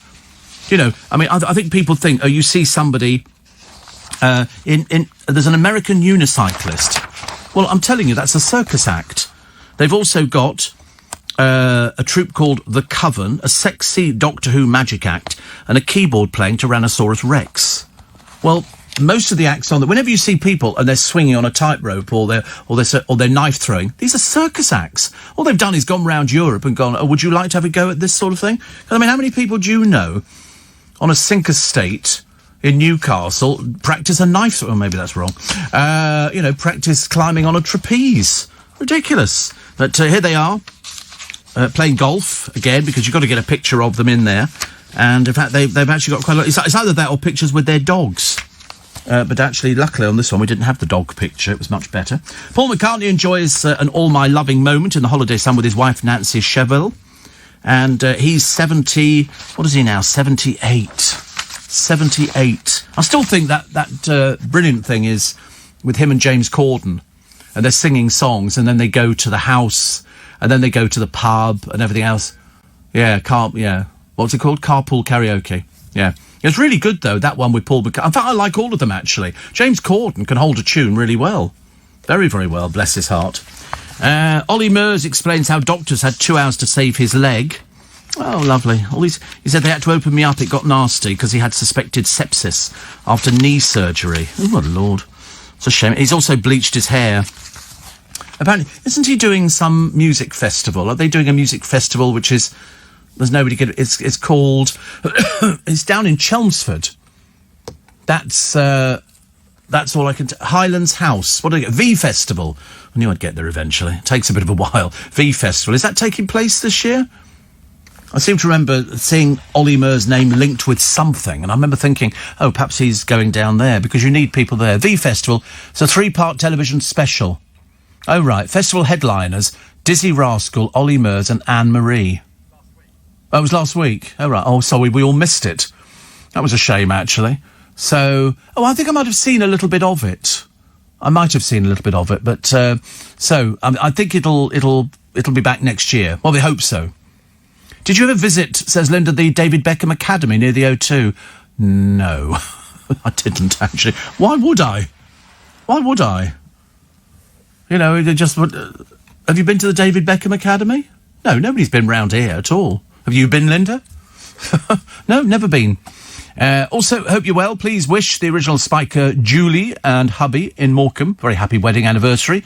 A bit nippy this morning. Definite sign autumn is not far away, says little Julie. It is. You're quite right, actually. It's chilly. What a treat, Steve Allen on a bank holiday. There really is no rest for the wicked, but somebody has to keep the snowflakes in line. Oh, you have to. The snowflakes and the curtain twitchers. We love them, don't we? We love outing them. So easy to do as well. Steve, my wife is due twins today. What if one comes today and the other one after midnight on the 1st of September tomorrow? When will they start school? Ponder on that one. That's something. Also, another one here. I just heard somebody else talk about all the food chat. I think the making of these samosas, getting a little sandwich maker, be quite a good idea, actually. I mean, I'm not sure you should eat that much bread anyway. And you have to butter both sides of the bread when you make this. Yeah, I'm just telling you. Looked at me like, I knew that, Steve. I knew that. Also, some lovely photographs. This is Terry O'Neill's last exhibition. And they've got intimate pictures from Terry's archive. He died last year, age 81. But it's everybody from Robert Redford, Elton John, Roger Daltrey, and a lovely one, actually, of David Bowie and Elizabeth Taylor, plus Brigitte Bardot. He took some pictures. Do you know all the best pictures are black and white? All the best pictures come out in black and white. You get much more sort of feeling for the picture if it's in black and white. I do like something. I've seen a few pictures where it's all black and white and there's one figure in the middle who's dressed in all red or something like that. That's quite clever. I like that. You go to Covent Garden in the market and you'll find all sorts of pictures of London. It'll be a dark scene in London and there'll be just one red bus, which I quite like things like that. I'm not really into arty pictures. But I did have a friend, still got a friend actually, who used to take pictures and develop them as well, which I thought was even cleverer. Steve, cool wave trailing pansy, winter flowering now till Easter. Yeah, I mean, I've got to clean. At the moment, all the pots are looking quite good. All the pots have got begonias in, and they're doing very well. So I'm quite pleased with the way it's sort of taken off. Oh, winter flowering pansies. Just get block colours. But there's also loads of other ones. I saw one advertised on, I think it was QVC the other day, and I thought, or Ideal World, and it looked very similar to pansies, but they looked a bit more robust, and I thought, and they said they're evergreen. I thought, well, that could be very useful. I like a bit of evergreen, so you don't have to keep digging something up, putting... What about lavender? Or, old lady or something. Only old ladies have lavender. That's what they have. I've got lavender oil, surprisingly. I've got a little burner which you put lavender. It's supposed to calm you down. It doesn't work at all. Really doesn't work. It doesn't make any difference at all. So, that's quite a nice idea. But I wouldn't grow lavender. Only if you had a big garden and you can have big clumps of lavender, something like that. But just remember, you've got lavender, you get bees. And I know what you're like. You get a bit scared, 3 of those gang up on you. You'd be in a terrible state, wouldn't you? Be on the phone to me, Steve. Oh, you haven't got my number. And, how clever is that? Matt Stadland tried to get my telephone number the other day. Because he kept saying, he said, when are we going to go to the rugby? Like it was an event that was in the diary or something. Well, we're not. We're absolutely not. Can you see if you can find us a Sun, or find me the front page of the Sun online, and tell me what it is it's talking about today? Because I couldn't believe that we didn't actually get it. I was a bit disappointed. Teachers' fears on social distancing, because it all kicks off tomorrow. Kids going to school, and social distancing, eating your lunch at your desk, not going out, no sort of normal things that you think will be happening. And there are parents' guides to this, because the head masters of quite a number of schools and headmistresses fears that the staff and the kids can't socially distance. And also, if anybody starts messing around doing fake coughing, they'll be out the school very fast, OK? So if you've got a particularly stupid child, make sure. 84850 steve@lbc.co.uk. Do you think that Dave and Vic might one day become Lord and Lady Beckham, says Alan? God, I hope not. What's the Terry O'Neill exhibition? It is an exhibition. Yes, it is. I don't think where it is actually now. I shall let you know. It only runs for a little while. It's not a huge running exhibition. I like the idea of Alan Titchmarsh going up against Mr. Marr on a Sunday morning. I think that's a brilliant idea. I mean, I really do think it's a brilliant idea. And I think that'll give the BBC a run for their money. A big run for their money. I'm trying to find this blooming thing now. Where the dickens is it gone? Lots of people protesting the other day. Titchmarsh and the new Country File show. He walks it. He walks television He's one of those lucky people that he just does it. He just does it. Nothing seems to stress him out at all. Amanda says, Celebrity Bake Off is always in aid of Stand Up to Cancer, which is why the programmes are keen to get Beckham on board. Why? Why are they keen to get Beckham on? What's the link? Is there a link that I've missed here or something? So it's always in aid of Stand Up to Cancer. So why would they be keen to get Beckham on? Why would they not be keen to get Victoria on? Because she wouldn't do that. You could offer her everything. In fact, you don't need to offer them money. They do it, presumably, for the glory of it. But, I mean, Dave would have to appreciate there'd be other people there. He just becomes an ordinary person. So I don't know why they'd be particularly keen on getting him onto the programme, because you're never going to find out what he's really like. Steve, did you ever steal milk from doors at this time of the morning, says Paul in Northern Ireland? You must be joking. Of course I didn't. I was brought up proper, I was. No, definitely not. Definitely not. I wouldn't. Oh, no. I mean, I know of people who would nick from milkmen, and you'll probably find Kevin and all the other milkmen who listen to this programme will tell you the same thing. You'll come back and you see people picking up, if they have to go and sort of deliver milk somewhere and they leave the milk float unattended. Oh, I love the milk floats. I really do, actually. And also the drug dealer. I told you this is £10 million worth of cannabis. £10 million worth of cannabis. He hid it among boxes of rabbit hay. Sniffer dogs found the dope in the back of a lorry stopped at Dartford Crossing. 2 years later, Mark Owens of Clacton was jailed for 9.5 years after admitting conspiracy. Now a confiscation court hearing has ordered him to pay $386,000. Good. He's going to have to sell the house. That's good, isn't it? Obviously, what a thicko, Mark Owens. Remember, if you go round the house, it won't be there. There will be no house. He's had to sell it. Currently, my tote bag is getting around. It's currently in Crete with Ellie the baker and the family. Love little Julie. Thank you very much indeed. And Steve, I had a senior moment earlier. Early start deliveries for the bakery, and thinking it was a Sunday, I switched on at 4:58. And I thought, why is Steve on early? I thought, before the penny dropped, says Pete. I know, sometimes people get confused, but I am on every day anyway. I am on every day, every single day of the week. Terry O'Neill's exhibition, I can tell you, it's called Terry O'Neill The Vintage Collection, Zebra One Gallery in London. It runs from the 15th of September to the 29th, so it's Zebra One Gallery. Okay, fine, that you go see these fabulous pictures. Really lovely, really lovely. Also, Trump to visit Riot City but won't meet victims. He's going to visit this city in Wisconsin where riots have erupted after a black man was shot by the police, but is expected to snub the victim. Doesn't get him any brownie points at all, does it really? Absolutely terrible. And oh, here we go. This is something for you too. Losing weight gets tougher with age, but the latest research can help you stay on track for a long, healthy life.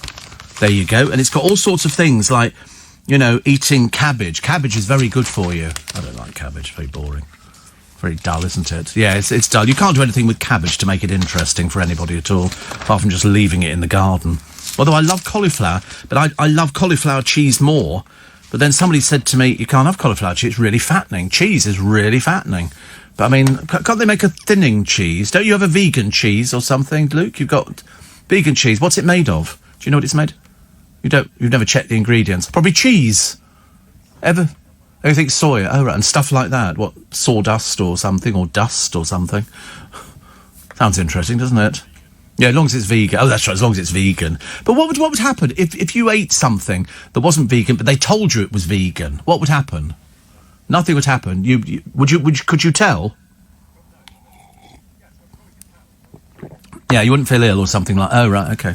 It's curious. I just wondered if somebody would say to you, because on some of these things, at one of these farmers' markets in America, where they were finding out, just how many of them were telling lies when they said they grew this stuff, and this bloke had a big sign up saying pest-free tomatoes. So they went back to the source where he bought them from, and they said, are they pest-free? And they went, no. They said, we've never sold them as pest-free. He just had a sign made up pest-free because he was a crook. He was fooling. I mean, to be honest with you, it doesn't actually make any difference, but you do start looking around thinking, is that truthful or is that not truthful? Because some of it, I mean, I don't know anybody who makes bread. Or tell a lie, apart from the lady who looks after my bank accounts. Lavender prevents bugs from flying about as they don't like the smell, says Faye. There you go, lavender. I don't mind it going up to somebody's front door. If you've got a long path and there's lavender, that could look quite nice, couldn't it? I think, but I wouldn't. I've never grown it. No, why would I? Yeah, but I mean, no. You put it in gardens. I don't have a garden. I've only got a roof terrace. So I don't think I'd be... I mean, I know it's very... I mean, I like honeysuckle. That's quite nice. And a nice sort of scented honeysuckle. That's especially on a warm evening, which we don't appear to be having. Apparently, here's another use for your lavender oil. Rub tiny amounts of it at the top of the door frame and open the window frames to deter flies. Really? Oh, wow. Lord above. I had no idea. And I love the idea that somebody thinks that I would go and pinch milk off people's doorsteps. Definitely not. No, meant to say open garden door frames, says Elaine. And then Paul says you get paid more for working on a bank holiday. Why? It's just another day. Just another day. It's, nowadays it's gone are the days of, are you working Christmas? Do you get time off for that? And think, no, it's just a normal day now. There's always somebody who wants to work. Always somebody who enjoys, the working on the bank holidays. It doesn't matter to me that it's empty outside here. Just means we get home a little bit quicker than usual, which is nice. I'm just checking my star signs to find out. This is for Pisces. What were you? Are you? Yeah. Cancer. Okay. Let's do Cancer first then. Let's do Cancer. A positive outlook and a desire to do your best at whatever you take on will attract good karma. Well, that could be anything, couldn't it? That could be anything. There's nothing mystical about your good fortune. You just want to make the most of opportunities. What does that mean? Goodness. That's very cryptic. A grant, scholarship or job offer will be received. That's what it says. What are you, Luke? Taurus. Taurus the bull. Okay, for you... encouraging a child or younger colleague to develop their skills will bring you satisfaction. If they're weak in an area you happen to be good at, you'll do a lot to help boost their condition. Being a mentor suits you. I don't think so. And for me, good-looking Pisces, it says here, do your best to avoid getting caught up in a colleague or neighbour's problems. Be wary if anybody approaches you for advice. They'll want you to show them how... Oh, right. How? Doing all the work for them will only encourage their laziness. Don't ask me. All right? Don't ask me anything. I'm not going to answer the question. Yeah, come and do the... No. But you could train somebody up to do the desk. I don't want to be trained up to do it. No, I don't. Seriously, I don't want... Listen, I've got more than enough things going round in my head without having to worry about how to push buttons. Because I've got a little desk in here, but I don't think it does anything, does it? It's not the toilet. I've got the one with lights on. This is the one with sort of 2 U2 batteries in the side of it. It's very nice. And I could... It was actually used for phone-ins, wasn't it? So I've got a little mixer. I don't know what it does. Seriously, there's no point. I'm not supposed to know. Cottage cheese is low in fat, Steve, says Jackie. I've never liked cottage cheese. Isn't that funny? Out of all the different cheeses they used to say, they show you, I think, oh, it looks vile. It looks... No, you don't put cottage cheese on cottage pie. No. Never mind, just on second thoughts, maybe you're not the right choice to be a mentor to anybody at all. There's been so many disasters over the weeks. Corrie's Bev, this is Beverly Callard, her battle to walk and get back to the street for one last hurrah. She's been with us a few times, actually, Bev. She's good fun. She really is. But she suffered from very, very, very bad depression. Very bad. In fact, she said sometimes I'd stand behind the bar at the Rover's return, she said, and I just burst into tears. She said, and I had no idea why I burst into tears. I said, I'm like that when I come in here. I said, look at these two laughing boys. You know, Smile more, be happy. Here's some people on a beach. The last of summer, they say. This is in Lyme Regis. Do you know, there is something nice about beaches, but, I mean, not in this weather. Far too cold. We have got a picture of us being rain-lashed on a beach years ago. Me, my mum, my Auntie Ivy, and her children as well. And but we didn't seem to care. So presumably a lot of people will be thinking, you know, where should we go today? You want to go somewhere. We used to like it when it rained if we were on the beach, because that meant we could go to the amusement arcades and spend our sixpence or something like that. We were going to spend that much. Steve, if you're looking for low-fat cheese, try protein cheese. Have you heard of that? Protein cheese? No, you can't eat cheese. It's higher in protein, obviously, as opposed to fat, hence the name, due to the way it's made. It's divine, melted in a freshly toasted panini in your panini press. Oh, right. Hope you're having a good day. Well, I'm here. Always have a good time when I'm here. So, yeah, I don't think he can eat that, because protein cheese, it sounds like it's cheese. And he can't, he can only have the substitute. He can have sausages, but they've got to be sausage substitutes, so they don't contain meat. And they've got protein cheese here. It's not very expensive, is it? 200 grams of it, £2.50. Get it in Tesco's, get it just about everywhere. Oh, it's gone up in Tesco. Eat lean cheese. Because I've noticed more and more supermarkets that I go into have got little areas set aside for people like Luke, so that he can go in there and not feel intimidated, you know, by all these things which he can't have, of which there is a huge thing. So it's half the calories of cheddar, made with British cow's milk. Right, so it's grate melted, they say. Grating, snacking and melting, lactose-free, and it's high in protein, fuller or longer, suitable for vegetarians, and it's 90% less fat than cheddar, 40% more protein than cheddar. Low fat, high in protein. Wow. Sounds good, doesn't it? You must get some of that in. Sounds delicious. Not for me, of course. It's always nice because there are other vegetarians, and sometimes it's like a support group. You can help people. You know, Luke sort of, you know, oh, Steve, I don't know what to eat today. And I go, well, why don't you have another creme brulee, Luke, and enjoy that? Or, you know, put some clotted cream on some strawberries or rum. You don't eat those either, do you, really? I think you must go home and absolutely gorge yourself with all this bad food. I reckon you've got a cupboard full of peanut butter, Marmite, marmalade, everything, chocolate, sausages. I've just got a feeling that you've got all this stuff in there. Mark, my former producer, he says, I used to be vegan, as you well know. Then I really fancied a nice rare juicy steak, and that was the end of that. So weak. Well, I mean, actually, Mark, he's fairly good for his veganism, but it's just that he likes creme brulee and yogurts. You do yogurts, don't you, as well? Vegan yogurts. No, there was something else that you were eating, and I remember thinking, I don't think you can have that either. Jaffa cakes. He ate a whole box of Jaffa cakes. A whole box of Jaffa cakes. And then sat there with a big smile on his face. Honestly, the insult. I can't help not tell. If somebody ever says to me, don't tell anybody, the first thing I do is tell everybody. I can't help it. If ever they've got a secret, somebody say, I'm going to tell you something, you mustn't tell anybody. I say, please don't tell me. Please don't tell me, because there will come that moment where I've maybe had sort of one glass too many of Prosecco, and I just tell people. And then somebody will go, really? And you go, oops, shouldn't have said anything at all. I feel a bit guilty, actually. It's supposed to be the broadcaster's prayer. Oh, Lord, help me to keep my big mouth shut until I know what I'm talking about. It's vegan friendly. But I mean, how the creme brulees came into it. I suppose after a while you've got to do something to just sort of vary it a little bit, and it's not going to kill you. I mean, you're being fairly good. There's no hard and fast rule. You're not going to be drummed out of the brownies, are you? They're not going to kick you out because you've sort of moved a little bit away from veganism just for a brief. It's only once every few days. Seriously, it's hardly worth bothering about, isn't it? It's not worth sending round the vegan police or anything like that, you know, and then they take your membership card away and go, well, you're just not a good vegan, are you? And they'll be sort of tapping and waving their fingers at him. It's not like that. It's entirely up to the individual whether they want to go vegan or they don't want to go vegan. Steve, what's your favourite diabetic-friendly meal? Well, there isn't one. I'm not excluded from anything. I can have whatever I want as long as I'm having it in moderation. There'll be certain things that I wouldn't have, but as for things I can have just about anything.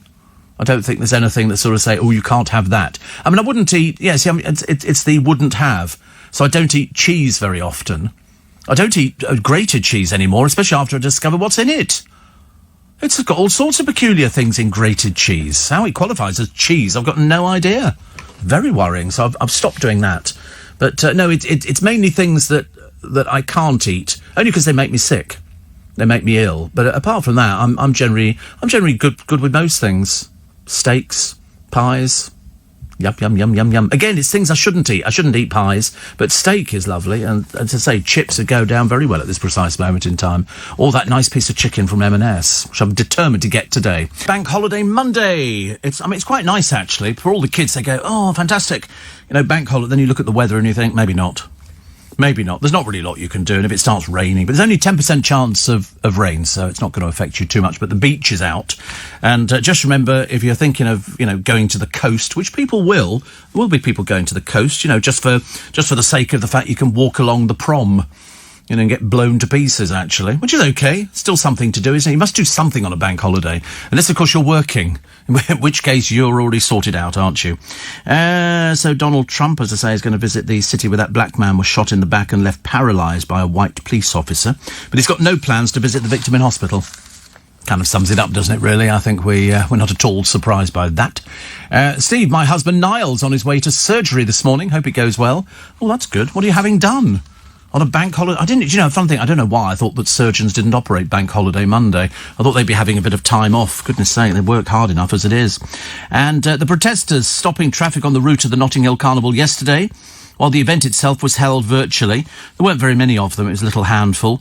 They staged a die-in on the road blocking traffic in West London before heading to Hyde Park.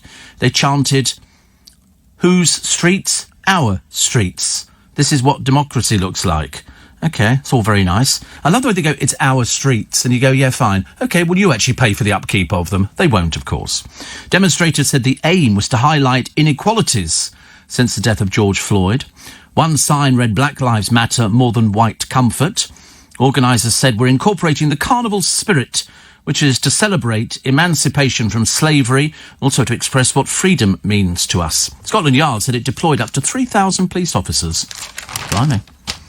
There you go. EastEnders actress Lorraine Stanley says shooting her first screen kiss since lockdown made her feel like a 12-year-old.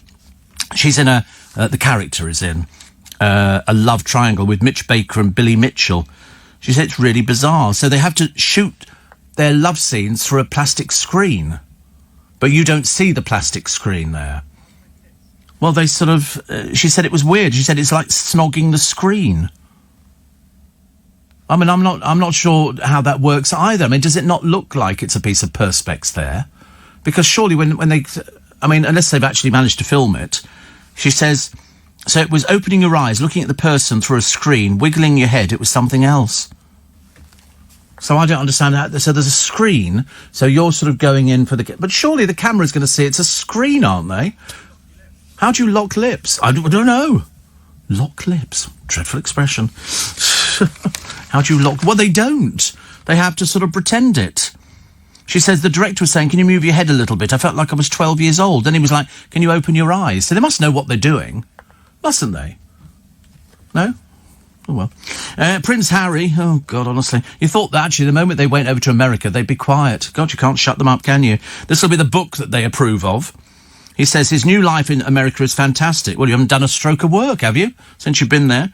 He's revealed plans to visit Britain, saying he would have been back already if COVID... Oh, dear, why? I don't think we want you back, thank you very much indeed.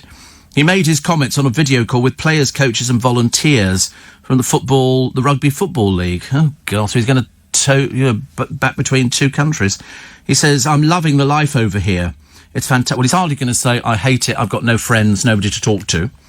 He hopes to return home for the Rugby League World Cup. He said, I've been back already if it wasn't for COVID. And he says, Harry's speaking from his £10 million home. He's lost £4 million already. One of the other papers has it down at £14 million, which of course we know it wasn't. It was only £10 million. But he says it's impossible to get hold of rugby balls in America. Oh dear, have you not got any power anymore? Could you not just sort of get one of your servants or something to go and pick up a rugby ball? Of course you get rugby balls in America. Alan Titchmarsh taking on the BBC's hard-hitting Sunday politics show with a gentle ramble through nature. It'll be brilliant. Love Your Weekend, it's called, which goes head-to-head with the Andrew Marr show. He said it's an obvious gap on a weekend morning when it's either politics or cooking, and you might want either at the weekend, good as they are. So, one feature of the series, set to rival Countryfile, is a Tree of the Week slot. The first one will see Leslie Joseph hailing the beach as Britain's sexiest tree. Well, that's good. So it starts September the 6th on ITV at 9:25. It's got gardening tips as well. Oh, good. Because he's very comfy with things like that. It'll be a nice, comfy show. And Andrew Marr. I mean, you know, if you like politics, you're going to watch Andrew Marr. If you don't, and you're a big fan of Alan Titchmarsh, then you're going to watch Alan Titchmarsh. I think you also could have put Paul O'Grady on that slot as well. Steve, no rest for the wicked. Fueled up on coffee, McMuffin and hash browns, are going to a pub in Covent Garden to collect some empty kegs. Says Monica, my favourite Jewish multitasker. That's her description. Steve, my daughter, says Catherine is a vegan. I can't understand any of it. They mostly look unhealthy to me. I'm sure the vegan diet is not healthy. I feel they have to have a lot of additives. Vegetarians, however, seem to be much healthier, says Catherine in Brentwood. Well, they do have to take supplements. They have to take supplements to, you know, for the things that they might be missing out on. I mean, in his case, it's creme brulee, but I mean, you know, for other people, it would be something a bit more. Yeah, they do have supplements that go along with it. But it's a choice, isn't it? But he's never eaten meat. Well, that's what he told me. He said he's never eaten meat. Never had a bacon sarnie. Wow. Never had sausage, egg and chips. No. Which out of that couldn't you have? The sausage, egg and chips. The sausage and the egg just leaves you with chips. Oh, that's right. And the chips if they're cooked in goose fat. God, blimey. Christmas must be a humdinger at your place. Yes, I'll have a water. It is. It's quite complicated. So you've obviously got to sort of, you know, go into it, haven't you? You've got to believe in it. If you don't believe in it, it's not going to make any difference at all. But no, it's good for you. He's still fasting. We don't know how long he fasts for. I mean, it's been about 3 weeks in it this time. I mean, when are you going to go back to not fasting? Right. You just don't eat at this time. Is this forever now? You're going to be on permanent. Right. Oh, right. The weekends he doesn't fast. Very complicated, isn't it? Does your girlfriend, is she vegan as well? Oh, right, that's useful, isn't it? I mean, nothing worse than sitting opposite somebody with a whole plate of chips cooked in goose fat with 2 sausages and a steak. Oh, blimey. But, no, I agree with Catherine. I mean, I can't understand it, but then it doesn't matter, because most people wouldn't understand my sort of dietary requirements. Not that I've got any, but you just sort of feel, you know, that you could, you know, not every people. I mean, I haven't been out for a curry in God knows how long, and I used to love a curry. Love a curry. Chinese food, I haven't had Chinese food for it, and I used to love their crispy beef. I love crispy duck. In fact, it's got the word crispy in front of it. I go for it big time. But crispy beef was lovely. Pancake rolls, because they've all got to be fried. And I'm trying to sort of stay away from fried food. I don't think it makes any difference whether I eat fried food or whether I don't. But, I don't think I put on any weight. Somebody said to me the other day, they said, you've lost weight. I nearly hit them, because I know damn well I've not lost weight. You know, you have fat days and thin days. Well, you know, fat days and thin days. And you're obviously having a fat day today. Yeah, you can't do anything about it. It's like water retention. Whereas I've got a puddle, you've got a lake. You know, it's as simple as that. That's how it works. Steve. Oh, somebody else talking about what can you not eat? Oh, loads of things. Loads of things I can't eat. I mean, not really supposed to have fried food. Don't really do that much fruit. I'm quite good at things like that. But I remember, I told you when I was diagnosed, it was coming up to Christmas, I said, I had this horrible vision that there'd be no Christmas dinner for me. And that's the time of year I do pig out. I have the turkey, I have all the trimmings, I have the crispy roast potatoes, I have everything, and I have it twice, if not 3 times. If Joe Allen's hurries up and opens up. And somebody said, oh, you can eat that. In fact, the doctor said, you can eat that. Of course you can. It's in moderation. You know, obviously don't have loads of Christmas cake with icing on it and stuff like that. That's because that's just sugar. So as long as you sort of watch things like that. So, of course, I really indulge with the Christmas lunch. You know, if ever they go, anybody for any seconds, mine is the first hand up at the table. Seconds for me, please. Yes. I love it. Absolutely love it. So Marty Wilde we did, and a pet owner is thrilled that her pug has been named the UK's cutest dog. Debbie Bannister entered all of her 4 pooches in a contest celebrating International Dog Day, and Cuddly Dudley won. That's nice, isn't it? Cuddly Dudley. Triathlete brothers Alistair and Johnny Brownlee are supporting struggling cafes by offering to ride with the winners of a tea drinking challenge. Oh, good for them. And a picture of Ozzy Osbourne. Looking happy. Picture with Sharon, son Jack, girlfriend Arie Gearhart, and Jack's children, Andy, Pearl and Minnie. They've got 3 children. Ozzy has vowed never to retire. Oh, what a shame. What a shame. He's still finding time to enjoy family. He's 71, and I think Sharon is about 67. Always liked Sharon. Always liked Sharon. And President Amanda Holden making a splash on Saturday when she posed on the side of a hot tub.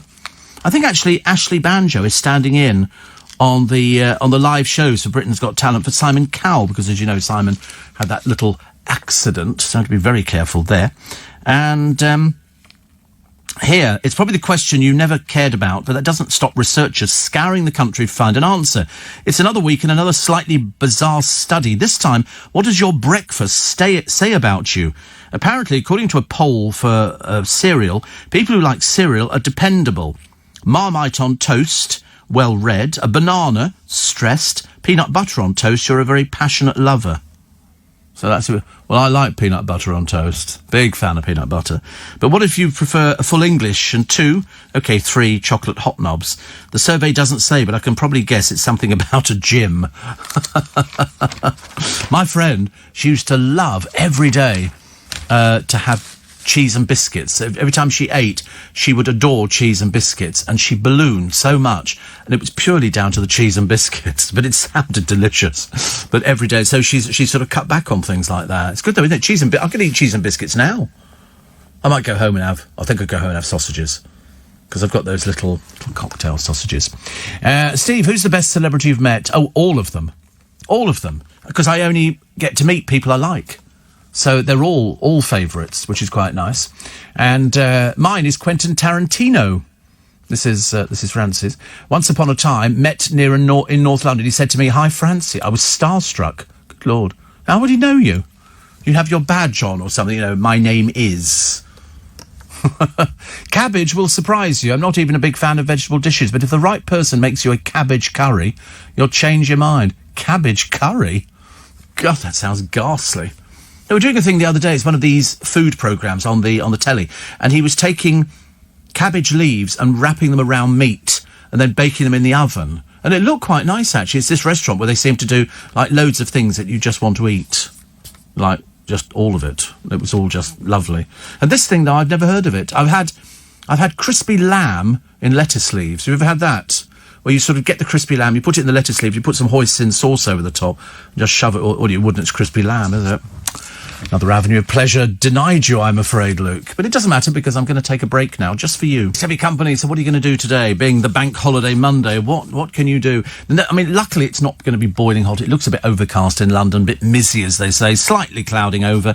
10% chance of rain, so that's not too bad. That's the only reason we didn't do any travel for you this morning, mainly because there isn't any travel at this time of the morning, although I'm expecting it. I'm expecting it very shortly. So I've got the doctors tomorrow, so I've done my blood pressure, I've done my blood sugars, and I should probably do those again a little bit later on today as well. And the hundreds of migrants, you know, the ones on that ship funded by Banksy, have been now transferred to safety on another ship. You can't have spent very much money on this boat. I bet the person there, unless it had too many people on it, I think there's about 200 people. I don't think these boats are meant to handle 200 people at all. Lots of people talking about, oh, isn't it great? Diet for your decade. So in other words, if you're 50, 60, 70, etc., are you going to be dieting? I should imagine most people. My mother did. Not diet, but she sort of started eating very healthily. She started doing, a lot of nuts and stuff like that, which was good for her. She would always do a muesli for breakfast and add some fruit, like a banana or something. Yeah, people like doing, It's. I think your body sort of changes. Mine certainly is. Goodness sake, honestly. It's changing almost on a daily basis. You sort of look at things, you think, I don't remember seeing that before. I don't remember seeing that before. Oh, what the dickens is that? Because you have to look at your hands, don't you, to see how old you are. Your hands give away. Your hands and your neck, apparently, give away how old you are. That's the kind of thing. Don't worry, you're safe. You're safe. At the moment, don't stand up or move quickly. That could be a bit of a challenge, I think. So the best diet for your age is inside the Mirror today. The Express, Corrie's Bev, botched up, forced me off screen. She's also on the front of the Mirror today. And, in fact, it's exactly the same picture. Exactly the same picture. Plus, Rita Ora, she was doing a gig, and so it's another picture, whatever. Also, uproar over tax paid on pensions. Slashing pension tax relief to help cover the cost of the COVID crisis will badly damage the government, campaigners say. Which is not good. Daily Mail. Oh, don't forget, it's also the last, want to go out for a meal today, half price. Check the place you're going to is offering the deal. Not everybody's offering it. There's quite a number of places we've heard of where people have gone in there and then expected to be half price on the bill, and it turns out not to be. So do check. I don't want you to be sort of disappointed.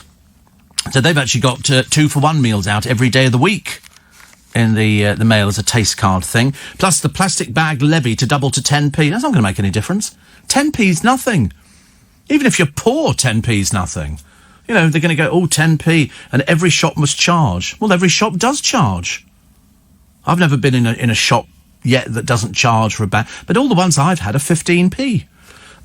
Yeah, I've never seen anything online as to, how much Waitrose, give to charity through the bags. How do they do that? How does that work out? I've got no idea. So I'd like to, Marks and Spencer, I'd like to find that out as well. The polar plunge is what we've had, worse for 50 years. It's left Brits shivering in the coldest August bank holiday for decades, although revellers still brave temperatures lower than last Christmas to keep on partying. And they've got pictures of people out partying. I mean, people out partying wearing basically sort of outfits that are sort of barely there. There's 2 people in Big Market in Newcastle. I mean, to be honest with you, it's a bit tacky. It's a bit tacky. But whether we get more of it, Hurricane Laura remnants heading for Britain. Just what we need, isn't it? Can't wait. And also bank holiday, revellers spilling out onto the streets in Sheffield, Leeds and Newcastle, despite nightclubs being closed.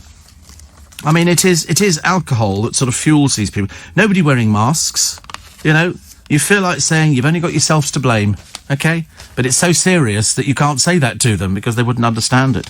Brighton named Britain's top seagull attack hotspot. The list is of 20 places, including Aberdeen at 20, Lake Windermere at 18. Lake Windermere, would have thought seagulls would be attacking you in Lake Windermere. Skegness, Hastings, Bridlington, London. Seagull attacks in London. I've been attacked by a seagull. But, I mean, their beaks are quite... No, I've never been attacked by a seagull. I've never sat there eating food, so it doesn't make any difference. And I can't imagine seagulls going for your creme brulee. I mean, not very exciting, is it? They sort of get their beak out, like that. St Ives, Woolacombe. I've heard of Woolacombe, but I don't know why. Cornwall towns, Whitby, Blackpool and Brighton. Wow. Well, what they're going to do is I'm a Celebrity's castle bosses are going to recruit a winged army to see off things round there. Because this blooming castle that they've booked, this sort of dump of a place, but it's huge.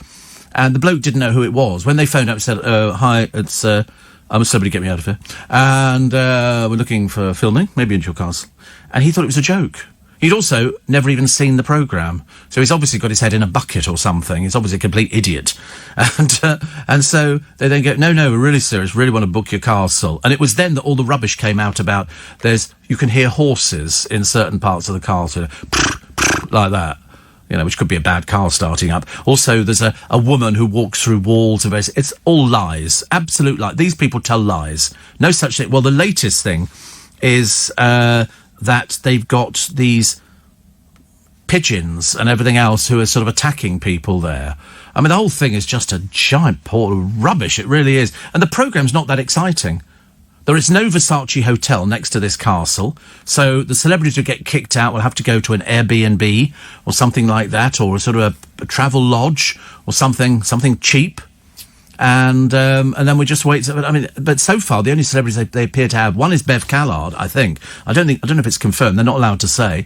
And the other's Vernon Kay, who they've apparently promised $250,000 to. But there again, they don't have to stay there very long. But it's colder. It's Welsh Wales. It's cold. It's miserable. It's damp. There is no, the heat here, is it? Because there won't be any blooming heat. They'll all have to dress up with jumpers. How are they going to cope with sort of doing the Bush Tucker trials and also the showers, which are outdoors? You're going to have to stand there in your Speedos in a shower outside thinking, Nick Fry? No, he wouldn't do that. No, he'd be very good on Strictly. Very good on Strictly. Very good.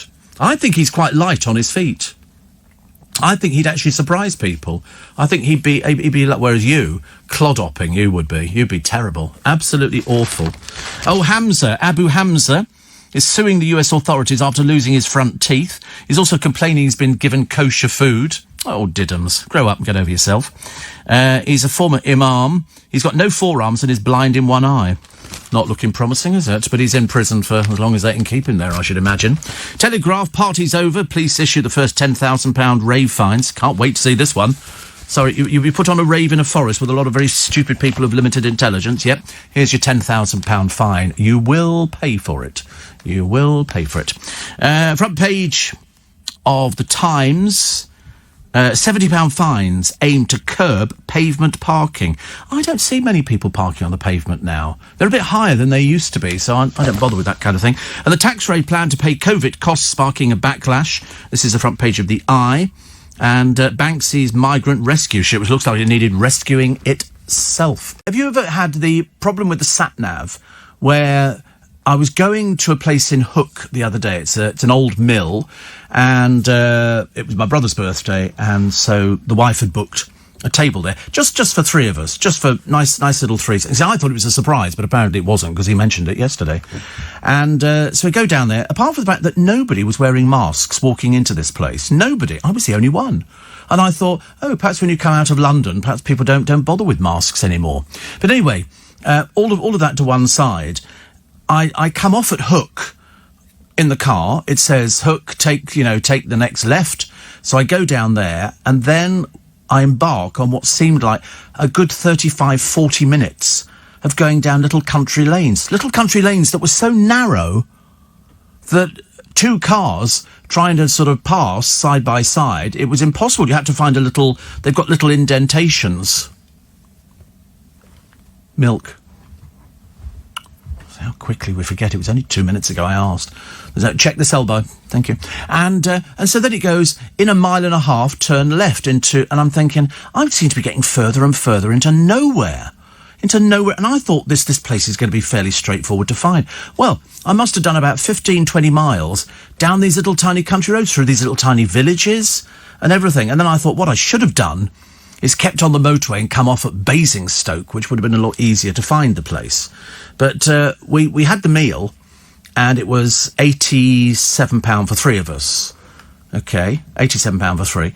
But then we got 30 quid off for the half-price meal deal. So it's up to £10 per person. So I paid £53. Cheap for three of us. You should have gone there. You should have gone there. Beef bourguignon. I had battered cod in beer batter and chips, chunky chips, and onion rings on the side. My brother had, Marion had beef bourguignon. My brother had something which came with mashed potato, and it was some sort of, I can't remember what that was, but it was very nice, he said. And then I had two desserts. I had apple and blackberry crumble with custard, and I had a creme brulee, apricot creme brulee. My brother had... Not that. He had the creme brulee. We all had creme brulees because they were very nice, actually. And I thought for 53 quid... And I'd never taken advantage of it before. And it's only because when we got the bill, my brother said, have they taken the £30 off? And I went, no. And so when she came, we said, it hasn't been taken. She said, oh, sorry about that. I'll do that immediately. It's very obliging, very helpful. And thank... Oh, Lord, what are you doing? God, have you seen this, bringing in the milk? He's doing it like sort of like this. Like, you know, like whole sort of top and bottom. It's a milk carton. Mind you, it's nicely cold, very nicely chilled. Sell by date, 3rd of September, 1853. I took some milk out of the fridge the other day, and I went to pour it in my cup of tea, and it was frozen solid. It was absolutely frozen. It was like a block of ice in there, so I was a little bit disappointed. But nevertheless, so that was yesterday, and then we went to a place down the road from this mill, and it said it was a water park. And my brother's thinking of getting a water fountain. But it was such a dreadful place, this. I mean, none of the plants looked loved, or the water features. They were all gunged up. You know, they were working, but I said to him, if you're going to get a water feature, I said, what you've got to do is make sure that you... Because I promise you, within a short space of time, with the combination of having sunlight and water moving, it produces algae. And so you will spend a fortune on tablets, powders, this, that, all the rest of it. You can pour it in quite safely because it's not harmful. It's not harmful to fish or dogs or cats or anything like that. I'm hoping it's going to be harmful to pigeons, but you can't have everything. And so we looked at this thing, but all their fountains looked a bit manky. And so he said, do you want to look round the main thing? I said, not really, no. Couldn't wait to get home, actually. Open it. Because I didn't have anything to drink during lunch. I just had... a fizzy water, which when you've got loads of ice, you know, sometimes you go into a place and you say, I'll have a fizzy water, oh, can I have some ice as well? And they put you 2 ice cubes in a cup, and you think, well, that's not enough, I want it filled up to the top. So we did get that, actually, which was very good. I quite like that as well. The NHS launched their new weapon on diabetes today. It's apparently soup and milkshakes, which sounds ideal. Or they might set targets for people. So I'll check later on today, and I shall let you know as well. Also, forced to end the river trips, the horse-drawn boats. And there's one lady been doing it for 50 years, and now the snowflakes have gone, oh, it's terribly bad for the horses. Well, who do you think pulled all the coal boats in all the mining towns and all the canals and everything else? Horses. Horses. Who do you think went to war? Horses. Horses did that. And in fact, horses pulling boats is very easy, because once you've got the boat going, it's fine. It just glides along by itself. You only got to have somebody on board to steer it. So she's very disappointed, as I can imagine. I would be at the same time. Coldest bank holiday since 1983. Coldest bank holiday. And there's more on the way, I'm afraid. It's not so good. Plus, plants, according to a study in some university, can count and make decisions. Have you heard of such a thing? Plants can count. Also, a granddad, 81. He's passed his GCSEs 60 years after he left school. So he's people are always very pleased when they do that. It used to be the Open University, didn't it? How to Cook Sugar with Paul McKenna. And a primary school teacher has been fired for being an escort. She described herself as a filthy MILF. Is it MILF? It's up there. And she was a primary school teacher, so the school went, I'm sorry, we've had to take action, so they fired her.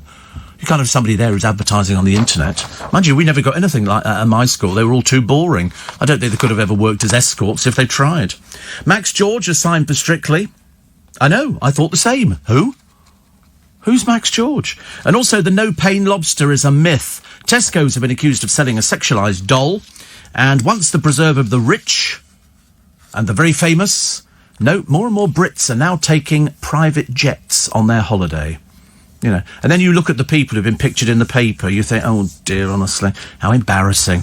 We took a private jet. And then my other favourite YouTube video of a black man who goes to an airport, and he is of the fuller figure, shall we say. He's a hefty hideaway boy, but he's very successful. Anyway, he books himself a first-class ticket on the aeroplane, And because he wants a bit of extra room, and it's a bit of a treat for him. He's had a nice week. He's had a very good week.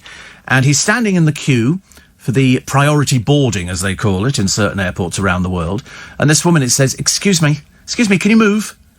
And he said, no, I'm queuing. She said, I think you'll find you're in the wrong queue. And he said, oh, right. And so he didn't do anything, actually. He didn't do anything. He just carried on standing there. And this woman's trying to get past him. She's to the point of shoving him. And she's saying, you're in the wrong queue. This is the queue for first-class people. This is priority boarding. If you go to the other queue over there, they'll make sure they seat you. But we have priority booking. And he looked at her, and apparently he was sort of kind of thinking, where do we go with this? There was no answer to it. So he took out his ticket and showed her. He had a first-class ticket. She still wasn't having it. She said, no, you're in the wrong queue. This is the queue for priority boarders. She said, and then she said to her friend in a very loud voice, he's obviously military. Inferring that the military have paid for him to have a first-class flight, which, of course, the military don't pay for first-class flights. Eventually, he sort of got on, having embarrassed her in front of a group of about 50 people waiting to board, that she was, in fact, an out-and-out racist. And it was one of the best things to see, because he said, he far from feeling good about it, this thing had then gone viral on the internet. And it was a bit of a shame, really, because he said, I didn't get any satisfaction out of it at all. He said, I humiliated her and embarrassed her and put her straight. But she was one of those sort of, life's losers. She thought that, she'd paid for her flight and I hadn't paid for mine. He said, whereas I had paid for my flight because I'm a very successful African man. And I thought, I wish I'd been there. I could have had a field day with something like that. That would have been absolutely marvellous. I've never had that before, actually.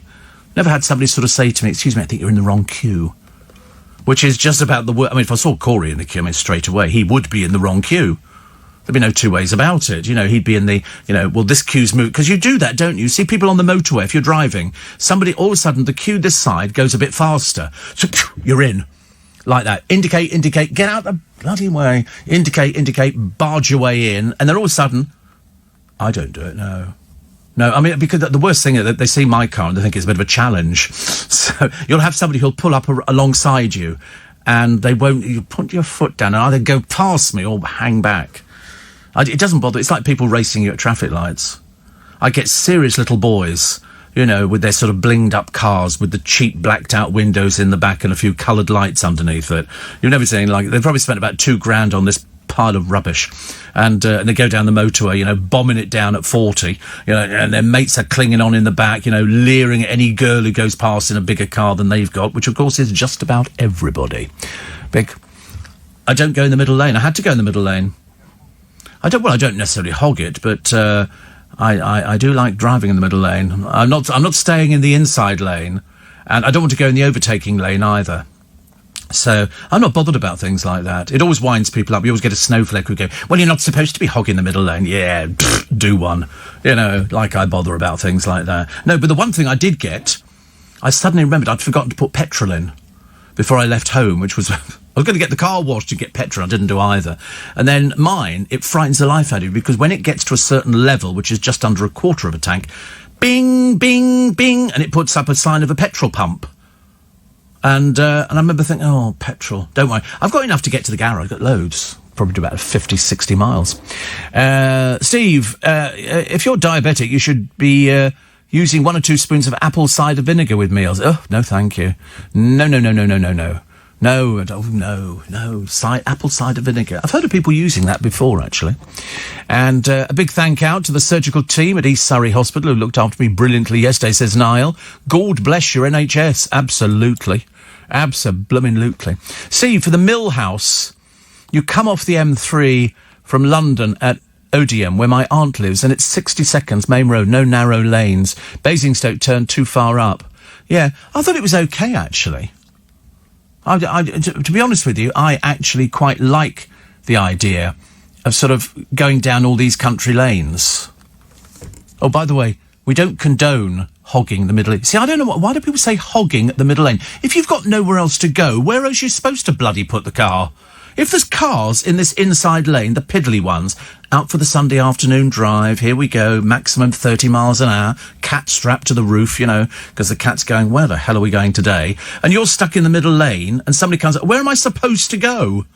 Answer, there is nowhere to go. I don't want to exceed the speed limit. That would be breaking the law.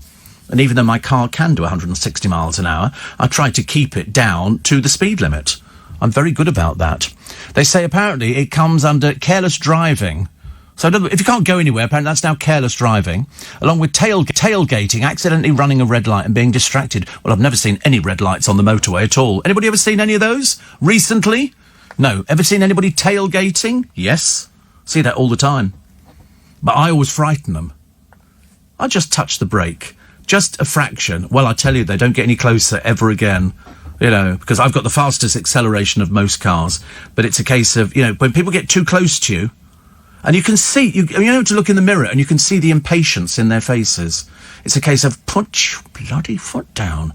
And I'm going, no, I'm going to make you wait. So they get quite close, and then I just lightly touch the brake. So I've not actually braked, but it's enough to activate the lights. And luckily, all my brake lights, there's one that runs the whole width of the rear view window.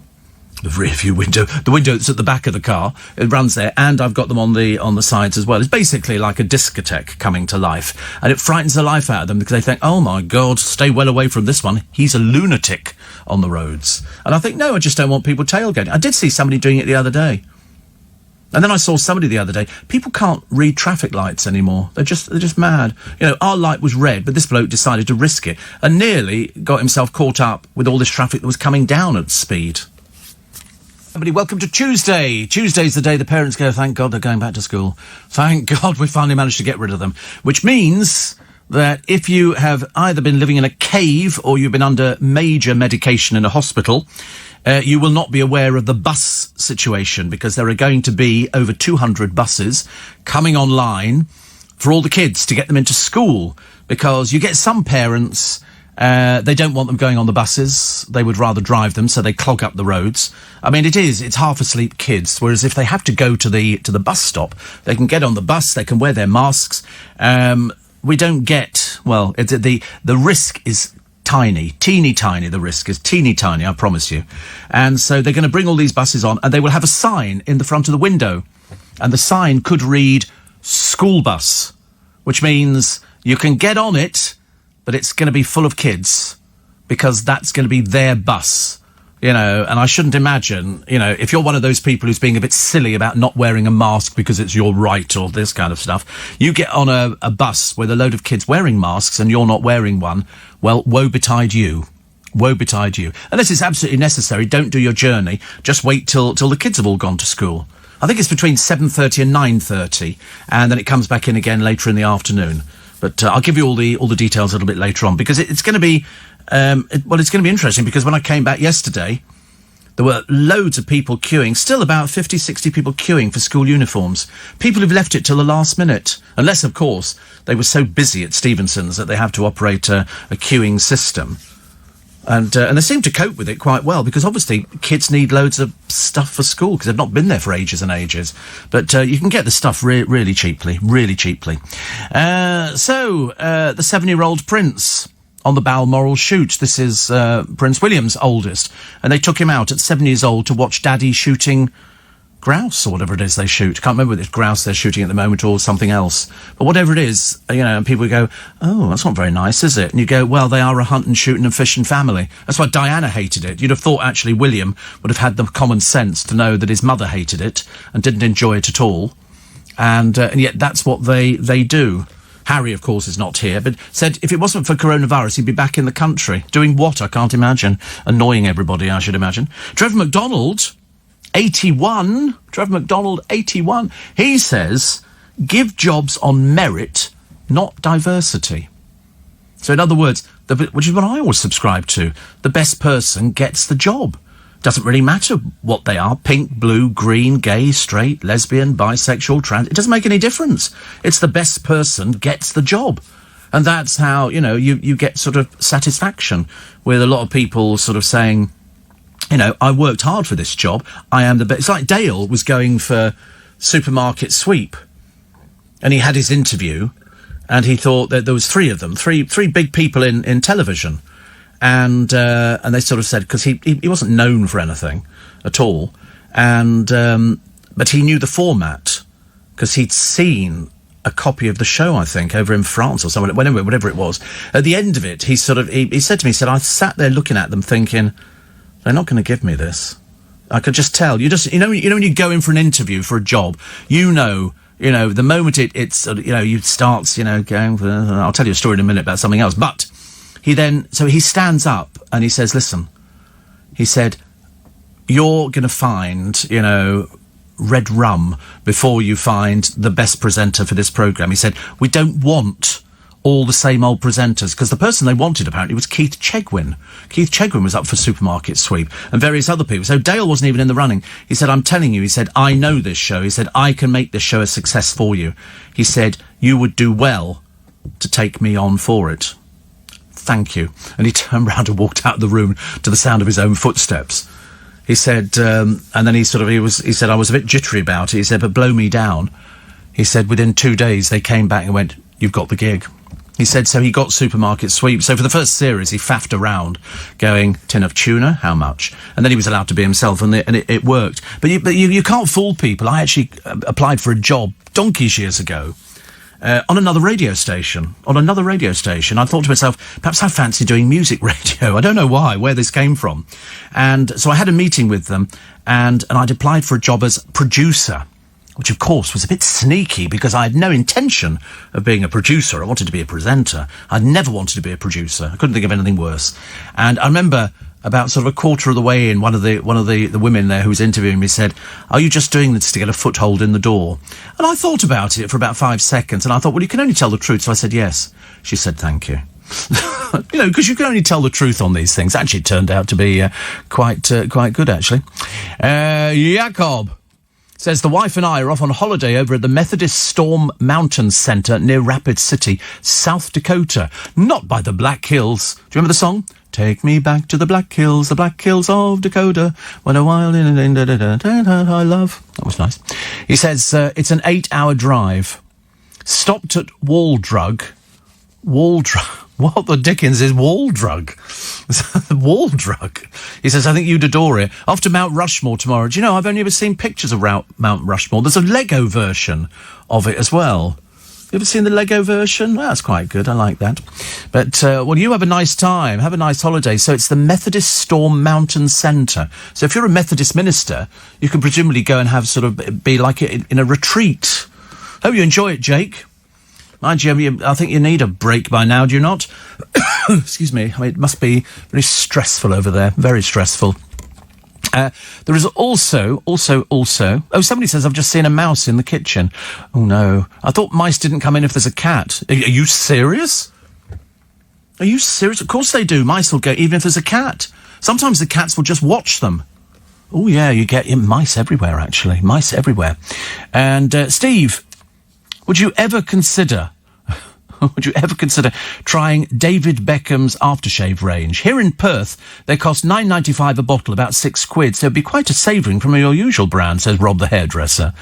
No, I couldn't, anything that's got, in inverted commas, celebrity name on it. You know it's a load of old codswallop, don't you? They just get paid a fee. They'll go, because they're hoping to shift lots of it. I mean, if I ever saw an aftershave priced at, $6 or $9, I wouldn't touch it with a barge pole. Seriously, I'd be better off adding, sort of strange smells to just ordinary tap water. So I would never do anything like that. We have these sort of shops, actually, as well, over here, which sort of sell cheap perfume. I think you'll find, actually, cheap aftershaves. I think Peter Andre had one. And I think it was called Insania or something like that. And unfortunately, I had a picture of him on the bottle. Well, what bloke in their right mind is going to have a picture of Peter Andre on a bottle of aftershave sitting in front of you on the dressing table? Nobody. Whatever happened to Peter Andre? Where did he go to? He's disappeared. I mean, I don't know what he's doing. He must have something lined up, surely. I mean, it's 2020. There must be something, which is sort of out there. Portugal could be on the quarantine list very soon, and it pays to be nice at work. So there you go. So that's why. Apparently, if you're nice at work, Shogar, sorry, Sandra, thank you. The horse, you'll find Shogar quicker than you'll find the presenter for this programme. So it pays to be nice at work. I'm nice. I'm always nice at work. What else can you be but nice at work? So I mean, I'm longing for the day when you can sort of send them out to go and get you a cup of tea. Because for 6 months I've done this by myself. I've actually managed to walk to the kitchen, bit of an effort, as you can imagine, and I managed to make my cup of tea very well. I couldn't get the milk because I didn't have enough time on the news, but I'm a very nice person at work. Even Andy Ivey was saying to me about where are all the goodies. I said, well, they are no more, the goodies. So, of course, I'm saving a small fortune. I mean, you can't imagine. I'm booking a private jet to go to Las Vegas, I've decided. No, I wouldn't. Even if we were talking about money the other day, there's all these different couples in the paper, and on what they would do. There's a woman. She won 2.7 million on the lottery, which is a nice amount. I mean, for you boys, you could buy a house or a flat, and you could change the car and then invest the money, and then you've got it as a fallback in case anything goes wrong later in life. So that would be ideal. She won 2.7 million. She works at M&S. She still works at M&S. And she's very happy. Why would you want to leave there? She's got the money, she's got the income, she's got her friends there. I think it's quite nice, actually, very sweet. I like happy tales, very happy tales. Adele, they were talking about with Darren, this photo of herself with an African hairstyle, and one person has called her up on it. But people like Naomi Campbell and David Lammy and loads of other prominent black people have said, there's no problem, Adele, dear. There's no problem at all. This doesn't upset anybody. So basically, do one. Thank you very much indeed. Take a short break. Steve, Peter Andre has a reality show streaming on the Sun website. It's every bit as tragic as it sounds. Is that still running? I mean, I remember seeing it when they started, and I thought, oh dear, he can't get arrested now, can he? It's going to be embarrassing. I hope he doesn't have to downsize the house. Dreadful. So, yeah, I remember hearing about that. I remember hearing about this sort of reality show, but I mean, who cares? I mean, I'm not remotely interested in Peter Andre and his dreary family. I wasn't interested in the Mummy Diaries either. See, if you're going on a night out and you can only have a bottle of David Beckham's aftershave and a bottle of Blue Stratos, which one are you going for? I'd go for neither of them. I'd rather not go out. I'll stay in, thank you very much indeed. Why do you want to put David Beckham's after? How embarrassing. You go down the road and somebody goes, what's that? It's like cat's wee. And you go, no. So because they're selling it for £6, and that's including the packaging. Work on the assumption it probably costs about £2 to make. In other words, it's not really worth it. If you're going to have an aftershave, believe you me, there is a difference between a nice aftershave and a very bland aftershave. So that's it. And here we go. £6.20, 100 mils of Blue Stratos aftershave. Top notes.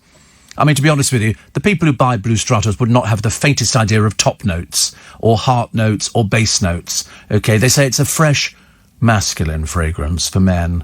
And it's got citrus and lavender. And the heart notes are basil and anise. Base notes, oak moss, sandalwood, cedarwood, musk and vanilla. Sounds ghastly. Absolutely got. The only decent thing there's vanilla. In which case you might as well buy sort of toilet cleanser. You get roughly the same effect, don't you? Or sort of room fresheners. Why can't you use one of those? A room air freshener. That makes perfect sense. But no, I mean, I grew up using Eau Sauvage, and I didn't try any of the old established High Karate because it had Valerie Leon on it, and I didn't sort of bother with any of the other after. I did buy Brute when it came out because I worked in a department store and they sold it and I thought this is obviously the trendy stuff to get, but I mean, it was horrible. And they still sell it. You can still buy it. But it's very, very potent. I preferred something a bit more sort of delicate. A little bit. Because apparently I can get out the lift and people can go, I knew you'd been in the lift. You go, really? Because I can't smell it. I put some on before I came into work. I don't know why. I'm out there and then trying to make myself a bit more fragrant, Sit in the radio studio by yourself. I said the other day, I do 3 hours of talking every day and some bright little spark wrote in and went, I think you'll find if you take the adverts and news out in the travel, you're only doing 2 hours. And you think, yeah, whatever. What do you think? I go mute during the adverts. 84850, why'd you say donkey's years? What, the expression, haven't seen that in donkey's years? I don't know. My mum says that, but she's from Antigua. Yeah, well, I passed through Antigua once. Does that not qualify? Donkey's years. Also, of course, I forgot to do it, didn't I? And I mean it. Pinch and a punch for the first day of the month, and no returns, because today, 1st of September, baskets have gone. They have been removed. They were seen, wandering down the road in tears. And I thought, well, at least they've gone now. So now we can concentrate. And the begonias seem to sort of thrive really well without water. So I did water this morning. I was out there, last night about 11:30, 12 o'clock, and just gave everything a quick sort of piddled around. Because the sunflowers have now come out. So they're like 7 feet tall, if not 8, with big heads on them. And that was quite nice, actually. So I've sort of watered them, and then at least I won't have to pick up all the bits and pieces that came off the baskets. I always feel better when it's done. I always have to thank Mr. Vazino, poor soul. How come the restaurant didn't deduct your discount without you asking? It's been going on for a month. Imagine if other people didn't query the discount. Well, it doesn't actually make any difference, does it? Because, they give you the discount, then they claim the money back from the government. And to be honest with you, I mean, I couldn't remember how it worked out, but it was 30 quid off it. Which I thought, to be honest, I thought it was a blooming bargain. I hope they bring it back in again, because I shall take full advantage. Because you could save a fortune. You really could save a fortune. So, Steve, I see you're more an Old Spice than a Blue Stratos. Oh, I like the smell of Old Spice, but it was more for my dad, Richard. As for David Beckham's aftershave, who on earth wants to smell like an ex-footballer? Well, I mean, I often wonder, do you think these people actually have their own stuff? Do you think he's got a garage full of it? It was like, I could never imagine anybody ever buying Jade Goody's perfume or Jordan's or any one of these other people who you go into, and they some of these sort of shops which sell this kind of stuff, and they have celebrity fragrances, and you think, not very nice, is it? It's just something so the poor little dears can make some money. Steve, where's the heat wave we're meant to be getting? Well, you're not now. You're not now. Apparently now the latest thing is you've got a storm coming in. Now, whether it comes in today, I don't know. I think, but it's definitely on the way. Definitely. Also, the virus flight, which I must tell you about, with the COVIDiots. These are the people, apparently they were all sitting on this TUI flight, and they didn't have masks on, and the stewardesses and the stewards didn't do anything about it. So TUI have launched an investigation. Why don't you just ask the crew, were they wearing masks? Were they not wearing masks? Okay, tell the truth. Come on, it's not difficult. Did you see they did a television programme a short while ago where they gave the reporter the truth drug? They gave him this sodium pentothal or whatever it's called, and it basically means you tell the truth. And so they gave him some, and he was a bit vague about, answering about who he was and everything else, and he made up a name, and then they gave him a bit more, and he was singing like a canary. Steve, if you're decorating, you can always use Brute aftershave as a paint stripper. Oh, dear. Martin says, I use Creed. Well, there you go. My late wife, says Jeremy, loved Gucci by Gucci Pour Homme aftershave. £62 for 90ml spray. Lovely scent. Yeah, they really are good, actually. Why has David Beckham gone to America? Not a nation of football lovers, says Ali. No, well, he's going to build a stadium, isn't he? That's what he's going over there for. But, with David Beckham, it's all a bit pie in the sky, isn't it? It's like she apparently runs a shop. Unfortunately, not a very successful shop. Brooklyn, we don't know what he does. Apparently, he's either a budding person who makes cups of coffee for people, a barista, or he takes photographs. So we've seen the photographs, so he must be a barista. Romeo's only 17, was going to be a tennis champion, but then he discovered girlies. And so every time he's pictured with a girlie, that's his new girlfriend. And so got lots of pictures of them gazing into very shortly it'll finish, of course, in tears. She'll sort of storm off because he'll look at somebody else. Because he's got his hair done in the Bam Bam look, which is where you tie all your hair up in a little knot at the top. It's not exactly the butchest thing you've ever seen, but it goes very well with their family, I think. Bob in Bracknell says, I agree, always worth investing in a good quality aftershave. Joe Malone always gets good comments. Yes, but that's Estee Lauder, of course, now. Joe Malone sold that. Joe Loves is Joe Malone's new company, and they've got a very lovely shop just before Sloane Square, because I went round there about a year ago, and the moment they opened, I rushed in there because they get so busy very quickly, and they do exactly the same as they did in her old shops, which is they gift wrap everything. Beautifully done. So if you want to give a present to me for Christmas, look at the boys, we're thinking about that, just make a mental note, Joe Loves. And she's also very nice, and she knows me, so that's all right. And but you won't get a discount, so don't ask. We discussed that the other day, actually, didn't we, on the programme, as to whether... Oh, we haven't got a poem yet. Can't wait to see the poem. Oh, that'll be a good one, won't it? I always have to look at Luke, because all of a sudden Luke goes... Because he's forgotten. You forgot about it, didn't you? Mind you, it only took you 2 minutes to forget about the milk, so I see no reason why you wouldn't forget about the poem. I'm sure it'll be a good one. cracking one today. I bet have you carefully thought about this? You're sifting them through in your mind. I know. It's the same every day, actually. What? You're writing it as we speak. Glynis says, white rabbits and a lovely orange moon outside this morning. What was that? Because there's a lovely moon out there. Can't remember what that song was. Lovely moon outside or something like that. But anyway, so it is, it's pinch and a punch for the first day of the month. White rabbits and all the rest of it. Don't walk under a ladder, it's bad luck. Although, take your life in your hands anywhere nowadays, don't you? But it's nice to have your company. I hope you enjoyed your bank holiday weekend. When the next one is, I've got no idea. Probably heading around Halloween.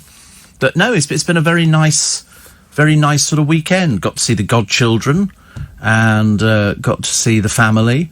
Had some food and some meals out. It was very nice indeed. So today, as I say, just got a nip to the doctors to find out whether or not they are seeing me today. Only 3 months until it's acceptable to get the Christmas tree up and the house decorated. Oh, I think you could do it. It's Come Outside. Come outside, go away. Do you remember who that was? There's a lovely moon out there. Come outside while we've got time to spare. Little doll, it seems ages since we kissed. Little doll, think of all the fun we've missed. Little doll, 'cause it ain't right to want to keep on dancing. There won't be any more time left for romancing. Come outside. And that was Mike Sarn and Wendy Richard. Yeah. I'll tell you, this old brain. Admittedly, some days I can't remember my number plate, and the next day you can remember a song from. It was good. It was basically she was doing a sort of get lost kind of voice. Lovely. Steve, one of my favourite aftershaves is Penhaligon's, which sounds quite nice. I'm not sure about what's this. Only 3 months until it's acceptable to get the tree up. I think you could put the tree up beforehand if you want to. I mean, you could, in theory, decorate it. You know, there is one company that sell Christmas trees and they give you an instruction DVD on how to erect it. It's sort of, because some people get it wrong, because some of the branches come separate. So you've got to do, otherwise it looks a bit ridiculous, doesn't it? So they've got numbered branches. Always get one that you just literally push a button and it flips upwards and it remains there. Because otherwise it's too complicated, isn't it? Most people, I like a real tree. But I've seen some really nice fake ones, but no, you can't beat the smell of pine. It's wonderful. Waldrug, here we go, says Jacob, is this amazing hodgepodge of stores and interesting Western things. I had a buffalo burger there. Also went to the Corn Palace in Mitchell. It's a very unique place too. The Storm Mountain Centre is beautiful, so peaceful. How lovely. That seems quite nice. So you mix it, so it's all Methodist priests and pastors that you're mixing with. That's quite nice. But it's a bit like Coles to Newcastle, as we call it, which is, in other words, you're sort of going to a place where you with exactly the same people you were with when you left home. You're just bumping into them somewhere else. It's like the British going abroad to Ibiza and bumping into somebody who lives down the road. And you go, oh, right. Everybody picks the same place. I mean, you don't want to go on holiday and bump into Brits on holiday. You want to go somewhere and sort of embrace the native culture. That's far more entertaining. It's like people go, oh, of course, we went to Benidorm and we found this lovely place at the front. It was a full English, for sort of €7, and we had double toast. You had that, didn't you, Martha? You liked that, didn't you? Kylie, stop doing that. But that's what the Brits want, and in fact, it has in various places. It's got English full English breakfast sold here, and all they do is end up making the full English sausages, beans, hash browns, toast, chips. They love chips with their breakfast. All the Brits on holiday. Mind you, I have to be honest, it's sounding quite appealing at the moment. I could eat that now, actually. I could eat it. If somebody delivered a full English, which they won't, but I mean, if they did, I would definitely be partaking of it. But I had 2 puddings the other day. Can you imagine 2 puddings? I thought, because there's no point. Listen, if you want 2 puddings, have 2 puddings. So I had the creme brulee, which was the apricot, and then I had the crumble, which was delicious, which was apple. For 3 of us, it was £53. Very good value, isn't it? I thought so, yeah. It's just it's miles away. I was going through the countryside. At one point, I thought, all of a sudden, the sat-nav's going to dump me in the middle of nowhere and go, we've got you lost. I visioned of phoning up my brother saying, I'm seriously lost. I'm going to have to come and find you. See, Judge Dredd did a version of Come Outside. It was a rude version. Everything he did was a rude version. Everything he did. I went out for dinner with him once, actually. Bit of an odd choice, you would not think? Yes, you would. I think so. So, happy first of. I like using million. I think it smells lovely. Moving to Norfolk today for work with my family. I don't know what the boys' aftershave is. I expect it'll be something. CK. Oh, right. That's quite nice. Is it CK1 or CK Man? Blimey, honestly. How lovely. What do you use, Luke? With Eau Sauvage, yeah, that good. You can't beat a good lemony smell, can you? We like that. And the bottle hasn't changed in 500 years. It's marvellous. Marvellous value. It's quite inexpensive, actually, compared to the stuff I'm currently using, but that's only because my friend Danny, who's the one who's going to get married, he's got engaged to his girlfriend. I mean, he's not even old enough to tie his own shoelaces, and he's actually got engaged. He went down on one knee, which reminded me very much of seeing Take That at the Royal Variety Performance some years ago, when they went, every night I don't pray, and they went down on one knee. Well, you could hear the cracking of the bones as they stood up again from where I was sitting. And we were on the first tier. We were on the first bit of the ashtray, which was very nice. So Danny's going to get married. I mean, it's quite civilised, isn't it? People, am I going to go along? Well, I don't know. I think he's getting married straight away. I think he's managed to get her I think he went to a local jeweller's and he managed to get a deal on a ring. And I think what they've done is he's sort of buying it in instalments. So you get the actual bit that goes over your finger, and then the stone will come later, you know, once they've sort of negotiated a price on it. But it's good. But he's already got his house, so it doesn't make any difference. And she reads the news on his radio programme, which is, you know, like keeping it in-house, as it were, which is fantastic. So he knows what she's up to all the time. Gary from Blackfriars, he says, the term donkey's years is actually donkey's ears, which is rhyming slang for years. Why don't they say years? What's the point of having a rhyming slang for something I know what it is anyway? The Mill House in North Warnborough is excellent. Is that the one I went to? There's probably loads of them, I should imagine, aren't there? Probably loads. Warren says Ruislip Lido is the best. It's amazing. Yes, I should imagine he spends quite a lot of times down there. It sounds very... I found myself a house for should I win the lottery tonight, but I think unlikely. And I'm trying to find out which one we went to, because I think there must be loads of places called the Mill House. Don't you think so?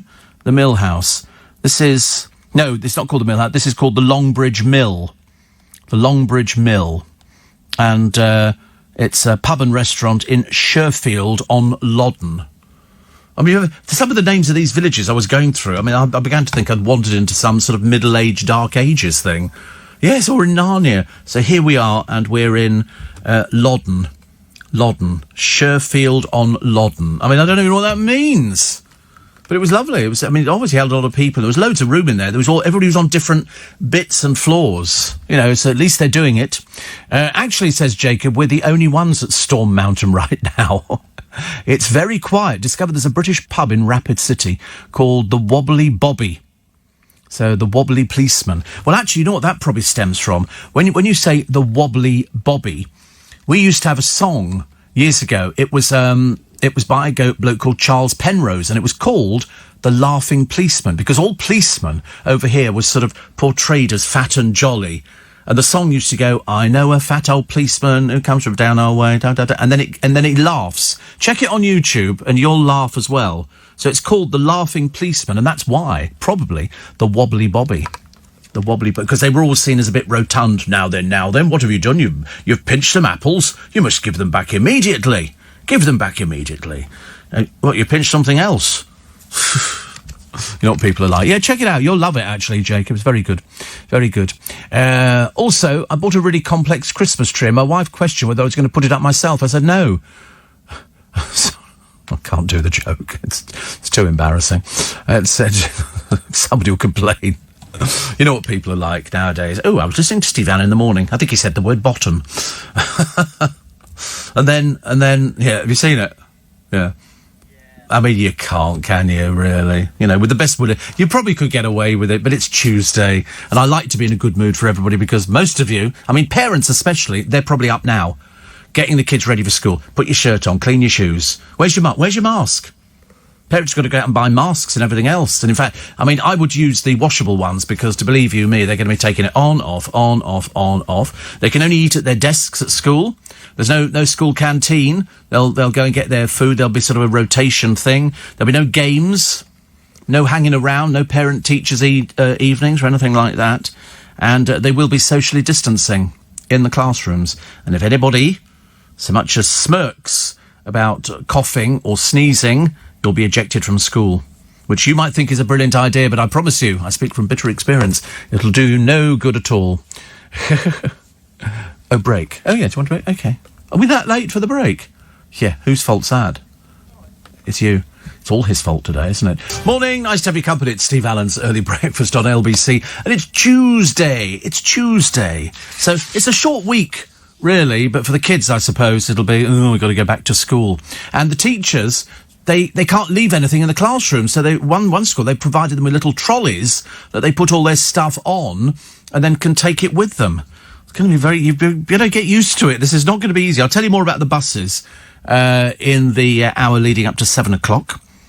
Also, Schindler's List has been voted people's favourite film score, which I quite like. See, I like Jurassic Park. There was a bloke on 8 out of 10 Cats the other day. Was it Countdown? Might have been 8 out of... I don't know, it was one of them. And he's obviously a comedian, and he did something to the music of Jurassic Park. He was sort of rapping sort of kind of thing. It was brilliant. I've never seen him before. I've never heard of him. I couldn't even tell you what his name is, but I thought he was brilliant. He laughed. He had a lovely laugh. His voice was up and down all over the place, hitting all the right notes, and it was just brilliant. And I think it was either Countdown. Is this the one on here? The comedian. Yeah, that's him. There he is. There he is. Who is he? Who is he? There he is. His name's John Williams. Oh, sorry, that's the composer. Sorry, that's the composer. I mean, British comedian Nick Mohammed. He voiced Piglet in the live-action film Christopher Robin, sang his version of Jurassic Park during an episode of 8 out of 10 Cats. It was brilliant. I mean, seriously, when it first started, I thought, but he has such guts. He kept on going. He kept on going with it. And there's a video, and it's basically two people. He's playing two parts. Oh no, what's that? Over there, so it goes, and then it goes. Can you just go down? Just go down on the on the actual words. It goes, over there, see, over there, and it's got different things. I deep down hope that's not what I think it is, and then it goes, oh my God, they share and so it goes through. He actually does it really well. He does it really well. It's very good. Is that the good idea? Wait a minute, where's that? Oh, that's right. What a good idea. What a bad idea. What could possibly go wrong? Electric fence is no defence for a dinosaur with teeth. He says, yes, look at this. An electric fence. He said, look at the jaws on it. He was brilliant. Everyone gets killed, except the great Sam Neill, who's obsessed, who's observed, who's obsessed. Who's obsessed, they evolve into birds. And so he goes on, but you was catch it. So what was that guy's name again? Was it... I've forgotten his name. Nick Mohammed. Check him out. Seriously, it was the most original thing I've ever heard on the television. And I remembered it, and I remember sitting there thinking... And at the end, they practically got a standing ovation for him. They always have these half-naked men that go on there. I put myself forward for it. I said, I can turn up in a pair of little shorts. And then I looked at their bodies, and I looked at mine... And I thought, I don't think they want anybody like me. And they had a rude bit where they were looking at people's feet and their socks. And John was doing it, John Richardson. And he then pulls the curtain apart. And the bloke was stark naked. Absolutely stark naked. And John didn't bat an eyelid. Not an eyelid. He said, they went, did you just see his... And he went, did we? Like, it was something all new. It was lovely. Steve, Google Norfolk sale. Go into the right move. It's second house. It's 900,000. It's my dream home. I would have horses. Oh, right. That sounds quite nice, actually. It's 136 million tonight. 136 million. What did it... Oh, yes, incidentally, can you find out what the lottery numbers were for last Friday? for Euro Millions last Friday. Oh, detached house for sale. Oh, it's on the Ringland estate. That's 9 million. See, if you won all that money tonight, look at that gate. That gate would be nice. Wow. What does the house look like? Oh, it's modern. Oh, no. Oh, it's horrid. Oh, no. I don't like it. It's got a bird bath in the kitchen. Oh, horrible suite. It's one of those automatic suites where you push a button on the side and the arm... Oh, God, it's ghastly. It must have a lot of land. I can't think of anything else. What's that? One of the bathroom. Show me a bath. Oh, he's got a little pool. Only pokey. And, oh, no, I don't like that at all. Oh, good Lord. No, you see it. No, none of that would be me. None of that would be me. So can you find me the lottery numbers for last Euro Millions last Friday? There you go. What did I say? One of the numbers had a 3 in it. 31. Listen, do not thank me. Unfortunately, I didn't get any of the other ones at all. My total haul last week was £20. I was so depressed, so I'm going to have to buy some tickets for tonight. A little bit of a profit, yeah, but not a profit. No, not a profit at all. If only somebody like Moses could have helped me. That would be not quite nice, actually. Longbridge Mill, just Google it. Looks great, says Don in Romford. Lovely. And somebody says you'll be totally unaware that you just had a lovely break in the Yorkshire Dales with me and Mr. H. Our wonderful staycation culminated in a trip on Friday to Castle Howard. Oh, Heather, that is a place to go to, Castle Howard. How lovely. She said, if you decided to become an actor, I think you and Teddy would make a delightful stand-in. Morning, everybody. Welcome to Tuesday, 1st of September. Pinch and a punch. First day of the month, no returns. And that means the kids go to school. And it's good news because the teachers want to get back to doing what they trained to do. And the kids are really a bit indifferent to it, I should imagine. They're not sure whether they want to go back, whether they don't want to go back. But things will be different. Things will be very different. There are all sorts of rules that they have to adhere to. They'll have to have their masks on. They'll be eating their lunch at their desks. Might turn out to be a little bit boring, actually. Might turn out to be a bit boring. But we'll let you know about the bus situation because it's going to affect a lot of you. Because with all the kids going back, we've all forgotten what it's like. That when you try and get on a bus, it's full of kids with their kit bags and all the rest of it. I don't think there's going to be any sport going on. But they should all be wearing masks if they're of a certain age. Listening for the first time in 3 years. Great to hear you're still the same as ever, says Dave in Norfolk, formerly from Hockley. He said, I used to be up at 4 each day. Now insomnia has taken over. Oh, that's quite good, isn't it, really? Noah says, have you ever met Hugh Grant? Yes. He was quite charming, as you would expect him to be. And somebody says, I love the smell of WD-40.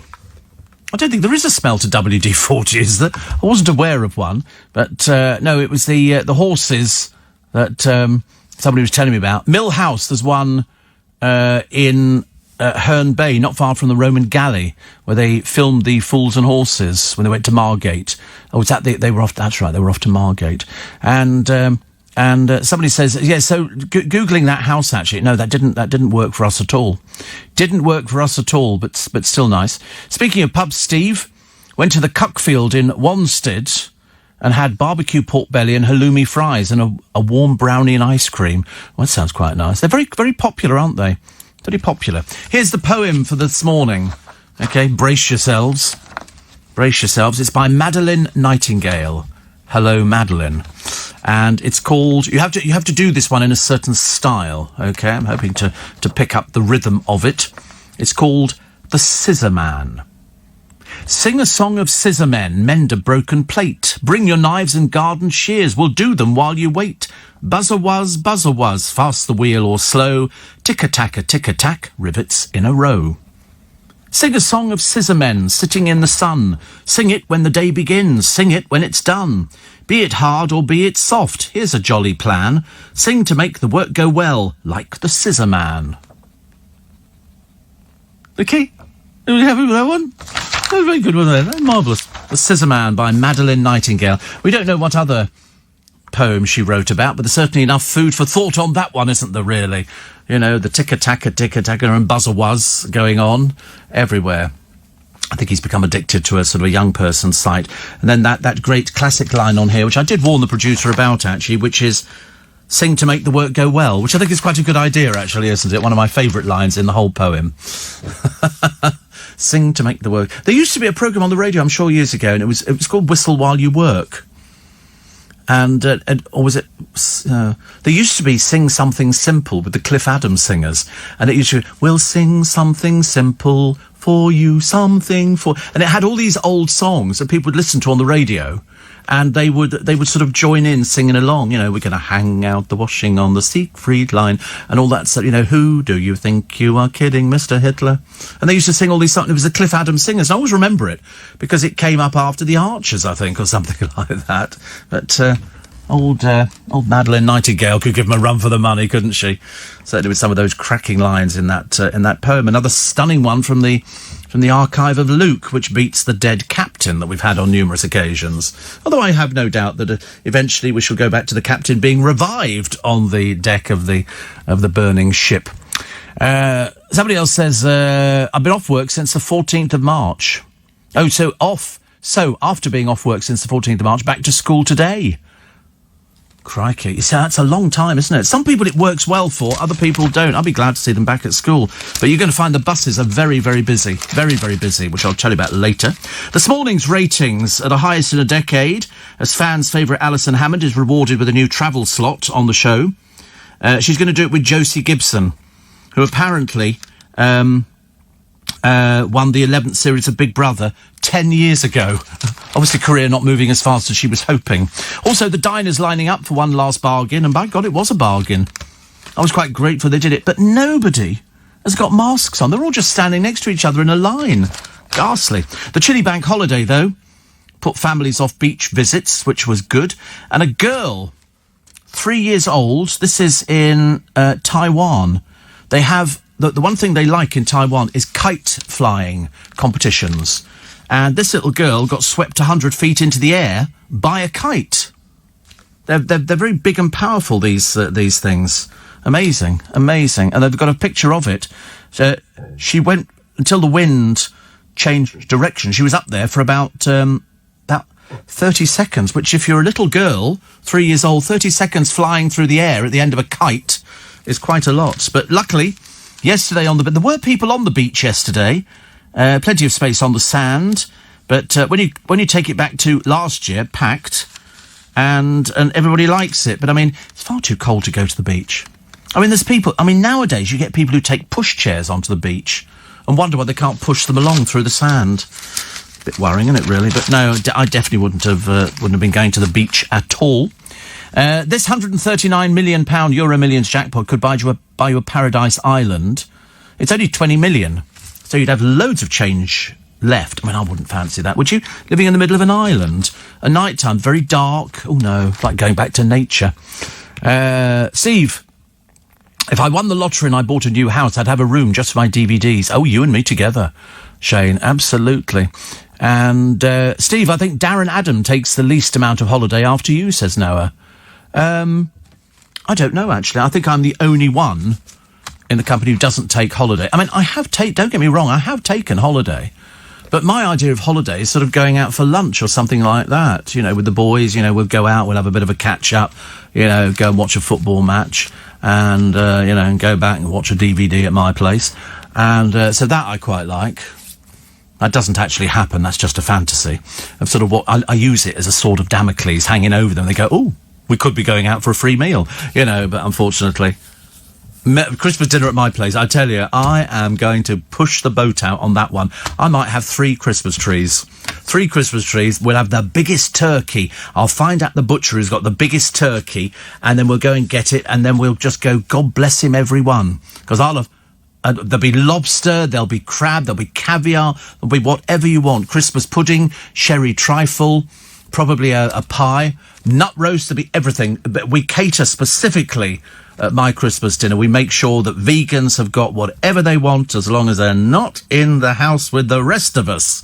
They have to sit in the garden and sit under the tree waiting for the nuts to fall, okay?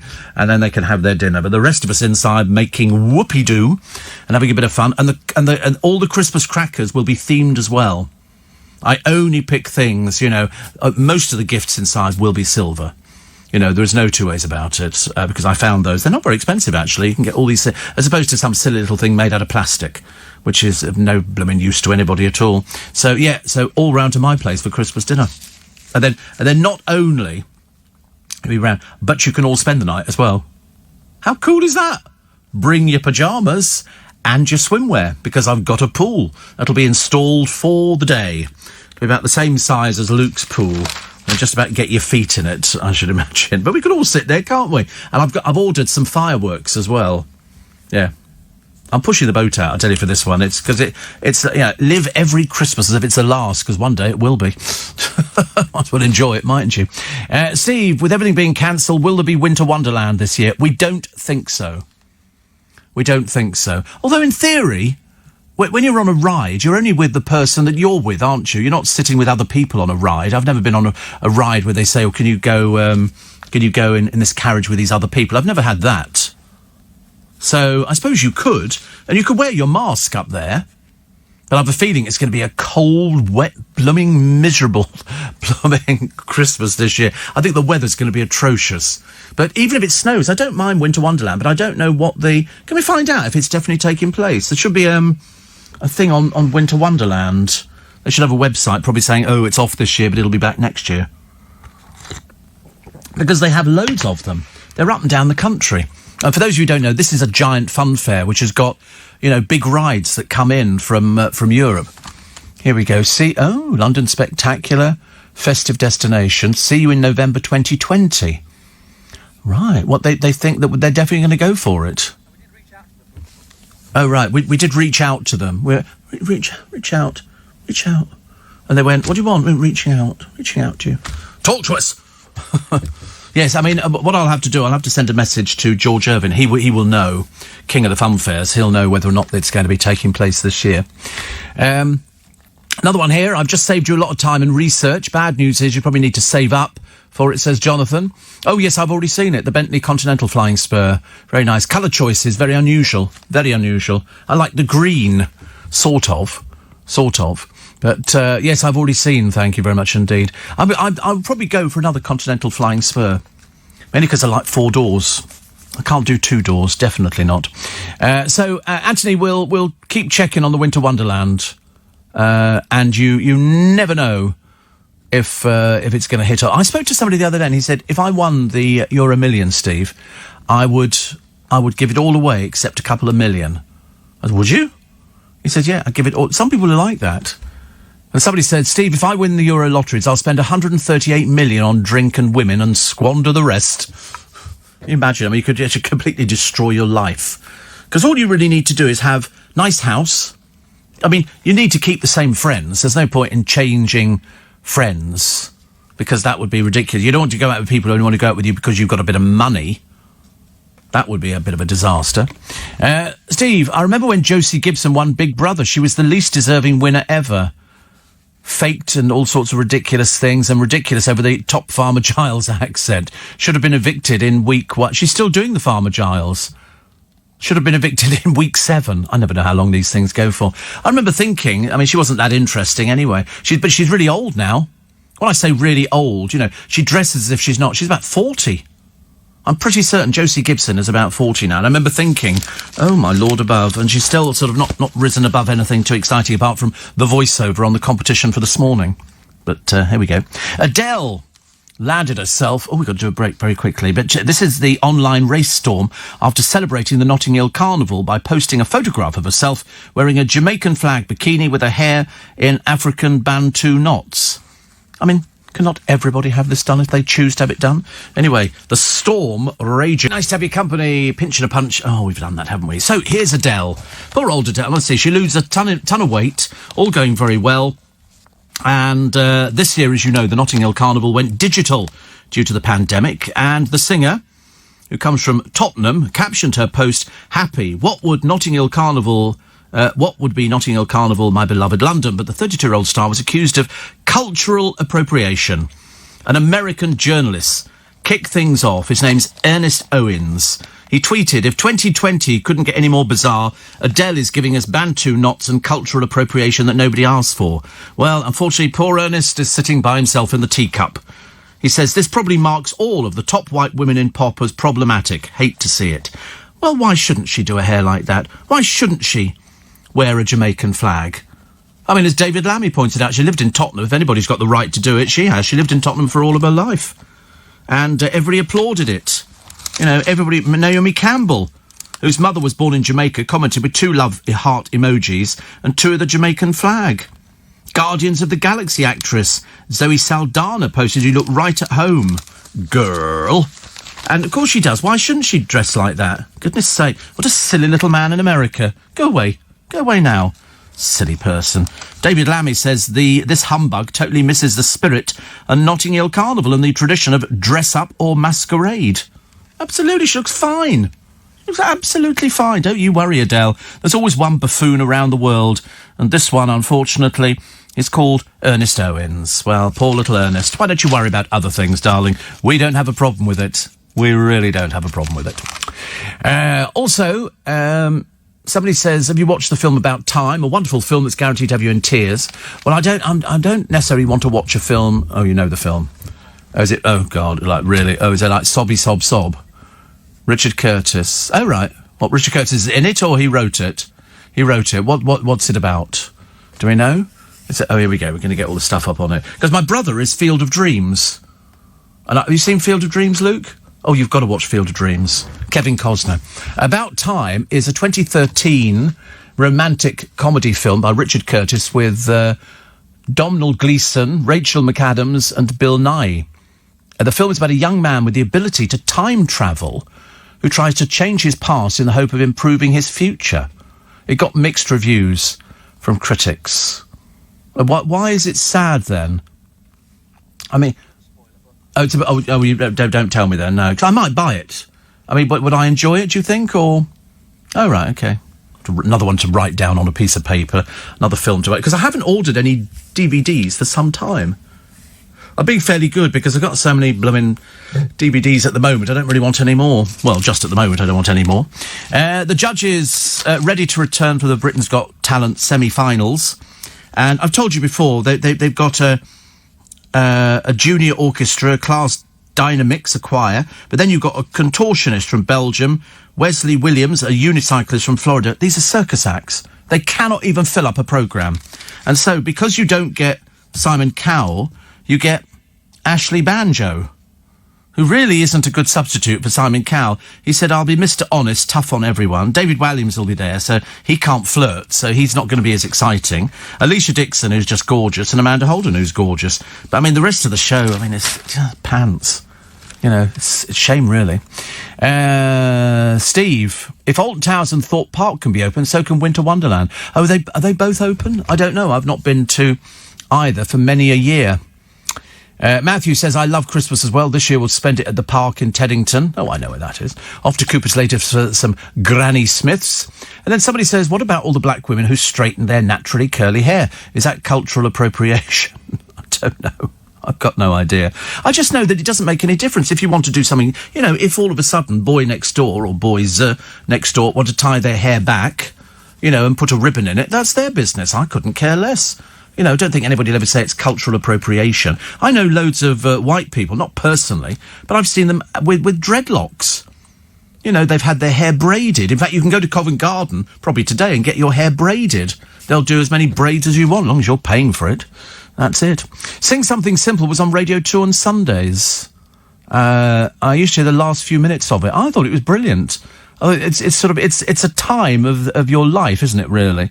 A time of your life when you went, I remember that programme. I can remember the Archers, and I can remember somebody called Walter Gabriel, who had one of the most unusual voices I'd ever heard. I didn't really understand what the Archers was, but I quite liked the premise. That the music was sort of good, and it was. I didn't know anything about radio at all, but I think they used to rehearse in the Paris studios, which have gone now. I don't know what they've become.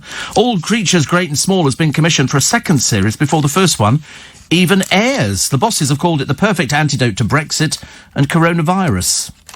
Well, you know, why not? Let's face it, they just keep doing all repeats on things. And I quite like the period of time. So you've got Siegfried and Tristan, and then James Herriot and Mrs. Hall. And I love the clothing. The clothing's great. A lot of corduroy. And you know, round here we've got a bit of a fetish going on for corduroy. Some of the boys like that a lot. Plus, they've actually found a parrot who sings Beyonce. It's If I Were a Boy. Chico entertains visitors at Lincolnshire Wildlife Park by belting out the opening lines of Beyoncé's 2008 #1 hit. I mean, where would it hear that from? You have to ask yourself, don't you? You know, where would you be learning that from? And then, what was one of the other things I read? It was something to do with Tipping Point, with Ben Shepherd, who's got the best hairstyle on that programme. When they put him on the thing during the week, they think they have to comb his hair to give him a parting. It looks ridiculous. I think he should have put his foot down and said, listen, just leave me alone, my hair looks fine. They think if they sort of add a bit of grey to it, it gives him gravitas. No, it doesn't. I promise you. But there is a hunter. He's called Mark David. Well, he was called Mark David. He's 66. He was hunting in Oregon, and he shot an elk with an arrow. Now, I've never heard of people shooting elks with arrows, but anyway, he did. And he wounded it. It was a bull elk, and they're fairly big. They've got big antlers and stuff like that. Anyway, he obviously, I'm assuming this is how it is, he obviously worried about that. He left an animal in pain, so he was trying to find it to dispatch it. Well, he didn't. So, due to the darkness, he couldn't find the injured beast. So, that was the Saturday evening. On the Sunday morning, he returned with the landowner to track it down. Unfortunately, and here comes the twist, the elk found them, the wounded elk. And seeing Mr. Mark David, it charged at him and it obviously remembered him for some reason, and gored his neck with its antlers.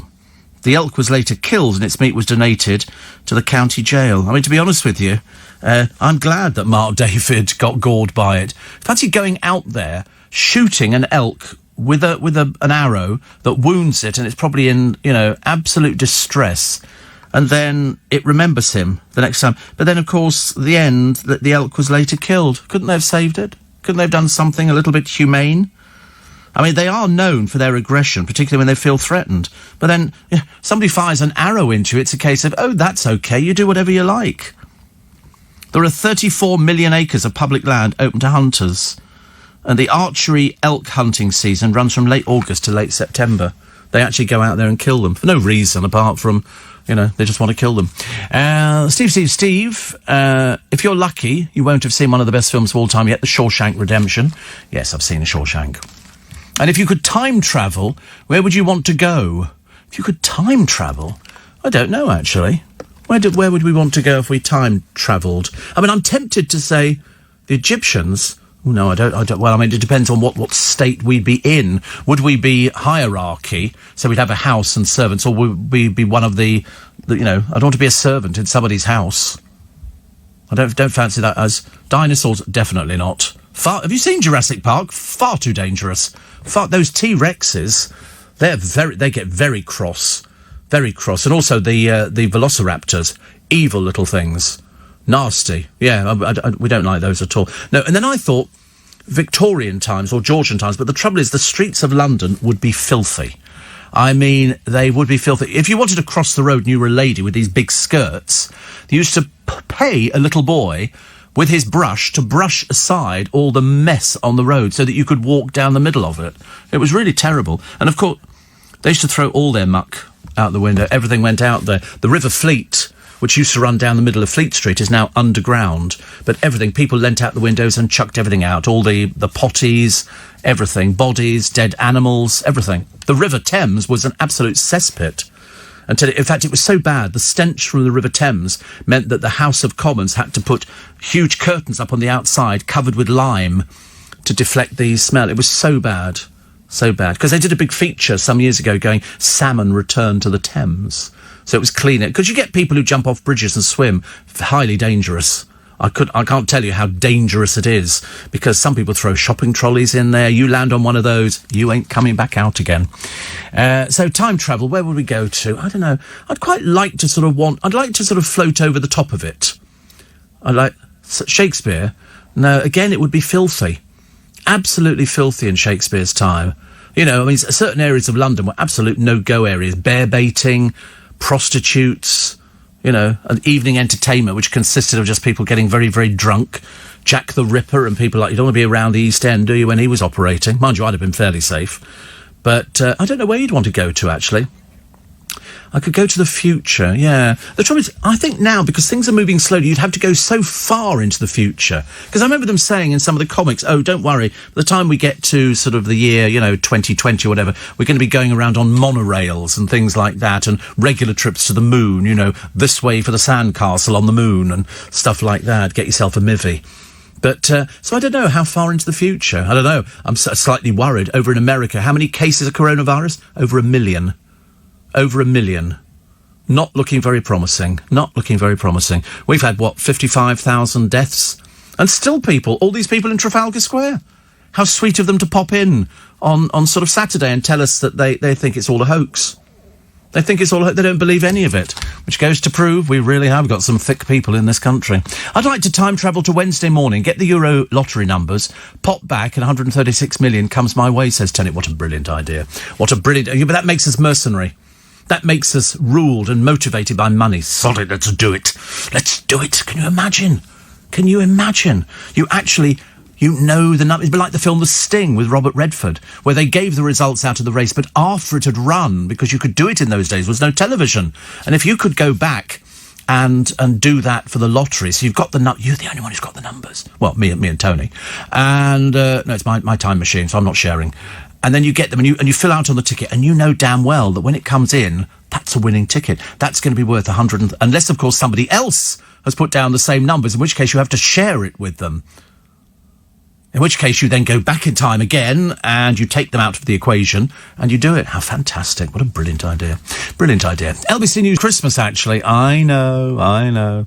Christmas. My friend Ian used to go to the Paris recording studios to see the news headlines. He says, I remember it was on Lower Regent Street, but I can't remember where. About halfway down on the, if you're looking, it's down. It's a bit off Piccadilly Circus. That's all I can tell you. Bit off Piccadilly Circus. When we were talking about, the time travel. Sorry, if you could time travel, where would you go to? And Corey thought we could go and watch the moon landing, actually on the moon, because the pictures were so hazy. And then you could say to people, see, it's not an aircraft hangar. This really is the moon, okay? We're going to push you off the edge. Because that's it. I'd quite like to land on the moon anyway, just out of curiosity. Or failing that, I'd like to sort of take, some sort of aircraft in the future so that you could go far. You can go through, because of all these places, they're millions of miles away. But if you could go very fast, it would be like the Starship Enterprise. Because I'm still fascinated over how big is space. And I've asked all the experts, and they say the same thing. It's infinity. It doesn't finish. So there's millions of planets out there that we don't know about because we're never going to get there. I mean, it is absolutely fascinating. I mean, I'm not saying that I get out there with a telescope and watch things, but when you look at all these stars, which are planets, and there are billions of them because it just goes forever and a day. And then there are things like black holes and stuff like that. I'd still quite like to go and see it because I think it must be quite pretty to float among the stars. Nice kind of thing to do, isn't it? Nice kind of thing. Another one here. We have established that Jay, the man from the repair shop with the flat cap, doesn't do anything. Well, I couldn't believe it on Sunday morning's programme. He actually glued a bit of wood, says Sid Cup Julie. We always worry, don't we, about these things? Always worry about them. But I need to go to Alton Towers again, actually. Steve, I normally sleep commando. Is that okay? Not really, no. I don't know anybody who sleeps commando. I can't think of anything worse. Oh, there we go. Bound to find one member of the team that does it, just to be difficult. Oh, I've always slept commando, Steve. So time travel, I think we'd probably go to quite a few little places. We would go to lots of different places and enjoy every minute of it. Because I think you can broaden the mind. What would I really like to do, though? I don't know. I'd like to be there at the assassination of Kennedy, to know exactly who was going to do it and to deflect them and to sort of break in and take it so you could change history, which would be very interesting, wouldn't it, if you could actually stop the assassination of Kennedy. No, but I'd want to, see. I'd be like... It was like, whenever you watch Back to the Future, and they are very good, it's very, very sort of cleverly done. He sort of goes back and then he sees himself as a younger person and things are different. And... I definitely would want to change a few little bits about history. I would like to stop the execution of Mary, Queen of Scots. I'd like to get on the scale and go, sorry, it's cancelled. OK, thank you very much indeed. Everybody go home. Goodbye. And for Charles I, he's not going to put his head on the block, OK? You can scream as much as you like. It ain't happening. He's had a reprieve. Instead, we're going to execute Oliver Cromwell. There you go. And that's it. I'd quite like to be a fly on the wall within the royal family at Christmas.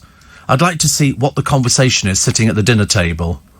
I would like to see Charles, you know, sort of, and then William would be there. Harry, of course, will be sort of suffering in America, much as though he gives you this codswallop about, oh, I'm having a really great time. I don't see how he can be. He hasn't done a day's work since he's been over there. And you'd like to know what sort of small talk the Queen makes. Does she sort of say, William, what did you buy Kate for Christmas? You know, and things like... I mean, because they do buy each other presents, I'm led to believe, but they're unusual presents. They're not sort of the... you know, they don't buy flashy presents. They're not that sort of... That's why, as I say, Harry is completely out of his depth in the real world. Steve, do you remember the Beverly Hillbillies? Certainly do. They discovered oil on their patch of land. Granny was tiny but fierce. It was very innocent. Oh, remember the Beverly Hillbillies? Oh, yes. They had... There was the glamorous daughter, wasn't there? But Granny... And they struck oil. What do they call it? Liquid gold, I think, which was good. Steve, I look at the stars, but I think we're alone. I'm pretty certain we're alone. But, of course, the argument coming from people who want to believe in something is that we're probably not alone. That by the law of averages, there's got to be something else out there. And, of course, there might be. You know, when they say we found life, that could be something in a puddle. We don't know, really, do we? And some of the planets you can't go on because they're dangerous. The gases would be bad. Ian says, I live 10 minutes from where Kennedy was assassinated. When you visit, we can do that tour before we go to South Fork. He's still smarting because I've never done FaceTime with him. Never done FaceTime, so I'm sort of really in the doghouse. Front page of the Metro. Pupils head back to the classrooms today facing a monumental challenge to catch up with most youngsters 3 months behind in their studies. Got to pull your finger out on this one, guys and girls, definitely. And so there's a 50-50 chance of next year's exams going ahead. But you've got to do it. James Corden says worrying about the future of theatres is keeping him up late at night. He says, my entire career started with doing musicals in the West End or plays at the National. He's very successful. He's very, very good. He really is very good. If you see him when he hosts some of these shows in America, he's very good. Not his chat show, but the award shows. Prince Harry is planning to kick off toddler son's Archie's rugby career early. That's a lifted story from the other day. It was in all the papers the other day. And pictures of the Tube. Because Sadiq Khan has reassured Londoners that TfL is making the capital's transporting network as clean and safe as possible. So they go and they spray the trains, you know, and very good it is too. But there's loads of people at an illegal rave in Wales. Hundreds of them. Idiots of the first order. Simpletons. People with no brain cell. You know, the police threatened to arrest them. The organisers are handed out £10,000 fines. 3,000 people descended on a former coal mine in Banwen near the Brecon Beacons on Sunday. And although there was a huge police presence, many resisted efforts to move them on. I mean, I'm glad all these people, the organisers, they've found them with drones, the help of drones, which is quite good, isn't it? 10 grand fine. Let's see them in court. These people are too stupid for words. I mean, there's one here, Priti Patel, said the new fixed fines represent a crackdown. Should have been 20,000, but I suppose, you know, you stand more of a chance of getting the money if it's only 10. Writing in the Telegraph, she added, we will not allow this breathtakingly selfish behaviour from a senseless minority to jeopardise the progress we've made together. They're bozos. These people are simpletons. These people are idiots. In Thetford Forest, 500 people. The Met Police shut down 21 unlicensed musical events. Buffoons. Absolute buffoons. You know, I think we're actually, if any of you contract anything after going to these places with no social distancing, no covering, you go and find out your own private medical health care. You're not taking on anything from the NHS, thank you very much indeed. Self-inflicted. Idiot. Complete idiot. They call oil black gold. Ooh, Matthew, no, it's not opened at Twickenham Station yet. Definitely not. This is M&S. We're waiting. They haven't finished doing, and I don't think it'll open for some time yet. But I think it's Food and Go or something, one of those sort of things. Anyway, Adele makes all the papers. Isn't it funny? She makes all the papers for all the wrong reasons. Fuel duty could be increased by up to 5p by Rishi Sunak. And Tom Cruise has hired an old cruise ship for his Mission Impossible cast and crew. He picked up the £500,000 bill to provide a floating village in a bid to avoid further coronavirus. Wow. And what was the other one? Sultry Megan Fox. I don't know who she is, actually. She's got a rapper boyfriend called Machine Gun Kelly. They always give themselves peculiar names, don't they, really? You always wonder if they are the full ticket or not. Here are all the people. Pupils and bankers are back. Turn up, not all bankers. There's quite a few bankers out there. And a gang of lads on a boozy break are being blamed for a COVID outbreak. The 11 pals were among 200 passengers who flew back from the Greek party island of Zante last week on the TY flight from Cardiff. A source said they were lads from the valleys. They were having a wild time partying and drinking, and one of them picked up the bug and gave it to the rest. Fantastic. Well, there you go. There you go. That's very good. That's very good indeed. And the other one, France has sparked a fresh Brexit rift by blaming the deadlocked trade talks on Britain's unrealistic attitude. Say the word. And The Wanted singer, Max George. The Wanted, that was years ago, wasn't it? Years and years ago. Jay McGuinness won the dancing contest in 2015. And Max will have support from his girlfriend, who is Stacey Giggs. That's the former ex-wife of Man United footballer Ryan Giggs and her children. Good Lord above. So The Wanted had 8 top 5 hits, including number ones with All Time Low and Glad You Came. Strictly's been delayed owing to COVID and will run for 9 weeks this year instead of the usual 12. So we'll wait and see. His former fiancée is Michelle Keegan. Good Lord, he has done the rounds, hasn't he? And keep eating out. Good for the economy and good for the human soul, says Aldo Zelli. I agree. So can't they operate that blooming food thing for a bit longer?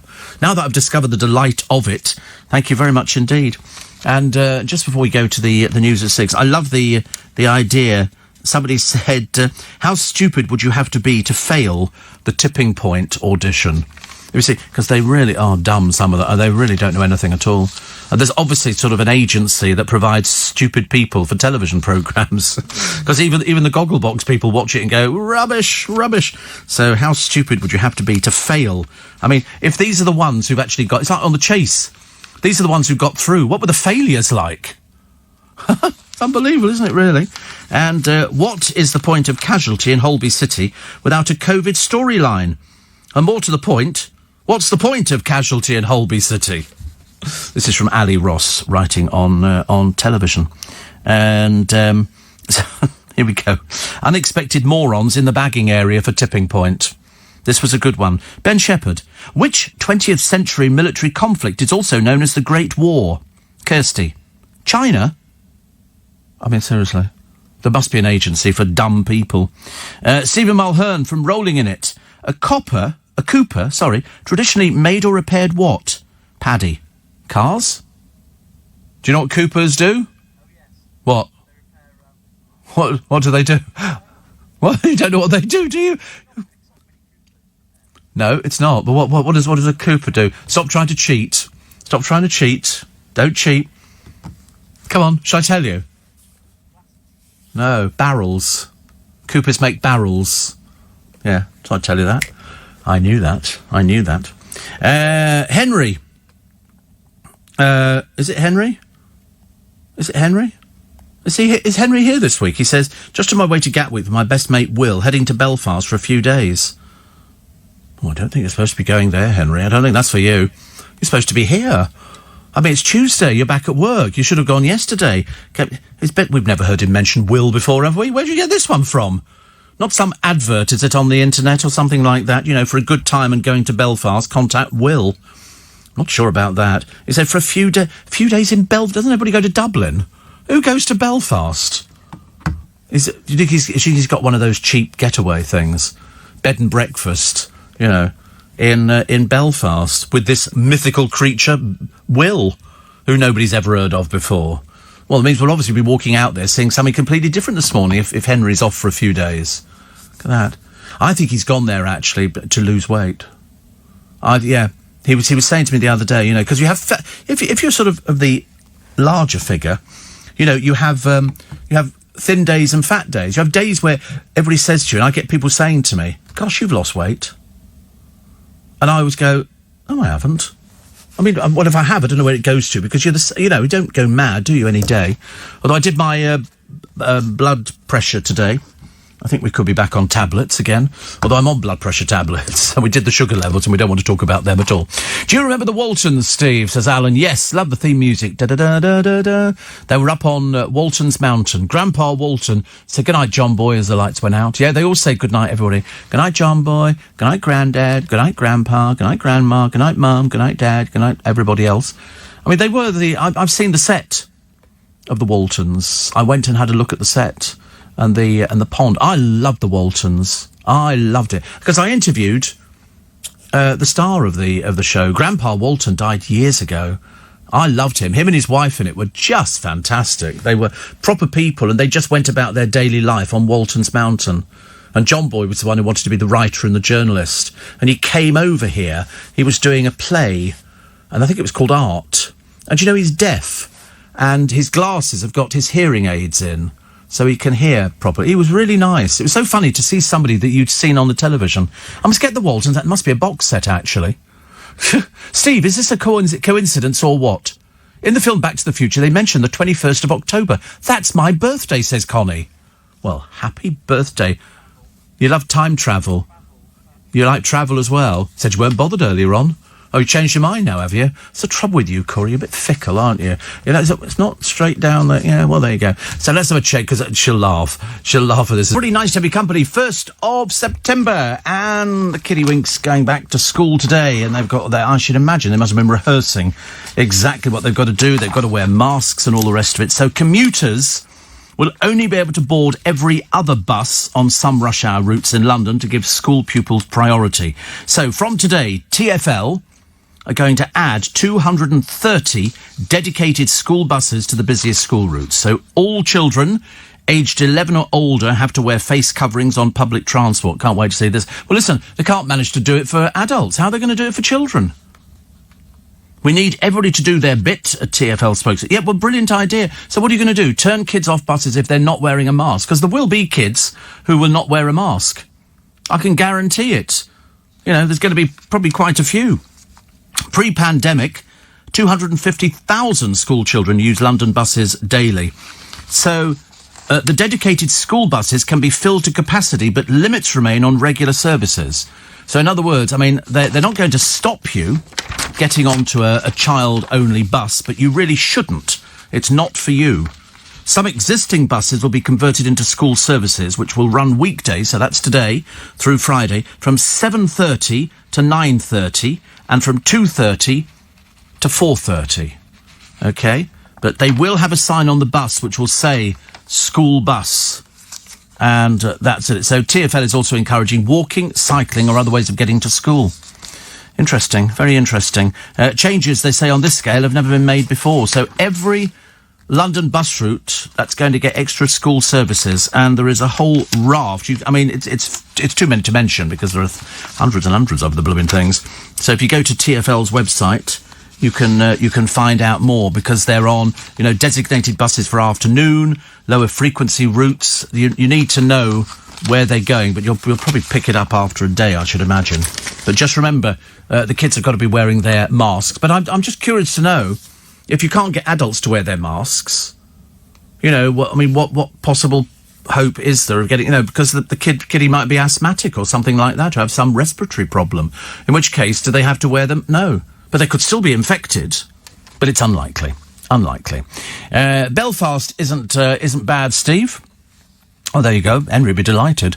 And granted, I'd probably visit Dublin too, but there's plenty to do in Belfast now. It's just not sort of, it wouldn't be on Dublin would be on my list. I don't know why, actually. As a student, Steve, I worked at Romford Brewery. As the beer came in metal casks, the coopers worked as sniffers.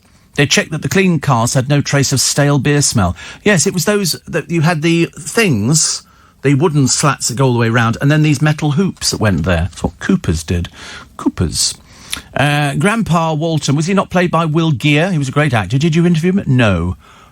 Martin says, are you going to start in conversation again at your studios at social distancing? I don't know, actually. I don't know. I shall probably find out tomorrow. Somebody's saying, I travelled back to the Carboniferous period, 358.9 to 298.9 million years ago. Be amazing to stand on the early Earth, gaze at the strange flora, and imagine how it would all change. Yes. I'd like to see what we looked like in the early stages. When do we start talking? You know, wouldn't you like to be in on the fact that all of a sudden words were formed as opposed to which apparently meant something some years ago. When do we start forming words? I mean, don't you want to know things? I'd love to know stuff like that. I'd love to know those sort of things. You know, to find out whether or not you could be friendly with sort of cavemen. I know we're all supposed to have originated from apes, aren't we? Is it apes and monkeys? Well, what actually changed in our life where all of a sudden the apes and the monkeys in the zoo stay as apes and monkeys? How does that work out? So were there us years and years ago and apes and monkeys as well who weren't going to transition into... Yeah. There's a common ancestor. Well, it probably was in your family. Certainly wasn't in our family. We don't have anybody common in our family at all. Henry says, already been to Dublin. It's now turned into a conversation. He said, the famous Will apparently has family in Belfast. He said, for the duration of the trip. I can't say that, Will. Henry, sorry. I can't say that. I'll have to run it past the producer. He'll probably say you can't say that. And Ian says, I grew up 4 miles from the Romford Brewery. I'm sorry, do you know everything that's taking place on the programme today? You live near where Kennedy was assassinated. We know all these other things about you. And now it turns out you grew up 4 miles from the Romford Brewery. My Auntie Ivy used to go to Romford Market. She loved Romford Market. And the parents of my godchildren, they used to have a stall at Romford Market. They're all owned by family. People sell them on. They go for huge amounts of money. Whether they still do, I'm not too sure, actually. And the Chase's Bradley Walsh question. Mutton... No, I can't say that one either. There's so many rude things. I can't say it, no. I don't... Oh, OK. So the Chase is Bradley Walsh. Mutton flaps are off-cut. See, told you. I mean, that's in the paper. That's in the paper. It's unbelievable. And the other one, should I do... Oh, you can't do it yet, can you? Oh, you've got two, actually. So Henry says... So funny doing this. Already been to Dublin. He says the famous Will, who's we've never heard of before, has family in Belfast. Our names for the trip are Seamus and Patrick. You're not sure about that one? You think that's okay?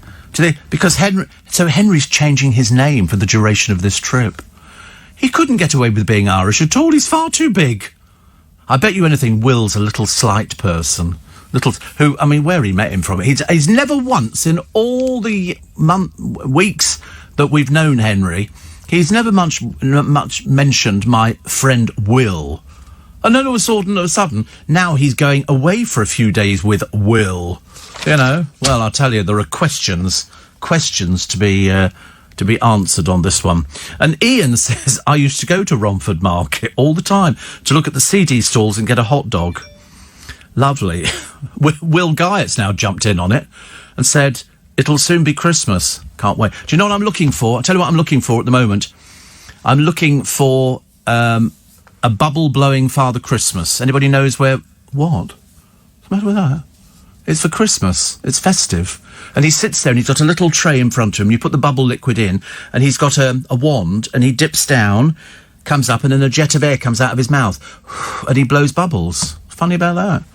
Just thought it was festive. I'm sure they'd have had it in the nativity scene if they'd wanted to. Bubble. I mean, I wonder if it's on Amazon. Amazon might have a bubble-blowing Father Christmas. Never too early to think about these things. You know, because if I mention it, chances are these blooming things sell out quickly. Everybody goes, Steve Allen mentioned this brilliant bubble-blowing Father Christmas, and up until now we've been using our Auntie Enid. And so we might as well go and buy one of these things. Bubble-blowing Father Christmas. Don't shake your head like that. It'll be in there. Bubble-blowing Father Christmas. Don't start. Right, OK. Go on to... I bought that. I bought the train. The bump and go train. You put the bubble liquid in and all the bubbles come out the top. That was good fun. Cats loved it. Cats love things like that. There you go. There's the bubble-blowing Father Christmas. Vintage. Oh, vintage. I don't like the idea it's gone vintage. There he is. Look, there. Images for bubble-blowing Father Christmas. Where'd you get these things from? Somebody... Oh, good. Now we've got the music. What is going on today? Honestly, it's the fact that the kids are going back to school today that it's thrown me completely. But as long as you're aware, sold out. Typical, isn't it? Typical. Sold out. The bubble blowing Father Christmas. Will Guy said, look, sold out. And they always say, we don't know when we're going to get it back in again. And you think, well, wait a minute. If it's sold out, it must mean it's popular. Why don't you just go and order some more? How much is that? A plastic musical bubble blowing Father Christmas in box. Oh, I don't like the look of that. It's used. If it's been used, I don't want to touch it. And that's £23. 25. I'm sure I only paid like a £5 for this bubble blowing thing. I'm expecting it to be a little bit more like £9.99, but that would be about my maximum cut off at all. Oh, was that to show the inside of it? Oh. So it is the same sort of thing. It is the same. But this one looks so it's got a mains transformer with it. Oh, there you go. It's it's from South Carolina. It's got the American thing, whereas I just stick batteries in my one. But, you can't have everything. Who cares? I'm not going to buy it anyway. I'm waiting for the £9.99 one to come back. I reckon Hounslow High Street has got to be my best bargain, because Hounslow High Street has got all those little types of shops that sell this kind of stuff. I remember years ago when I smoked, you used to be able to buy lighters which had lights in them. And when you flicked the lighter, all these lights played all over it. I mean, a lethal combination of small amount of electricity and lighter fluid not helping. But Hounslow High Street was an absolute delight. You could spend hours walking up and down there finding shops that sell all this stuff, especially at Christmas. The penguin. Have you seen the penguins that go up the steps and then they get to the top and they slide all the way down to the bottom and then go back on the step? I had all that sort of stuff. I loved it. Loved every minute of it. I thought it was the best thing ever. If ever I had a sort of big enough house, there would be a room full of what is laughingly called tat. All the stuff that people go, what do you buy that for? And I go, but it's fun. I mean, how many of you, hands up, have ever seen a bubble-blowing Father Christmas? Yeah, it's unbelievable. I never get bored. No, I never get bored with them. No, because I buy two of them. So if I happen to sit on one by mistake, then I've always got the other one. No, anything like that. I've got a big mountain. It's about, 2 foot tall, and it's got a little railway that runs round it with little lights on the front of it, and the mountain lights up. I like stuff like that. I don't know why. I mean, I think it's because it's festive and it moves. And I've got a globe, which you push a button and it swirls the snow inside automatically, and the lights come on inside. That's quite good fun. And one of them I've got, it's a shop window. And it's a little girl kneeling down looking in the shop window, and you push a button and the shop window gets covered with snow. That's really cute. I like anything like that. Anything that is vaguely festive, red, green, gold, silver, you name it. I love it. Can't get enough of it. I could probably live in a Christmas shop. In fact, actually, sometimes I feel I am living in a Christmas shop. Steve, says Ian the Skip, could you check with the boys? I think the Loch Ness shirts are due to be sent out this week. Well, I'll have to check with Thomas on that one. I think he's actually particularly waited since God created the Garden of Gethsemane. Also, I went to the primary school, the centre of Romford, St Edward's. I was even in St Edward's Church Choir. At that time, says Ian, Romford Market still sold livestock. Good grief. And Neil... in Stafford, get ready to delete this one. I went to the zoo yesterday, Steve, and in one cage there was a baguette. The keeper explained it was bred in captivity. Barred. Completely barred. I mean, that's even worse. That's about the worst we've ever had, actually. Grundy's of Teddington made beer barrels in Elm Tree Road. There are quite a number of beer barrels, aren't there, really? Different sizes and shapes. Steve, as a bus driver, says Jay, the buses are being designated as school buses and all verses, but I will tell you now, there are no extra buses out there. We've been told 250 extra buses they're bringing in, and I've got all the numbers of them. So where they're coming from, God alone knows. I worked with Coopers back in the 70s. They would repair existing beer barrels, different sizes known as a pin, a firkin, a kilderkin, a barrel and a hogshead. The hoops that held them together were a chime and belly hoop, says Malcolm, who's in Weymouth. Go on, but it's a bit chilly down your neck of the woods today, isn't it, really? And Steve says, Alan, I liked Miss Ellie in Dallas. She had I know, little realising that the family were mad as broomsticks. They woke up, JR was off his trolley. Sue Ellen was the one who had a drink from JR. And then you had the Poison Dwarf, who was, I thought she was quite funny, actually. But my friend Ian is a huge fan of Dallas. He loves Dallas. And in fact, he knows the house, because they use the outdoor of a real house, but the interior shots by the pool and everything else were shot in a studio. Otherwise, you'd have people standing, leaning over the fence, wouldn't you? I should imagine. 84850 steve@lbc.co.uk. Kurt Adler, ho, ho, ho, bubble-blowing Santa Claus, Christmas, tested and working. Oh, right. Did you know it was illegal to walk a sheepdog yesterday? It was a bank holiday. Another one banned. I know, seriously. These are the sort of people that annoy you at Christmas. A bank holiday. Yeah, they like Christmas cracker jokes. They swallow them. They probably save them. I'll have that one there. Thank you so much indeed. That goes into my collection. Did you... Oh, I've done that one. The Ballad of Jed Clampett was done by Flatt and Scruggs. Not sure if it was a theme tune, as my record player's not working at the moment, says Ken. Flatt and Scruggs. I remember them. I remember that. I don't know why. So we will find out later about the Loch Ness shirts. If you don't know the story of the Loch Ness shirts. Steve, disabled people can still use their Freedom Pass at all time. It's OAP, so have to wait till 9:30. Well, there's nothing that people need to go out for before 9:30. That would be ridiculous, wouldn't it, to actually sort of go out there.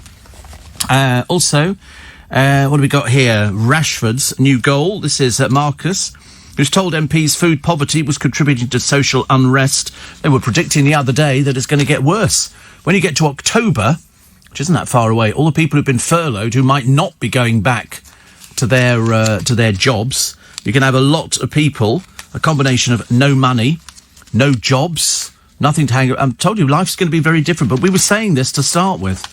We were the ones saying... In fact, I think we were about one of the only programmes talking about masks, and you've got to use masks. You know, now in America, 1 million people have the coronavirus. 1 million people. It could only get worse. Eating soup could reverse diabetes in half the cases, so don't think if you're diabetic you just eat soup and all of a sudden you reverse your type 2 diabetes. You don't. And the new Director General of the BBC threatens to axe left-wing BBC comedy. Well, I have no idea what left-wing BBC comedy is, but anyway, he's the new Director General. His name's Tim Davie. He believes the BBC's comedy output is seen as too one-sided and needs a radical overhaul in the coming months. The BBC has long faced accusations that its comedy shows on radio and television are unfairly biased against the Tories, Donald Trump and Brexit. Oh, my God. This is going to be interesting. I love the way... Do they have any programmes that they can talk about? Senior sources suggest that no decisions have been made yet, but the measures could see a number of shows axed. All the people who write comedy going, right, so we're now censoring comedy. Yep, absolutely. They say they want the balance of satirical targets rather than constantly aiming jokes at the Tories. So there are concerns that too many BBC comedy shows promote a metropolitan, London-centric and left-wing view of the world. Conservative MPs welcomed Mr Davies' drive to make BBC comedy more acceptable. Yes, you can imagine, can't they? What, taking the mickey out of the Conservatives? I should think not. You turn if you want to. This lady's not for turning. iNewspaper this morning. This is Adele guilty of cultural appropriation? No, she's not. No. Listen, if everybody was up in arms over because of the fact she did her hair like that and she chose to wear the Jamaican flag made into a sort of bikini top, that's her business. What's it got to do with people? Ridiculous, honestly. People moan about everything, don't they?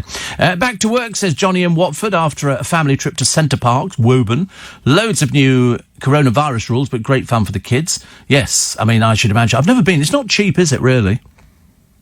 It's terrible. And... what time of the year can you go about dressed up as a giant egg? OK, that would be Fashion Easter. Fashion Easter, OK. You'll have to come and visit the Peace Hall in Halifax, Steve. We have all year round Christmas and lots of other independent shops. I still have another week before my daughter and then it finishes. So it didn't arrive. I don't know why. The rest of it has disappeared. But we'll take more of your texts and emails in a moment. Also, the warning on the front of the Daily Star today, cough and you are off. Kids will be kicked out of school if they make pretend coughs as a joke under strict COVID-19 rules. They have to learn because, I mean, some school children are not particularly bright. Some of them are not particularly bright. And so you have to educate them, you know, and they will be wearing their masks. You'll have to tell me what this is, actually, because I don't know what this is. Funny man Jason Manford, so funny on the internet, says he will never live it down if he gets nutmegged by fellow comic John Bishop at Soccer Aid. What's that? What's that mean? Nutmegged? Oh, right, you pass the ball through somebody's leg. Oh, right. What's the point of that? Oh, right. So the comedian is making his debut at the star-studded charity event behind closed doors at Old Trafford. The game will air live on ITV at 6:30. So they do it all the time, but this time it's a bunch of Z-listers. I mean, there's hardly anybody big and impressive in it. Are You Being Served legend? Now, we all remember Molly Sugden.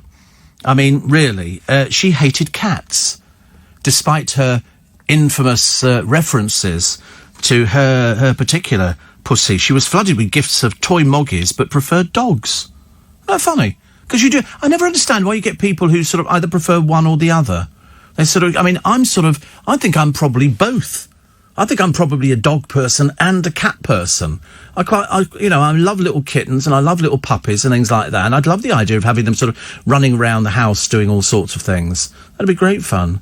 The boys, you don't have any things, do you? Something at home, but family dog. Yes, that's right, we've seen it.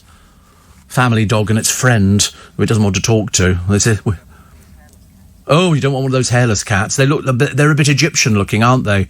Oh, I don't know. They don't look normal. They look as though somebody shaved them. I don't like that idea. No, they're very expensive as well. Why can't you get a normal pussycat? Go to Battersea Cat and Dogs Home and go and get... Oh, horrid. Oh, I feel sorry for it. I feel sorry for it. Go and get a proper cat from a cat that wants loving. You know. You've got any pets, Luke? Have you got any? You got a dog? What do you call it? Duke. Lovely. What sort of dog is it? 8 different breeds. Oh, mother slept around a bit. Yeah, quite clearly. 8 different breeds, ranging from what to what? Bull Mastiff down to a corgi. Hilarious. You can only imagine what this poor creature looks like and who it talks to in the neighbourhood. Steve, I think, says Callum, it is now acceptable to be celebrating Christmas. The festivities have already begun in the Philippines for the lead up to December. I think it's acceptable all year round. I've never worked with people on my programme who do not enjoy Christmas as much as I do. I would refuse to work with them. I would have, it'd be the case of either you love Christmas and you work on the show and we all have a nice time, or you don't love Christmas, you're not working on the show and we're not having a nice time. It's a case of, even if they lie, they have to say they like Christmas. And apparently, I think from today, I think you can buy mince pies in Sainsbury's. I think they're selling mince pies. And who couldn't, at this precise moment, eat a mince pie with either custard or cream or ice cream? Come on, put your hands up. Not if you're driving, please. So it is definitely... Oh, you can celebrate, definitely. LBC News Time, 6:50. Little tiny one, because it's not quite there. Steve, now it's September, says Gary. The Christmas Film Channel will start showing back-to-back Christmas movies again. I think they'd already been in America. I think Hallmark have a channel. I think my friend Ian told me. And somebody says, do you share my frustration, Steve, that certain sports reports, such as the Formula One Grand Prix, are announced without any warning? On Sunday, the presenter said Lewis Hamilton won the... Hang on, some of us want to watch the highlights. If they said, in today's Grand Prix, it would give me a chance to put my fingers in my ears, says Graham. I did that once. Nothing to do with sport. I gave away a Coronation Street storyline because, it was in every one of the papers, and somebody wrote in, complained about me, and said, Steve Allen has ruined my enjoyment of Coronation Street. I think somebody wrote back and went, and? Did you know, Steve, that the Mermaid Theatre in Blackfriars was the first built in the city since Shakespeare's time? Yeah, I've done 2 shows at the Mermaid Theatre. It's lovely. It's all modern now. They always have a nice panto and stuff there, and I've been to International Magic, used to have their magic days down. They're very expensive to rent, very expensive, but they're very nice people. Have you tried the party shop in Twickenham, says Debbie? Not really, because I haven't actually had a party. So I tend not to get that. Somebody says, I think you'd love a little dog in your life, says Eddie. You'd learn to become social with other dog walkers. No, I haven't got the time. Be unfair on the dog. Very unfair. Because you're supposed to take them out so much, and I'd only have to look out the door and go, it's raining. We're staying in. It's as simple as that. Martin, who's in the nice part of Margate, that'll be the road leading out of Margate, says, I had a black cat for 22 years called Dolly. She used to meow to passers-by when we lived in Redbridge near Gants Hill. Wow. And Peter reckons Costco have got loads of Christmas things in. Have they? Have they really? Well, I might have to take, if I don't have the doctor to do today, which I'm not sure if I have or not, I might have to take a trip to Costco. We might have to start filling up the car with the Christmas stuff now. I don't think it's going to happen, actually. I shall have a look, though. There's always something that they've got that I quite enjoy looking at. It's always some magical musical thing that lights up and looks like a little village or something. It's all very pretty. So David Blaine, the other day, do you remember he was going to be doing a balloon flight from New Jersey to New York? He was going to be holding on to a big bunch of balloons which were going to lift him. How they were going to keep it from drifting upwards, I've got no idea. Because balloons just keep going until they pop. But he's postponed it now due to logistical challenges. But now will perform the stunt in Arizona midweek. It's slated to take off September the 1st or 2nd. He will float 18,000 feet, or nearly 3.5 miles into the sky, lifted by 52 helium-filled weather balloons and parachute down.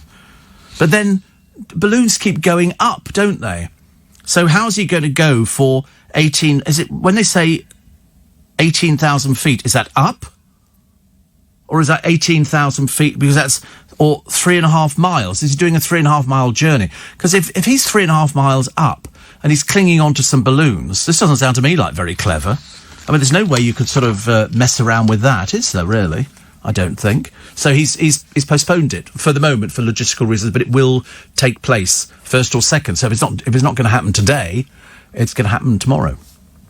In which case, I mean, we had all sorts of strange things with David Blaine. I assumed he must have made enough money in his career to almost retire and never have to work, worry about working ever again. Favourite David Blaine? No. I'm not a huge fan of David Blaine, actually, which is a bit odd, isn't it, really?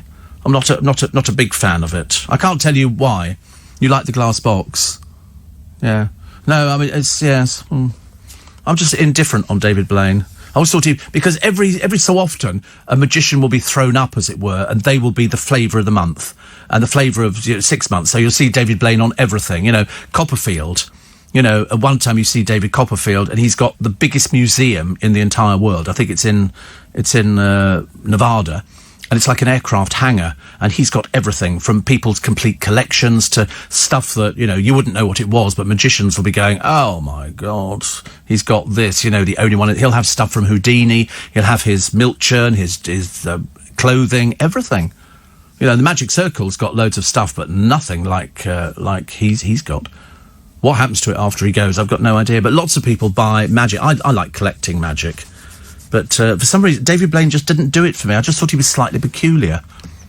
When he sort of sat there and he held his hand up to Eamon Holmes. Remember that famous thing with Eamon Holmes? You have to watch it. They have the most peculiar interview. Eamon tries to sort of, be a little bit clever and a bit patronising and all the rest of it. But whatever it is, it doesn't work. Because David Blaine, who obviously was suffering from jet lag, just held up his hand and sort of said, talk to the eye. And Eamon went, oh right. I don't think Eamon got the grip of it at all. Which is a shame. And but it was an interesting interview to watch. Have you got it? No. You should watch it, actually. It's one of those little things to have. Steve, I'm in the Cotswolds, heading back to Surbiton at 9:40. Saw Chris Whitty here Friday evening in Chipping Campden. Just thought you should know. Had to put the show on as per usual. There you go. Thank you very much indeed.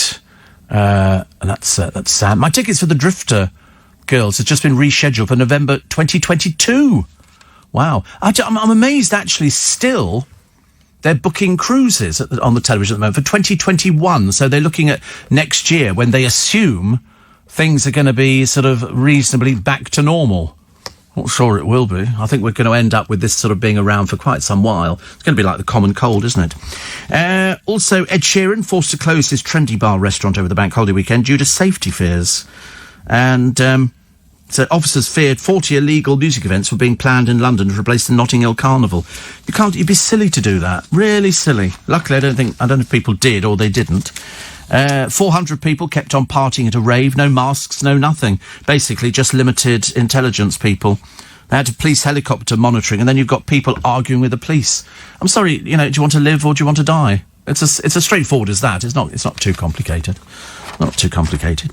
And Sir Simon Sharma has described fellow historian David Starkey's comments about slavery as abhorrent and stupid. This was ages ago, wasn't it? David Starkey had made these comments. And after being criticised by figures such as Chancellor Sajid Javid and losing a number of academic positions, he issued a public apology. And Sharma, writer and critic, told the Radio Times it was an abhorrent and stupid thing that he said. I'm sure he regretted it. There's nothing much to add. I'm not in the business of calibrating harshness. It's up to the institution. I'm not a purge person. Oh, I love that. A purge person. That sounds great, doesn't it? And also, what was the other thing that was... a lot of people talking about lobsters and this myth. Somebody said they don't feel pain. And I think basically what somebody's saying is, actually, I think you'll find they do feel pain. That's it. I mean, surely anything feels pain. It's just, you know, we don't know exactly what it's feeling. But I don't fancy the idea. But here's Kyle Gibson. Kyle Gibson did an American diner chain, the Five Guys. You've heard of the Five Guys over here. We have them. But he polished off an entire menu for a 20,000-calorie one-day charity challenge. It took the Sunderland lad an hour to scoff the 13,000-calorie pile of burgers, hot dogs and chips. He also had a massive brunch elsewhere, ran up a whopping bill of 114 quid, but he donated 500 to a food bank in Newcastle. What is it about these people who can eat food non-stop and they don't seem to put... You'd think if he was eating this amount of stuff, he seriously would have been, you know, as big as a whale. But he isn't. He absolutely isn't. It's really bizarre. Really bizarre. June Brown and Natalie Cassidy once had a naked hot tub session together. The TV duo, Dot Cotton and Sonia, who used to play I used to play my a trombone. And there's a lovely little cat here, Peanut the kitten. If you're a cat person, you're going to go for this in a big way. Found abandoned and deformed by the roadside, is making an amazing recovery after a rare operation. Ashley Wemple adopted the kitten found next to its dead mother and helped fundraise for the risky corrective surgery. And so they've now done it. Bless it. And they've sort of put in all sorts of little bits and pieces. That's nice, isn't it? I like when you see it as a little kitten. It's so cute. So cute. 6:30 is it's early breakfast with Steve Allen. You know, you get dogs now that are fantastic. They seem to be able to detect cancer in people. But here's a dog who is looking after his owner, Jonathan Sheldon, because his dog licks him when it's time to take his medicine. He suffers from Addison's disease, which means his body doesn't produce enough of the hormone cortisol. It can drop to a dangerous level. But the dog knows and licks him so he knows to take his medicine. Isn't that fantastic? Absolutely amazing. He says he's an awesome dog and he's changed my life. Jonathan comes from Billericay in Essex, and he's not had an Addison's attack since he got the therapy dog 3 years ago. The pet's by his side 24/7. Fantastic. Fantastic. Nicola Sturgeon has demanded the words UK and Britain are dropped from the branding of a nationwide festival. Have you heard of this festival? Apparently, plans for a £120 million UK Festival 2022 are underway in a bid to cheer people up following the pandemic. I've never even heard of it. Never heard of it. But they've been pushed back because the First Minister, Scottish National Party's government, wants any mention of Britain dropped. Well, I don't think we want to play your game then. I think we have to call it that. Definitely. Honestly, I didn't even know there was going to be something as exciting as that. I was in a packed theatre, says Chris in Oxford, waiting for the show to start, and seated next to me was Steve Allen, regaling me with an amusing story. The auditorium lights dimmed, and the show began. The audience fell silent, everybody except Steve Allen, who just carried on with his story. Despite my gentle suggestions, he continued the story in the interval.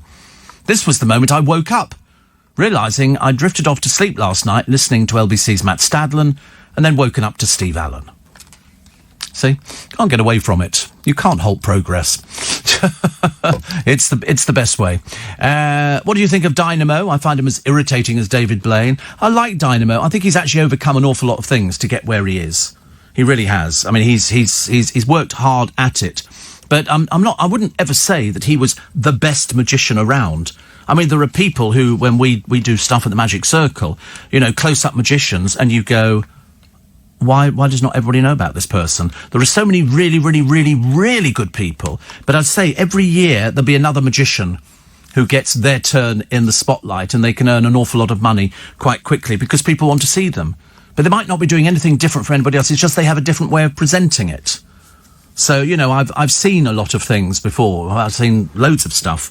But still, it's amazing. And still, David Copperfield knocks himself out 2 or 3 shows a day in Vegas for a period. I mean, it's an addiction for those people who like their magic. But if ever you've been to any of our shows at the Magic Circle, you'll know we get some fantastic close-up magicians, which, I mean, even I sit there and go, I know how it's done, but it's brilliant. Absolutely brilliant to watch. New BBC boss must save free television licences. This is on the front page of the Express today. But Tim Davie faces a bit of a backlash on his first day as Director General. It's also been warned of a campaign of civil disobedience if the benefit does not stay free. See, the trouble is, I think we automatically assume, don't we, that all pensioners don't have any money. And for some people, it's very useful getting a free television licence. It's like the... you know, it's very much like sort of having the Freedom Pass.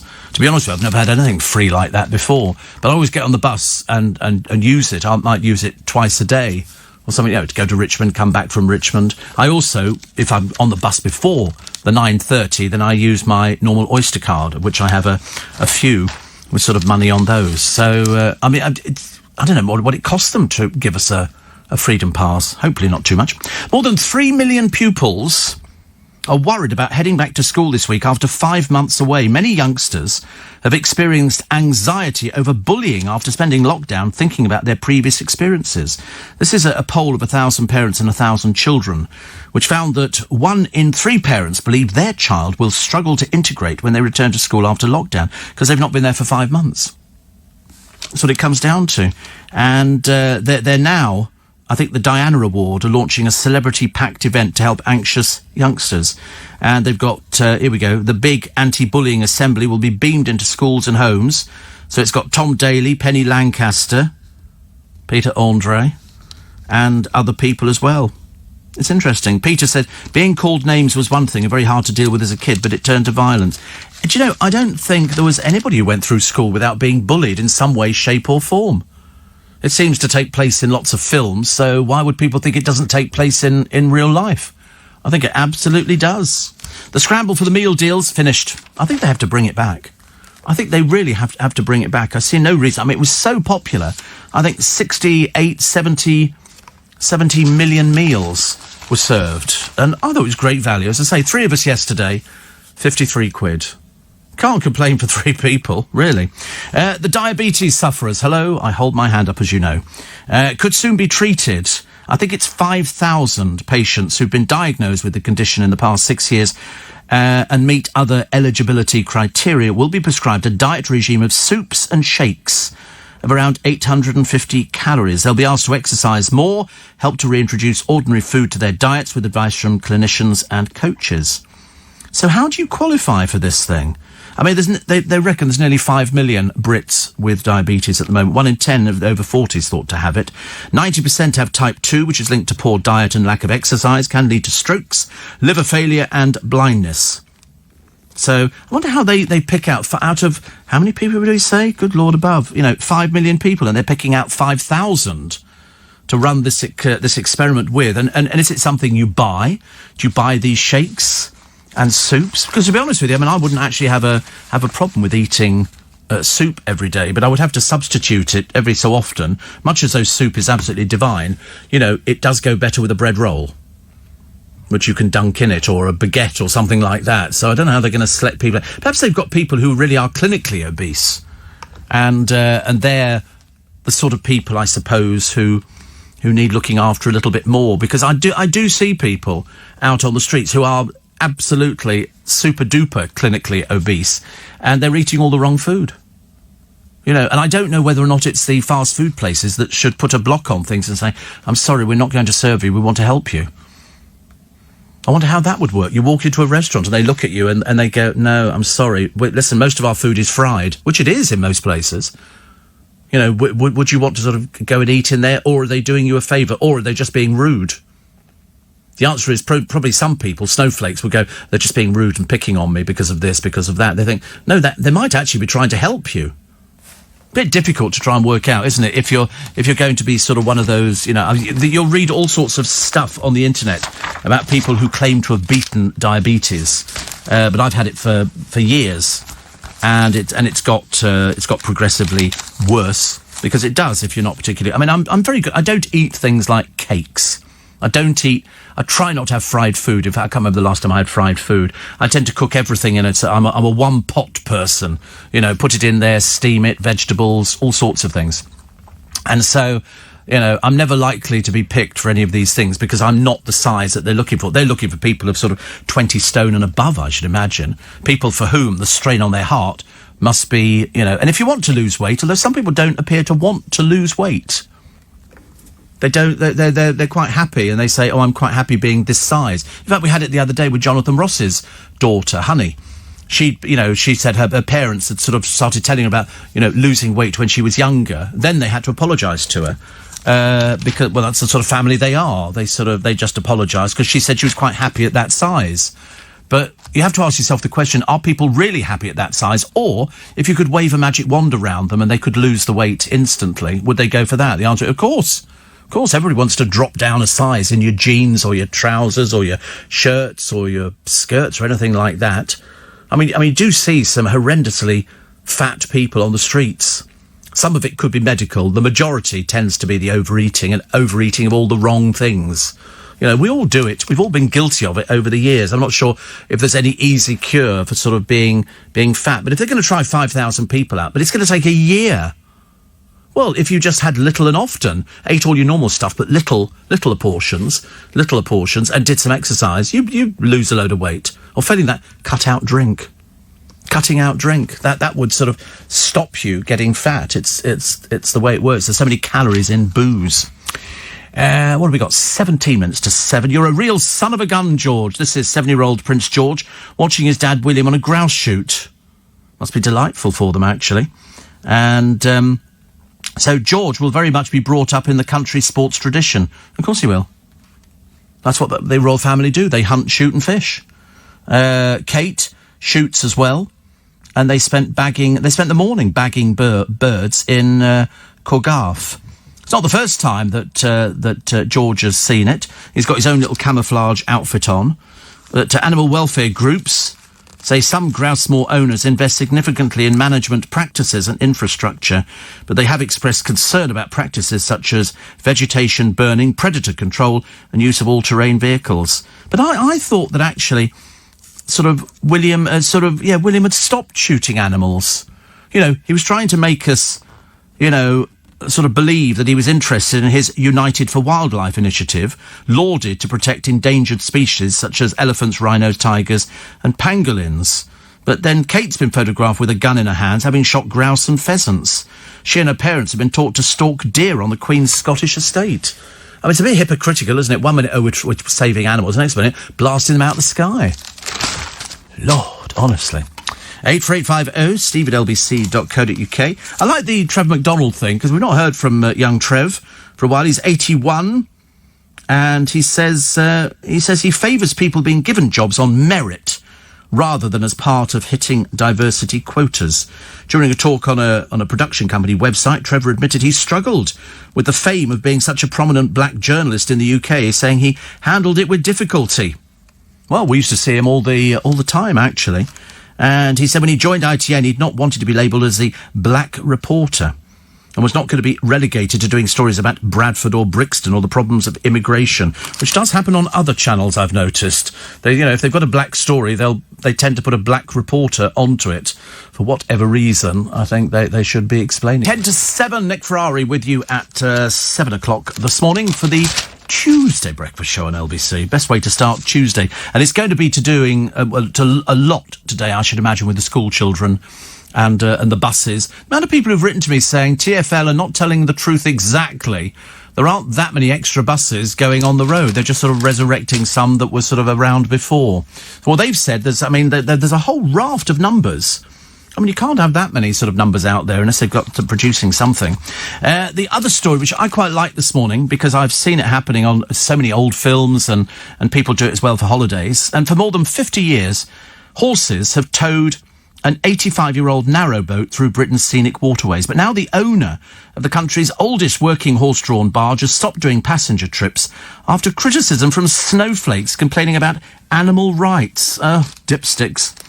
Jenny Roberts has retired her horses and shut down her Surrey business after 33 years. She said she used to get an increasingly aggressive comments from others using the towpath. Oh, God, snowflakes. Snowflakes. She was based in Godalming.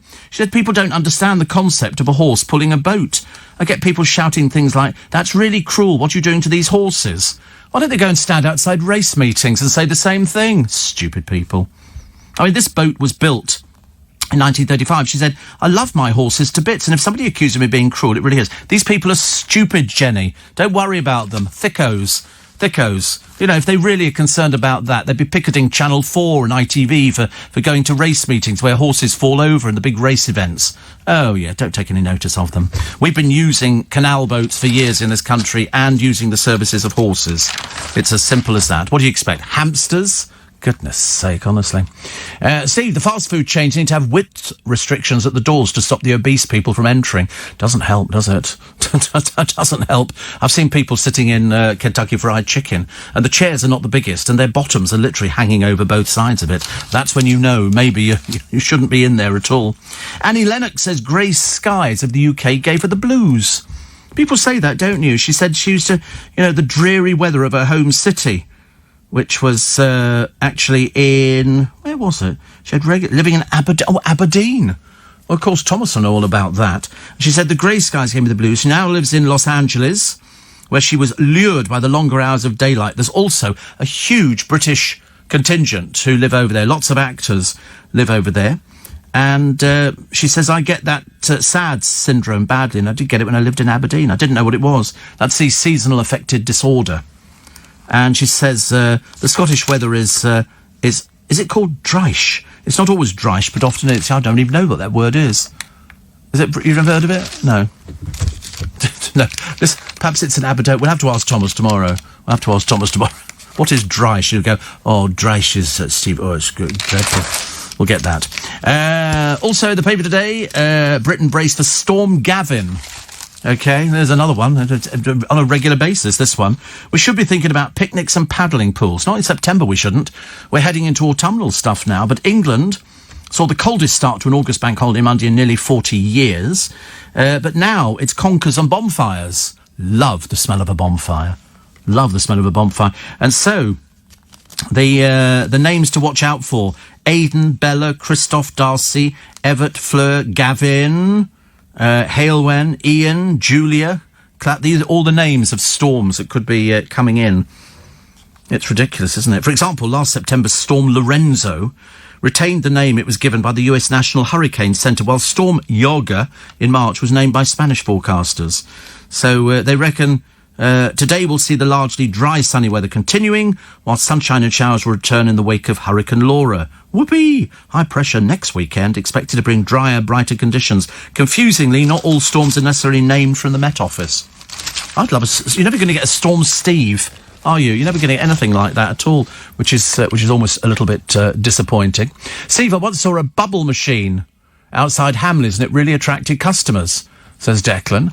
And so I bought one for my store in Vienna. It really did catch people's eyes, and kids were having fun. And it wasn't until 3 days later the proprietor of an Irish bar 3 doors down threatened me with legal action because his customers were slipping and falling on their backsides. The soapy bubbles were landing outside his door. I got rid of it pretty sharpish. Yeah, they still look pretty, don't they? I think you can have them up high. I just gave my godchildren a bubble machine. I've just realised I've just found the bubble liquid in the boot of the car. So, because it comes in big litre bottles, and that seems quite nice, doesn't it? I quite fancy that idea. Front page of the paper, so this is the diabetes revolution. NHS will launch the Soup and Shake Diet, but only for 5,000 people. There's 5 million diabetics in the country, but only 5,000 people are going to get to try this thing, and it'll be a year down the line, so most of us will have forgotten about it. Definitely. Front page of The Sun, Kick Sugar with Paul McKenna. He's using his powers to teach you how to give up sugar. Which actually, I mean, I used to keep sugar in all the time. In fact, when we used to go out to restaurants, there'd be a sugar bowl with sugar cubes in it. And you just pick up a sugar cube and pop it in your mouth. Sometimes you pop about 3 or 4 in your mouth. And then you trouser a few of the sugar cubes, because they used to be not wrapped. Then they became wrapped. It was like toothpicks. You always have to ask for a toothpick. And now they come in a little piece of paper. If indeed places even do toothpicks anymore. Fuel duty could be increased by the Chancellor. That'll be popular. Not. 5 pence, they reckon. 5 pence. I better get in quick on that one. 3 months to catch up. This is pupils already back at school in Scotland. And today is the day that loads of them, 250,000, I believe. Oh, Steve, the Scottish weather is dreek. What does that mean, though? What does dreek mean? Steve, I thought they changed the storm names soon and start back with the letter A again, as September is the end of the season, says Clayton. I don't know, actually. Lee in Lauder says it's dreek, like breek. Yeah, but what does it mean? We understand the word, we just don't understand what it means. And in the 80s and 90s, at some bakeries, they used to sell mince pies, a rectangular version of a mince pie. Producer, Corey, he said he could eat a mince pie. I said, well, I shall go to Costco today, and if I find a box of mince pies, I shall bring them in with some double cream for him, and then we'll heat them up in the microwave, and then he can have his sort of first mince pie of the year. Because as far as I'm concerned, why do they have to be Christmas? Why does a mince pie have to be Christmas? Where in the Bible, in the nativity scene, was anybody seen eating a mince pie? The shepherds who came in, the 3 wise men, obviously not that wise, because they never brought mince pies either. Nobody was eating mince pies. I've seen all the pictures. No mince pies at all. So why do we eat mince pies? There'll be some ridiculously sort of pagan thing that we're using up the fruit of the year or something. Daily Star today, pupils to be suspended for COVID jokes. That'll be interesting. What does it say? How they're going to get them all to wear the masks on the bus, I've got no idea. They can't make adults wear them on the bus, so there's no chance with the children. Can you imagine? You've got 50 children all trying to get onto a bus, because they're going to take them to capacity. Only on the adult buses will be still socially distancing, and we won't all be sort of crammed on, but the school kids will. And so what are they going to do? Say, you've got to wear so they get on the bus and take them off again. What's the bus driver going to do? He's not going to do anything about it. Why would they want to get involved? Ridiculous. Telegraph, pupils to face the exam delay next summer. Most people have to wait until December to get the flu jab. That'll be diabetics who get the flu jab as well. And the Times. The new primetime stars, here they are. Fame, family and farming. This is the mum and dad with 9 children. And a happier family you'd be hard pushed to find. Good for them. Dreary.